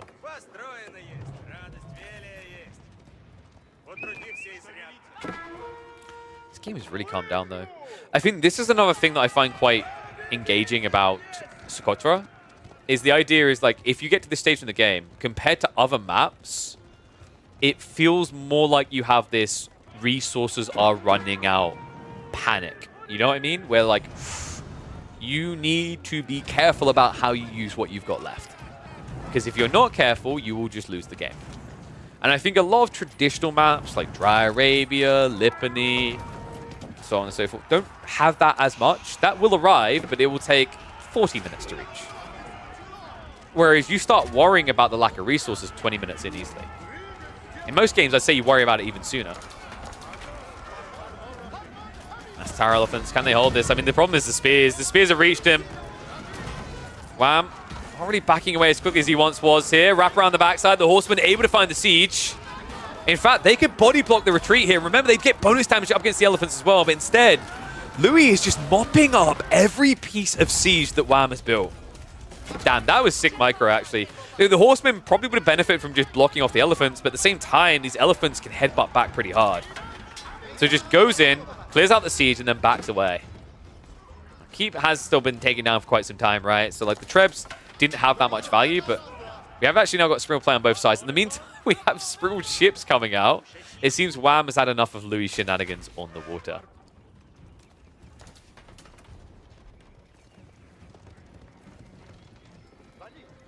Even you hate it because of Siege Ball? I think that's like a drastically different issue though, right? Siege Balls need to be fixed. Siege Balls are the only negative, but I find everything else about this map feels good.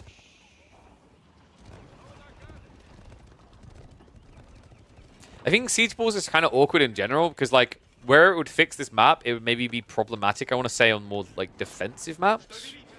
Like, Hill and Dale, sure, I get it's meant to be defensive, but if Siege Balls don't work, what does, right?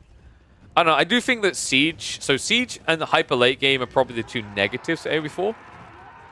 And what I mean by that... Like, and a little bit the Dark Age, because Dark Age for a lot of matchups feels almost moot. But, like, the Imperial right now, the problem is it's just... It's a meat grinder, right? If you reach it. Thank God we don't reach it as often these days. But the Siege is probably the #1 toxic thing left in the game. Siege is going to get changed next patch? Sure, but we have no clue what that change is going to be, right? I want to remind people that this, like, developmental choices, they made good with the Roost. I think that was a thumbs up, a good choice. But this is also simultaneously in the same patch. The devs would, wait, what?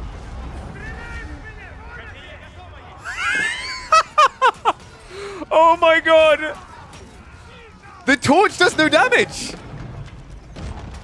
Because of the fire armor upgrade. Militia have 10 torch damage, they do nothing. Oh my god. That's absolutely brilliant. I think he's doing 0.5 damage or something. I've never seen that before. I mean, even these horsemen aren't going to torch that hard, right? 2/3 of their damage isn't going to go through. That is incredible.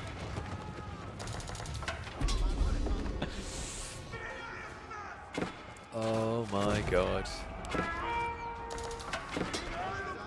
Oh, Louis, now into Mass Spearman. I think this is over, guys. I mean, the firearm is nice, but it doesn't exist on every building, remember. It's just for defenses. So your landmarks don't have this. That's so many Spearmen, man. The Tower Elephants, I don't think they'll be able to hold this. Spear count is just too low. Wow, half of them are out of position right now. Horsemen are going to be able to ride in now, and that should be a mop-up of the army. And a sweet GG. Getting around the back of it now. These choke points are now working against him because if the Horsemen block off the retreat, the Spearmen just milk it. Credit to him for the Scholars doing this good of a job of trying to heal him through, but the problem is with the front Elephants going down, the Scholars are now frontlining against Mass Archer. Damn, what a game. This was wild. I mean, that was a cool trick as well with the firearm. But I think the big takeaway from this game was the Normandy strat. Louis' Normandy strat was sick.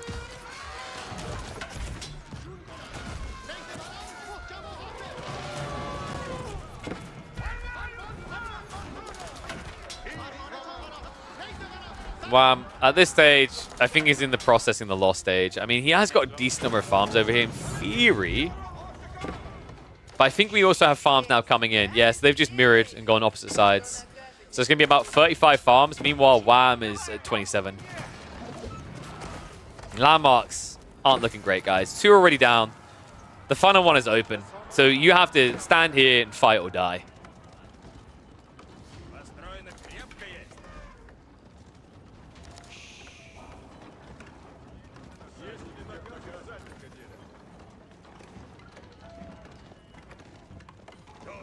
Oy. Wait, why have we got demos? What? He's spamming demos now against Archership. Not ideal. Like, what was the target around here? I guess maybe trying to hit the farms, but there's a keep there. I don't know. This water play now is just kind of weird. It doesn't feel like it needs to ever be there. We're going to hit the speed up. Because I think we're heading to the final showdown. I mean, credit to him, Wham survived that. It was a big meat grinder from Louis, but things are deceptive right now. Remember, military count, like half, almost a third of Wham's bio is scholars. It's not real. And high armory, Jesus Christ. Okay. I wondered why Louis didn't just end the game, and this explains everything. He could have just ended the game. I'm pretty confident of that with 3,600 more resources in the army. But this is just a very simple dented way. Because bombards are the perfect counter to elephants, guys. And because you have the age-up advantage, your opponent can't counter with spring walls now. This is easy peasy, man.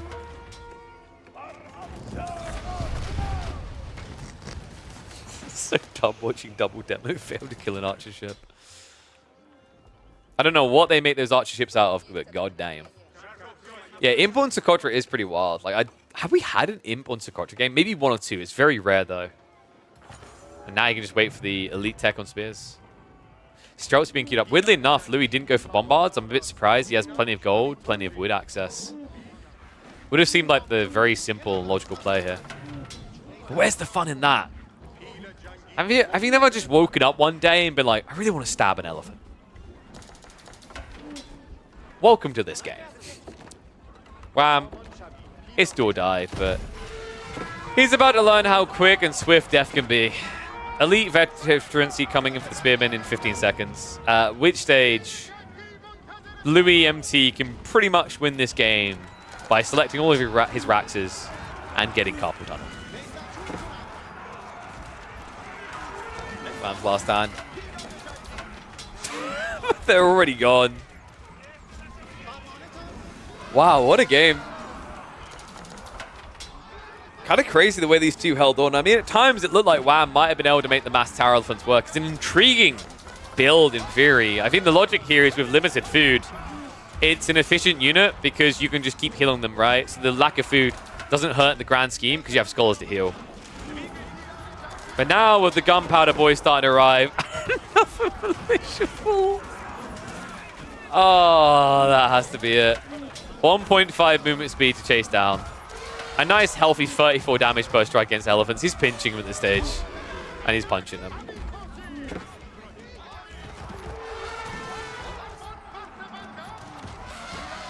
Like militia at least flop dead. I don't know, man. Like, Wham keeps making it look like this should be close, right? Yeah. So bombards are on the way. If it feels like I'm being unfair to Wham's comp, it's just like realistically, the moment Louis realizes that he can just build ranged units, this is over. Because although you have 9 ranged armor, Streltsy blast your ass off. They hit for 35 damage. Bombards are also pure damage, so ranged armor does nothing. 6 shots from a bombard kills an elephant. I think if Louis just vibes and builds like 4 bombards, this is done.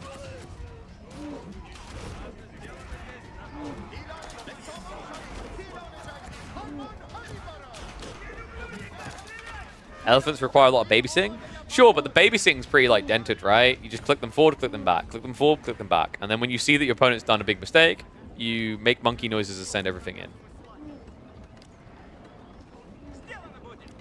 I don't think it's too bad to macro. Alright. Can Wham exceed expectations here? Can he shock me? Let's find out. Elephants waiting in the wings here. The problem is, now that the siege is harder to just wait. And Wham, he was trying for a tech up. You just saw him pure 5 more tower elephants. Good God. Please. Just shoot them. Instead, he's going to go for landmarks, isn't he? He had to force the fight. See, here's the thing. If the landmarks stay, Wham can just keep stepping back. But, if you start attacking the landmarks, he has to fight you. Oh, no. Tome of Faith is up, but it's the only one right now. This is such a painful way to die.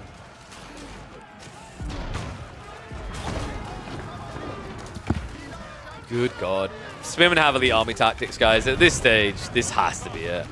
I know I've said it a few times, but I feel like this has been Wham trying to swim against the current for a while. And as much as I love anime arc recovery stories, there's no recovery from this.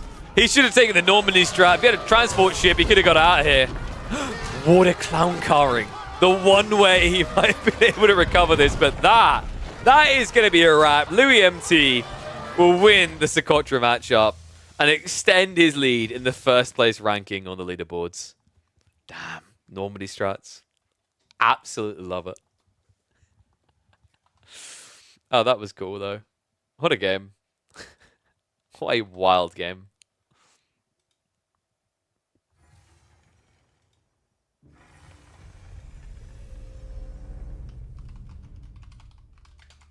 Transports counter walls, I guess. That's what we call that one.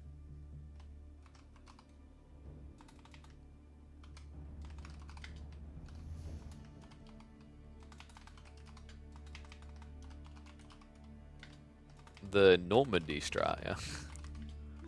In Age of Empires 4.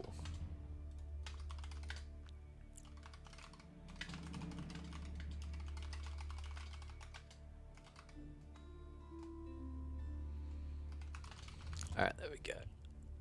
That was a cool game. How many elephants can you fit in a transport ship? Just 16. Just rookie numbers, you know, as you do. You have to grease them up to get them on board. My favorite one, guys, is that I'm pretty sure this still works, right? Just so get a ram, get a few rams actually, build a bunch of Streltsy, cram the Streltsy inside the rams, then cram the rams inside the transport ship, and you have the biggest surprise factor ever. The surprise is how quickly you will lose the game, but you'll look cool doing it.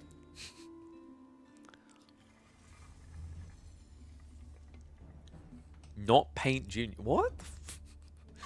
Who is this? Yo, what's up, Mad Mike? Thank you very much for the Prime Gamer sub, bud. Welcome to Swarm. Appreciate it. Don't forget, guys, if you got those Prime subs, use them. Also, it is September, so you can actually get a nice little discount on subbing to the channel. Always worth doing. This guy's like a rank 200 player, so probably more of a stompy matchup.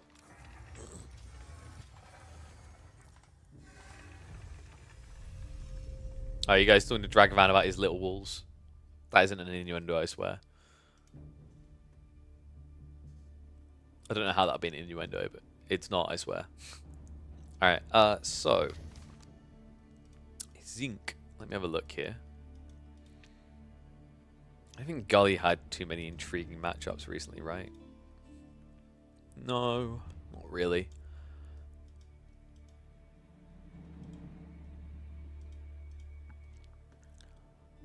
I don't know. I'm trying to think who we can watch now. Let's check the live ladder just in case. God, my throat.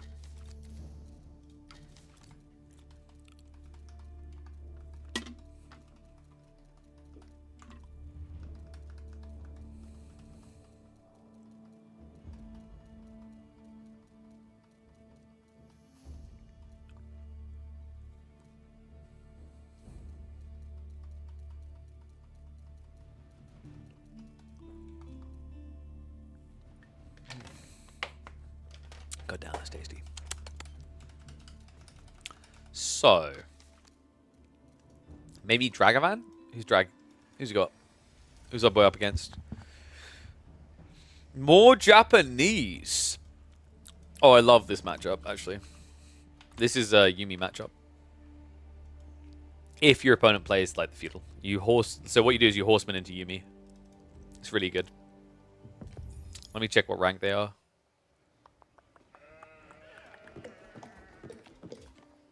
Oh, we just caught it as live as possible. They're ranked 355th, so they're kind of having a hard time. They're usually like ranked around 160-ish. Early seasons they were ranked like 58, 75. Wait, is this Soldier? Given the ranking, I'm not sure. It could be Soldier.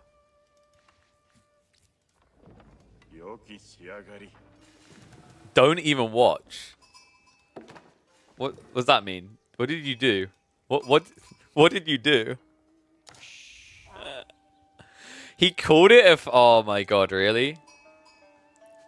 What? Because... What did he do? Did he just like council hall all in and you horseman, I'm guessing? Alright, we'll speed this up. I'm curious. He made a wall of your woodland. Oh.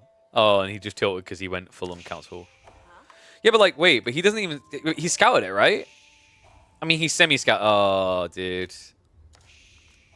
But like, you can kind of see by the spawn it's going to be choke pointed anyway. Right? Yeah, so like, I don't know. I don't know what... Like, it's Lipany. I feel like council hall can work on some maps, but I think Lipany is not one of them. Dry Arabia is more of a council hall play, right?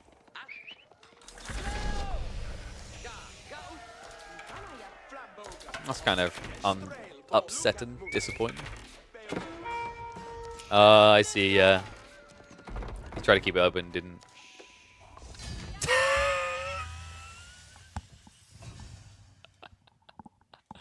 It's a 10-win streak game for the Japanese. Woohoo! Very hard-earned victory there, Dragavan. I love the way you so elegantly placed the wall. Oh, man. Amazing build order. Yes, the build order was tech up, save 50 wood, build wall. Best strat ever. Jesus Christ. Wall strat so... Video name Wolves win games. Yep. Yeah, wall strat so effective that Donald Trump is going to use it in his election campaign now. Jesus Christ. Oh, man. Alright, so... Anno's searching. Maybe we can find a match up there. Should we wait and see what Anatan pops up with? I'm trying to think who else has been playing at the moment. Beastie's been doing a lot of Age of Myth, of course, because he's planning to try and qualify. So, the funny thing is, yeah, it's quite intriguing actually. When you look at AV4 World, it'll tell you that Beastie is playing right now, but he's playing Myth. He's not playing 4. But because the directory is shared on the API, I think, it tracks them as playing. Oh, wait, no, I think AoE4 World uses when they're live, which is, yeah, that's a little bit more scuffed. No, wait, does it? I don't think so. Maybe? Ah, I see, yeah, it checks for when they're live. Got you, okay. Just looking...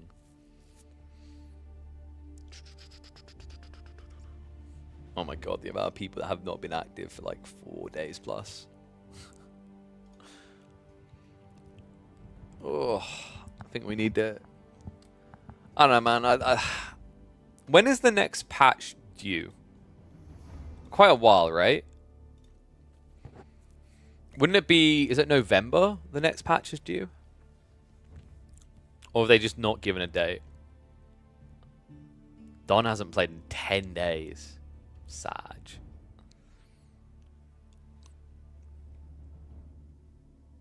Who's Grey Gandalf?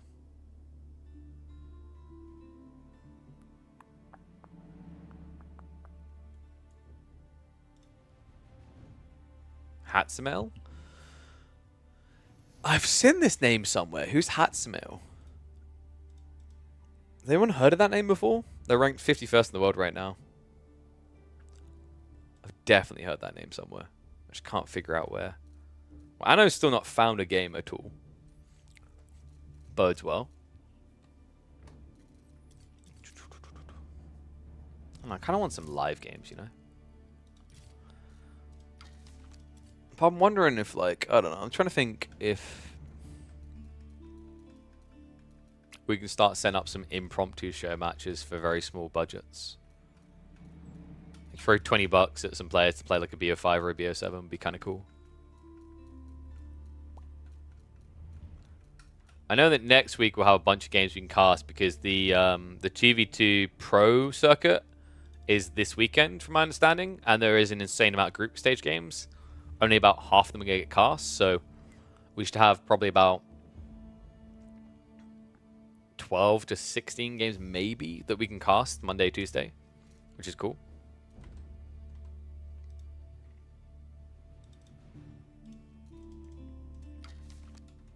Yeah, on the 1v1 side, I don't think anything... Is anything happening this weekend with AoE 4? I don't think there is, right? It's... No, I'm pretty sure AoE 4, nothing's happening in 1v1 format.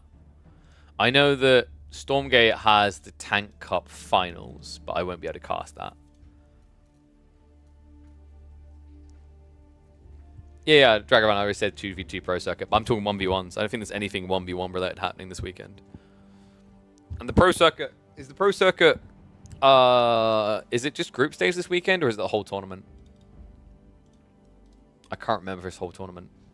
Let me have a look.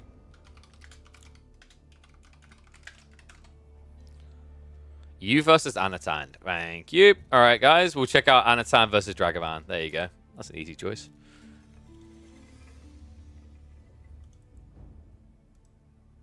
Yeah, long COVID awareness tournament. So it's $3,000 on the line. Starts the 7th, ends 8th. Okay, so yeah, it's just this weekend.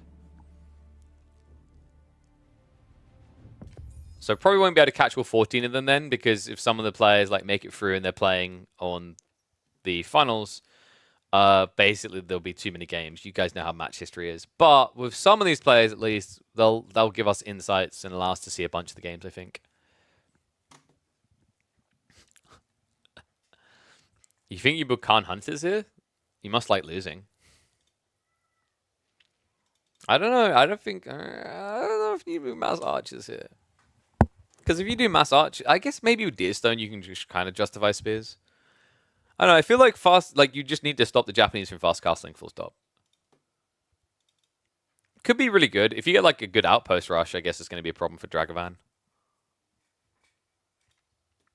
What map are we on as well? We're going to be on Rocky River. I mean, trade is an option. I just don't like trade anymore. I think trade was overrated before, and now it's kind of poop on a stick, right? Feels like it costs you games, not wins you games.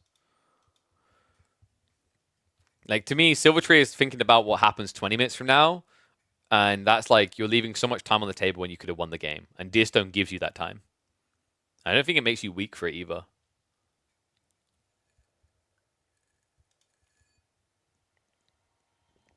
Always Deerstone? Yeah, dude, Deerstone's so good. Like, Deerstone was being slept on way too much before the patch. Now, ever since the patch, it's blatantly obvious just how good it is. It's so damn powerful. Sorry, just checking my messages while we got a sec. So I'm getting spammed in the background by a bunch of things.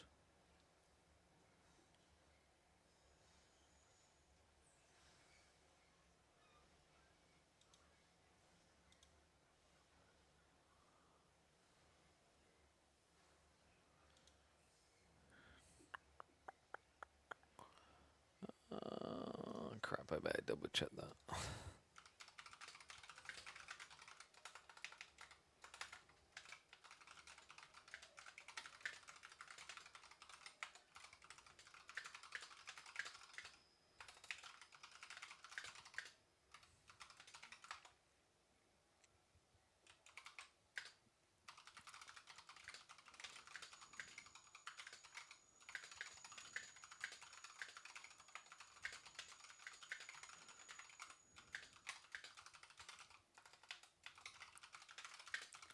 Sorry, guys. Just one of my influencers because he's activating. I've activated a few campaigns for him today. So I just need to send the details over to him later for that stuff to empower my boy. Whoop, whoop. Always feels good helping other creators like make a living off this. I swear, like being a gaming content creator and trying to make a living is hard as all hell right now. It's like you have a lot of brands looking at the numbers you bring in, and they're like, that number doesn't feel good enough for us to have any value. And it's like, you go back, apparently even just a year ago, definitely at least 2 years, you would have seen them be like, oh no, this is a great investment. Yeah, very weird. Feels like a lot of the money now lies in like lifestyle brands, less so in gaming brands.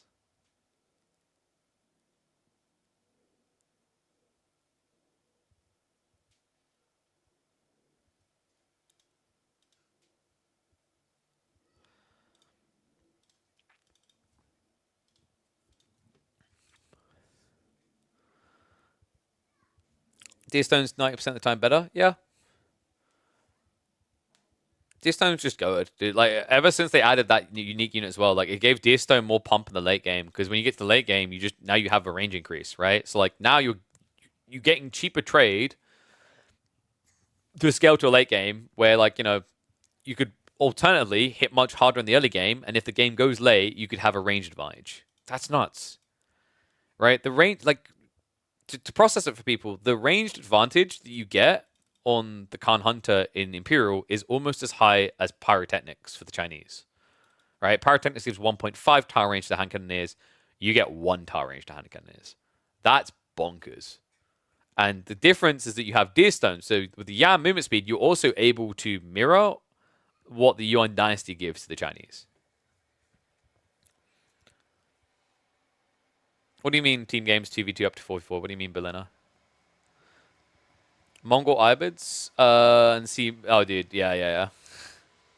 Yeah, I heard about that bug. Basically, Desert Raiders are getting their range increased by Khan Hunters by accident.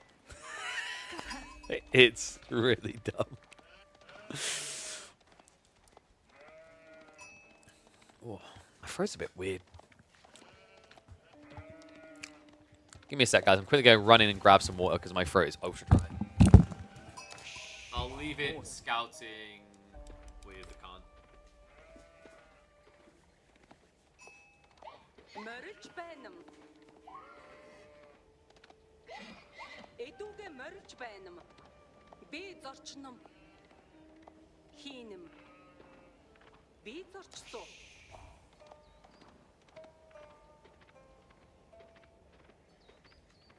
Тасоо. Энда оруулга. Эдүүгээ морж байна юм. Би зорчном. Зарлиг ёсоор болгоцоо. Заларсоо.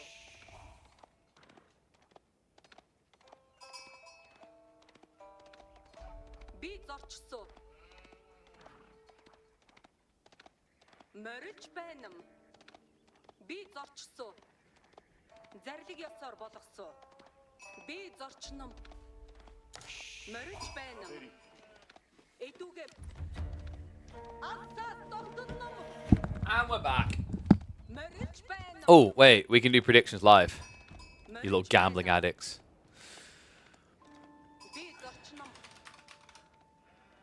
Alright, there you go. Have at it. Ooh.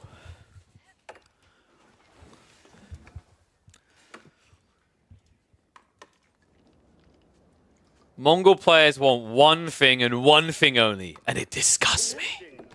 To ruin your games. Let's see if they can ruin the Japanese games tonight. 1-0. Welcome back to A4 Action. We have got a showdown between Dragovan, who's on a 10-win streak with the Japanese, going up against the man who is looking for that top spot. Anatan, second in the world right now with almost 2,300 elo on the Mongols. Let's see who's going to be bitter and disappointed leaving Rocky River. Can't help already feel it might be Anatan, actually. This outpost rush idea is cute in theory, but terrible in execution. This map spawn is not desirable for it. Had it been something maybe more comparative to... Actually, even his side, I don't think it would have worked. This feels like a bit of a gamble, right? Like, I don't think there's a world in which you can get in deep enough. Like, in theory, like what Anatan was thinking here makes sense. So the logic, guys, is usually Japanese drop their outpost here and here. So you can just outpost drop the other side, and then you eventually get arrow slits to intercept the gold. But it doesn't work with the way this is playing out. Because Dragavan has gone for one hell of a ballsy outpost placement here on the north side of the gold. And now, with Coca Township on the way, he'll have the immediate answer. Not just that, we have indeed got this cheeky little wall. So Dragavan has basically blocked the one favorable location for an outpost drop, which would be on the very edge of the map to hit the gold vein. Instead, now it's going to be on the north side, but... no, it doesn't work. Okay, that is brilliant. So Dragavan is idling one villager, but the cool thing about this, guys, is so is Anatan. So you're not losing out on economy this way. Coca Township coming behind this. I think the outpost can at least go up, but it's going to be tight. The problem is, like, realistically, your opponent should just build Shinobi. And, oh. Dragavan pulls more villagers to build the Coca, and seeing there's not enough spears here yet, decides to start trying to bait on the outpost. He's got one villager garrisoned inside right now. If you can get the outpost down to like half HP and keep it there, it's not too bad, because then the Shinshin into sabotage can do a lot of work. But I think this shouldn't work, right? Like, what Dragavan's doing right now is insanely inefficient. And weird as well, because like this outpost doesn't really stop him gathering gold. It could eventually hurt his wood line, but that's like 10 minutes from now. It's kind of a weird reluctancy to give over here by Dragavan. Yeah, I'm not crazy about that. Like, your opponent's still going to get the outpost up, but now he's able to kind of gap close the tech at a much faster rate. Deerstone now on the way. I think that's what Dragavan was worried about, is the Deerstone is going to give the Yam aura to the outpost, and he was panicking a bit about that movement speed in his base. Archery is now being built up. I'm wondering, is he considering siege engineering? No, I think you just scale Shinobi to torch down, right? Magadai versus Shinobi? Why would you ever in a million years? Just build Yumi. Like, do you want the answers? Build Yumi. So, Yumi will be advantageous if you can get rid of this outpost, but he needs to get rid of it. Because if you don't get rid of this outpost, it means the Yam is here, and that means that the normal archers move just as quickly as Yumi, and that takes away one of the big advantages you get with Yumi Shinobi play, which is movement speed.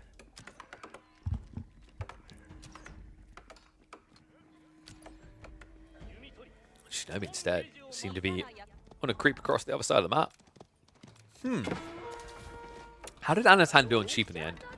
15 to 15. Okay, so an even split. He's not going to be coming out too soon. He has got an outpost up the gold. So I think Anatan has insulated himself every way he needs to.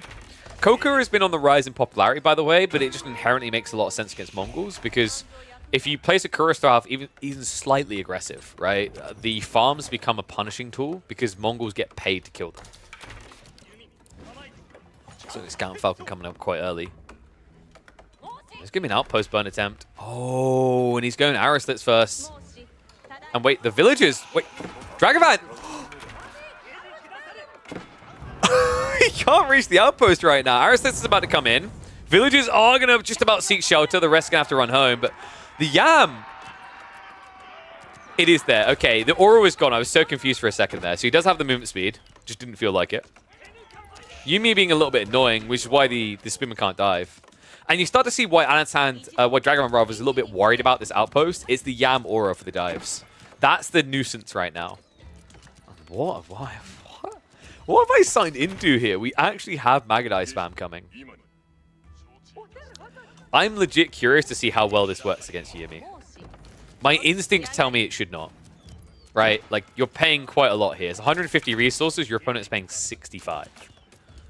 And both units are low base damage, right? So Steeled Arrow has kind of a similar impact, I'd say. Now, admittedly, Magadai attack quicker, but they don't attack 2 times quicker. And the health difference isn't 2 times larger. So paying over 2 times more for the unit feels like a big negative here.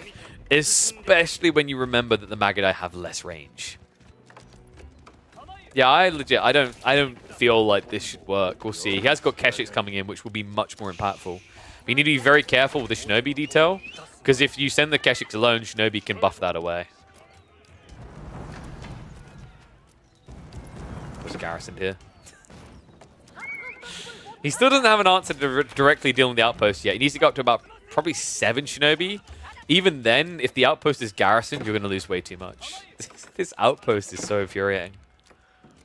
It looked like it was originally going to be underwhelming, and in some ways it was, but like I said, I think Dragovan overreacted to it in a lot of ways, right? Like idling out 4 villages, then 6 villages, then God knows how many villages, instead of just getting the resources to bulk more troops. So we have now got stables being dropped as well. Stables is kind of interesting, right? Like, you could get into Horsemen, but Magadai already moving at 1.8. Almost feels like Anatan is baiting him here, right? Like, he opens Magadai and then comes over the top with Keshiks, and is now forced a reaction with Horsemen. Yeah, I think Horsemen can theoretically contest this. I've gone over this before in the numbers, but like if you get the double melee tech plus the Bannerman, you're actually not terrible at clashing with Keshiks on a same resource count. You should still lose the fight, but it'll be closer than you'd actually expect. The Shinobi is the X factor here, though. I legit think Shinobi is the thing that can turn these fights around. It's all about positioning. So for both sides, really. For Dragovan, he needs to find a way of like making sure that the Shinobi do not end up being the first thing to fall. And for Anatan, he needs to be on point sniping those. But now, it looks like that outpost is going to be lost. Jump in with the Shin. Nice burn straight away. Should just be torching this down. Right now, though, it looks like it's going to be a grab by the Spearman. They get rid of one of the Horsemen, but it cost them a lot. 4 go down instantly. Looks like one of the Shinobi could easily die off. No Shin away, so maybe a little bit of a miss micro there by Dragovan. The rest are going to be fine. Okay, I think that was great for Dragovan. He got exactly what he needed out of this. He just needs to be careful the second wave. The Keshiks is the killer. This is the timing that Anatan was looking for. Admittedly, the tower seems to have been taken out a little bit quicker than I think Anatan was hoping for.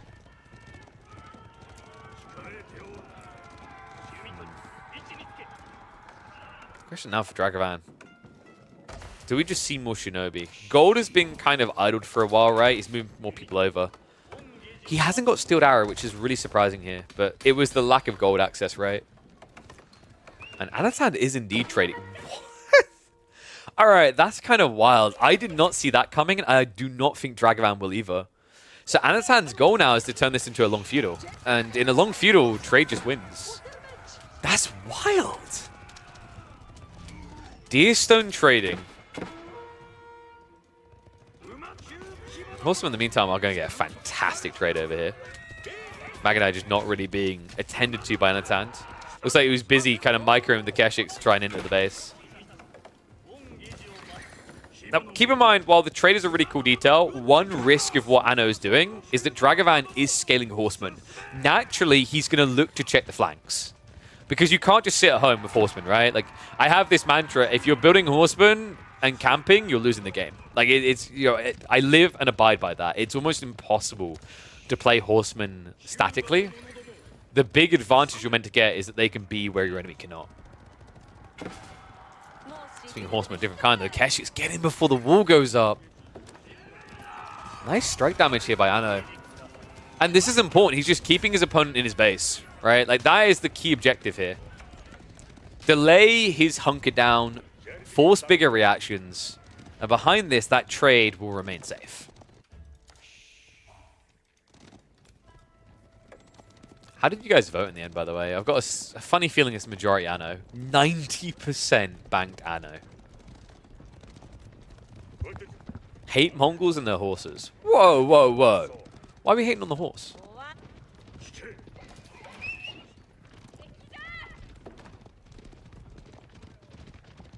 I'm wondering, though, Dragovan, like, if he continues to take this route, we could be seeing Uma soon.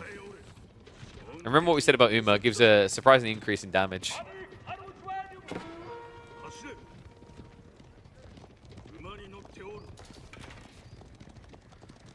So we're now starting to sneak in, so I think we are about to get confirmation. The scout's there, so there we go. Dragovan now knows that it's trade. And remember, any trade loss is expensive in this game for Anatan. He doesn't have that silver tree, making it phenomenally cheap. First worker kill. Awkward thing now for Anatan is like the way this can extend. He needs these outposts. He has started to get them up. That's really important for the Yam because that will allow the Keshiks to mirror and keep up. Great read as well. Another pick on the traders.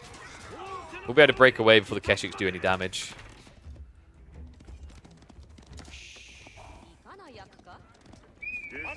Keshik does come in as well. Wait, you aren't getting out of here. It's idle time, but also that's 400 resources dead. Yeah, there's no getting away from this as well, right? Like, Horseman should be able... Won't quite pinch it, so somehow he gets away one. Realistically, Anatan should not have got a single Keshik out of that. Elsewhere, though, he's got a bloody load of them. 15 already. Sometimes, I don't know, man, for a Civ that gets tutored by players for having a weak economy or kind of underwhelming and feudal or whatever, sometimes I look at the Mongols' unit count and look at the fact they're about to go Castle Age, and I do really wonder. It's pretty wild, right? He's about to tech up. He's got 15 Keshiks in the field already. This is fairly safe. The Kurotai is kind of weird, by the way, but because he's going trade, step readout doesn't make sense. I will say in general, Kurotai feels weird when you're scaling Keshiks, though. Just because Keshiks are moving too fast for a Kurotai to be utilized, right? By the time they're fighting, the Kurotai is probably about 20 seconds out from deploying.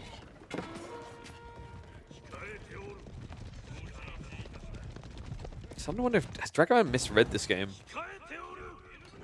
Because if you're suspecting a tech up, you just rush to tech yourself, right? Like, realistically, mass-mounted samurai should be capable of beating Keshik. It's a bit dicey, though. Like, one of the downsides is... Obviously, you need to have comparative numbers or your opponent can micro-heal on you. But the other bigger issue is with the outpost aura, the Keshiks are able to gap close Mount Samurai. Oh, this is an ugly fight. An attempt to dive in is not going to work out here. So Dragavan pushed away again. Blacksmith techs are coming in. Looks like he's switching spears. So he was planning to play the Age. Anatan just played the band. Dragavan now an Age behind. Anatan with an eco lead. With a powerful timing ahead of him. If he wheels that Kurotai up to the front line, I think we're going to have a quick GG here. Dragon's army is very underwhelming against mass heavy cav.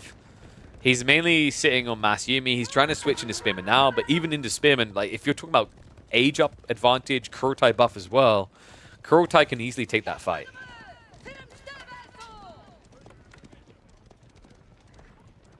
He never got move speed on buildings? You don't need to. That's only YAM network improved. Remember, you have the YAM network because you have DS9. Keshik's charging in. This is just rough, man. There's no easy retreat from this. 1.38 movement speed means you're not getting away from them. Heavy Cav are just going to milk this, and that is going to be an immediate GG. Dragavan, the 10-win streak comes to an end at the hands of the omnipotent Anachad. Second on the leaderboard. But at this rate, by the time Louis MT wakes up in the morning, it's actually going to be Anatan in first. Whew. A little bit of a shellacking there. Yeah, there's outpost shenanigans in the early game. I think they kind of scrambled Dragavan quite a bit. He didn't look comfortable with the weirdness that became. Yumi was such a bad call this game. Yeah, I kind of get why you were thinking Yumi, but he roped you in with the Keshiks, right? Horseman can theoretically work if you have good numbers and you get your Uma Bannerman quick enough, but you need to, like, the numbers weren't scaling quick enough. I think the weird part, I felt like you were over-investing in trying to deny that outpost. Like, that was a lot of idle time for you on the villages. Right? Like, I think that to me was the biggest takeaway, is it just felt like you spent way too long trying to burn down an outpost that realistically wasn't killable. I get why you prioritized it highly, but it did feel like there was too much effort there. The little wall on the east side was smart. I think, really, if you wanted to block that plane, definitely, you would have walled the west side and then the east side. Because west side is close to the enemy, then east side afterwards, right? That would have probably worked a lot better for you. I have seen Mass Yumi work against Keshiks, by the way. It's just like you have to be very respectful of the numbers. Logic being enough range units beats melee units, right? But you have to get that count good enough. Usually the games where that has worked was like, I remember watching B do like 2 TC Mass Yumi against like Voldemar massing Keshiks, and it worked. Against like Mongol trade plus Keshiks, right? But it takes time. It doesn't happen immediately. I think it's very hard to like get that timing on point all the time. So let's have a look here. Who else have we got? So we said about this Hatsumail guy. I don't know who they are. I swear I've seen their name somewhere. Don't know if they've had any intriguing matchups though.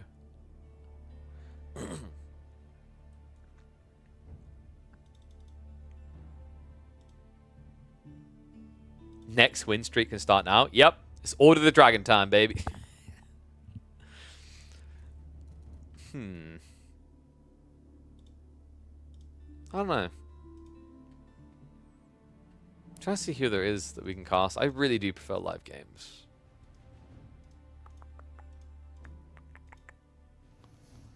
See if Louis had any other interesting matchups. Maybe just dip into that pool.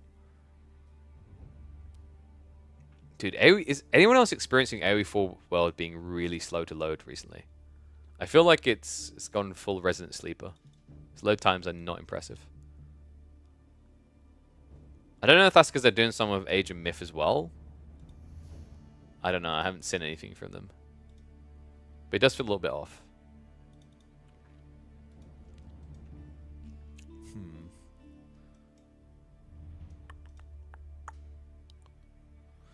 So we've done the Louis David Kim one. Yeah, that was already done. Faye played 2 days ago. Good lord, I think she's lost deep in the deadlock. I'm wondering if we call it, actually. I don't know. Maybe Voldemar's scrimming. Who's Fish?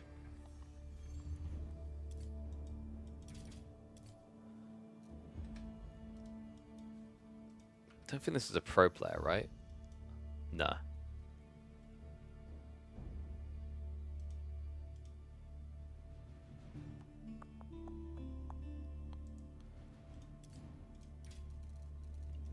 Avali's scrimming?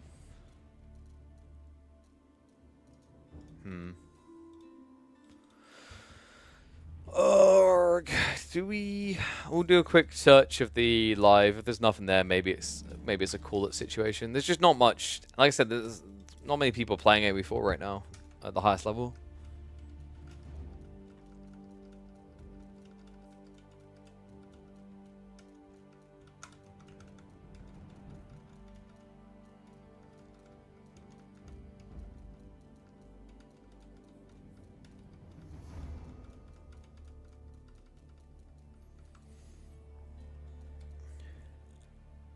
Our imaginary points? No. Fine. Little Anatan fanboy.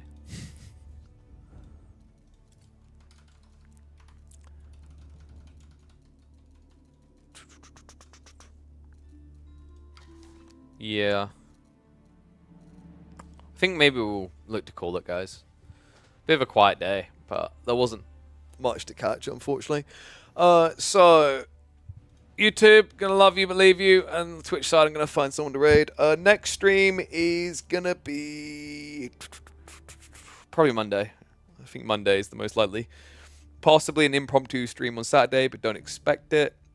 Next stream locked in will be for Monday, so I hope they'll see you all there.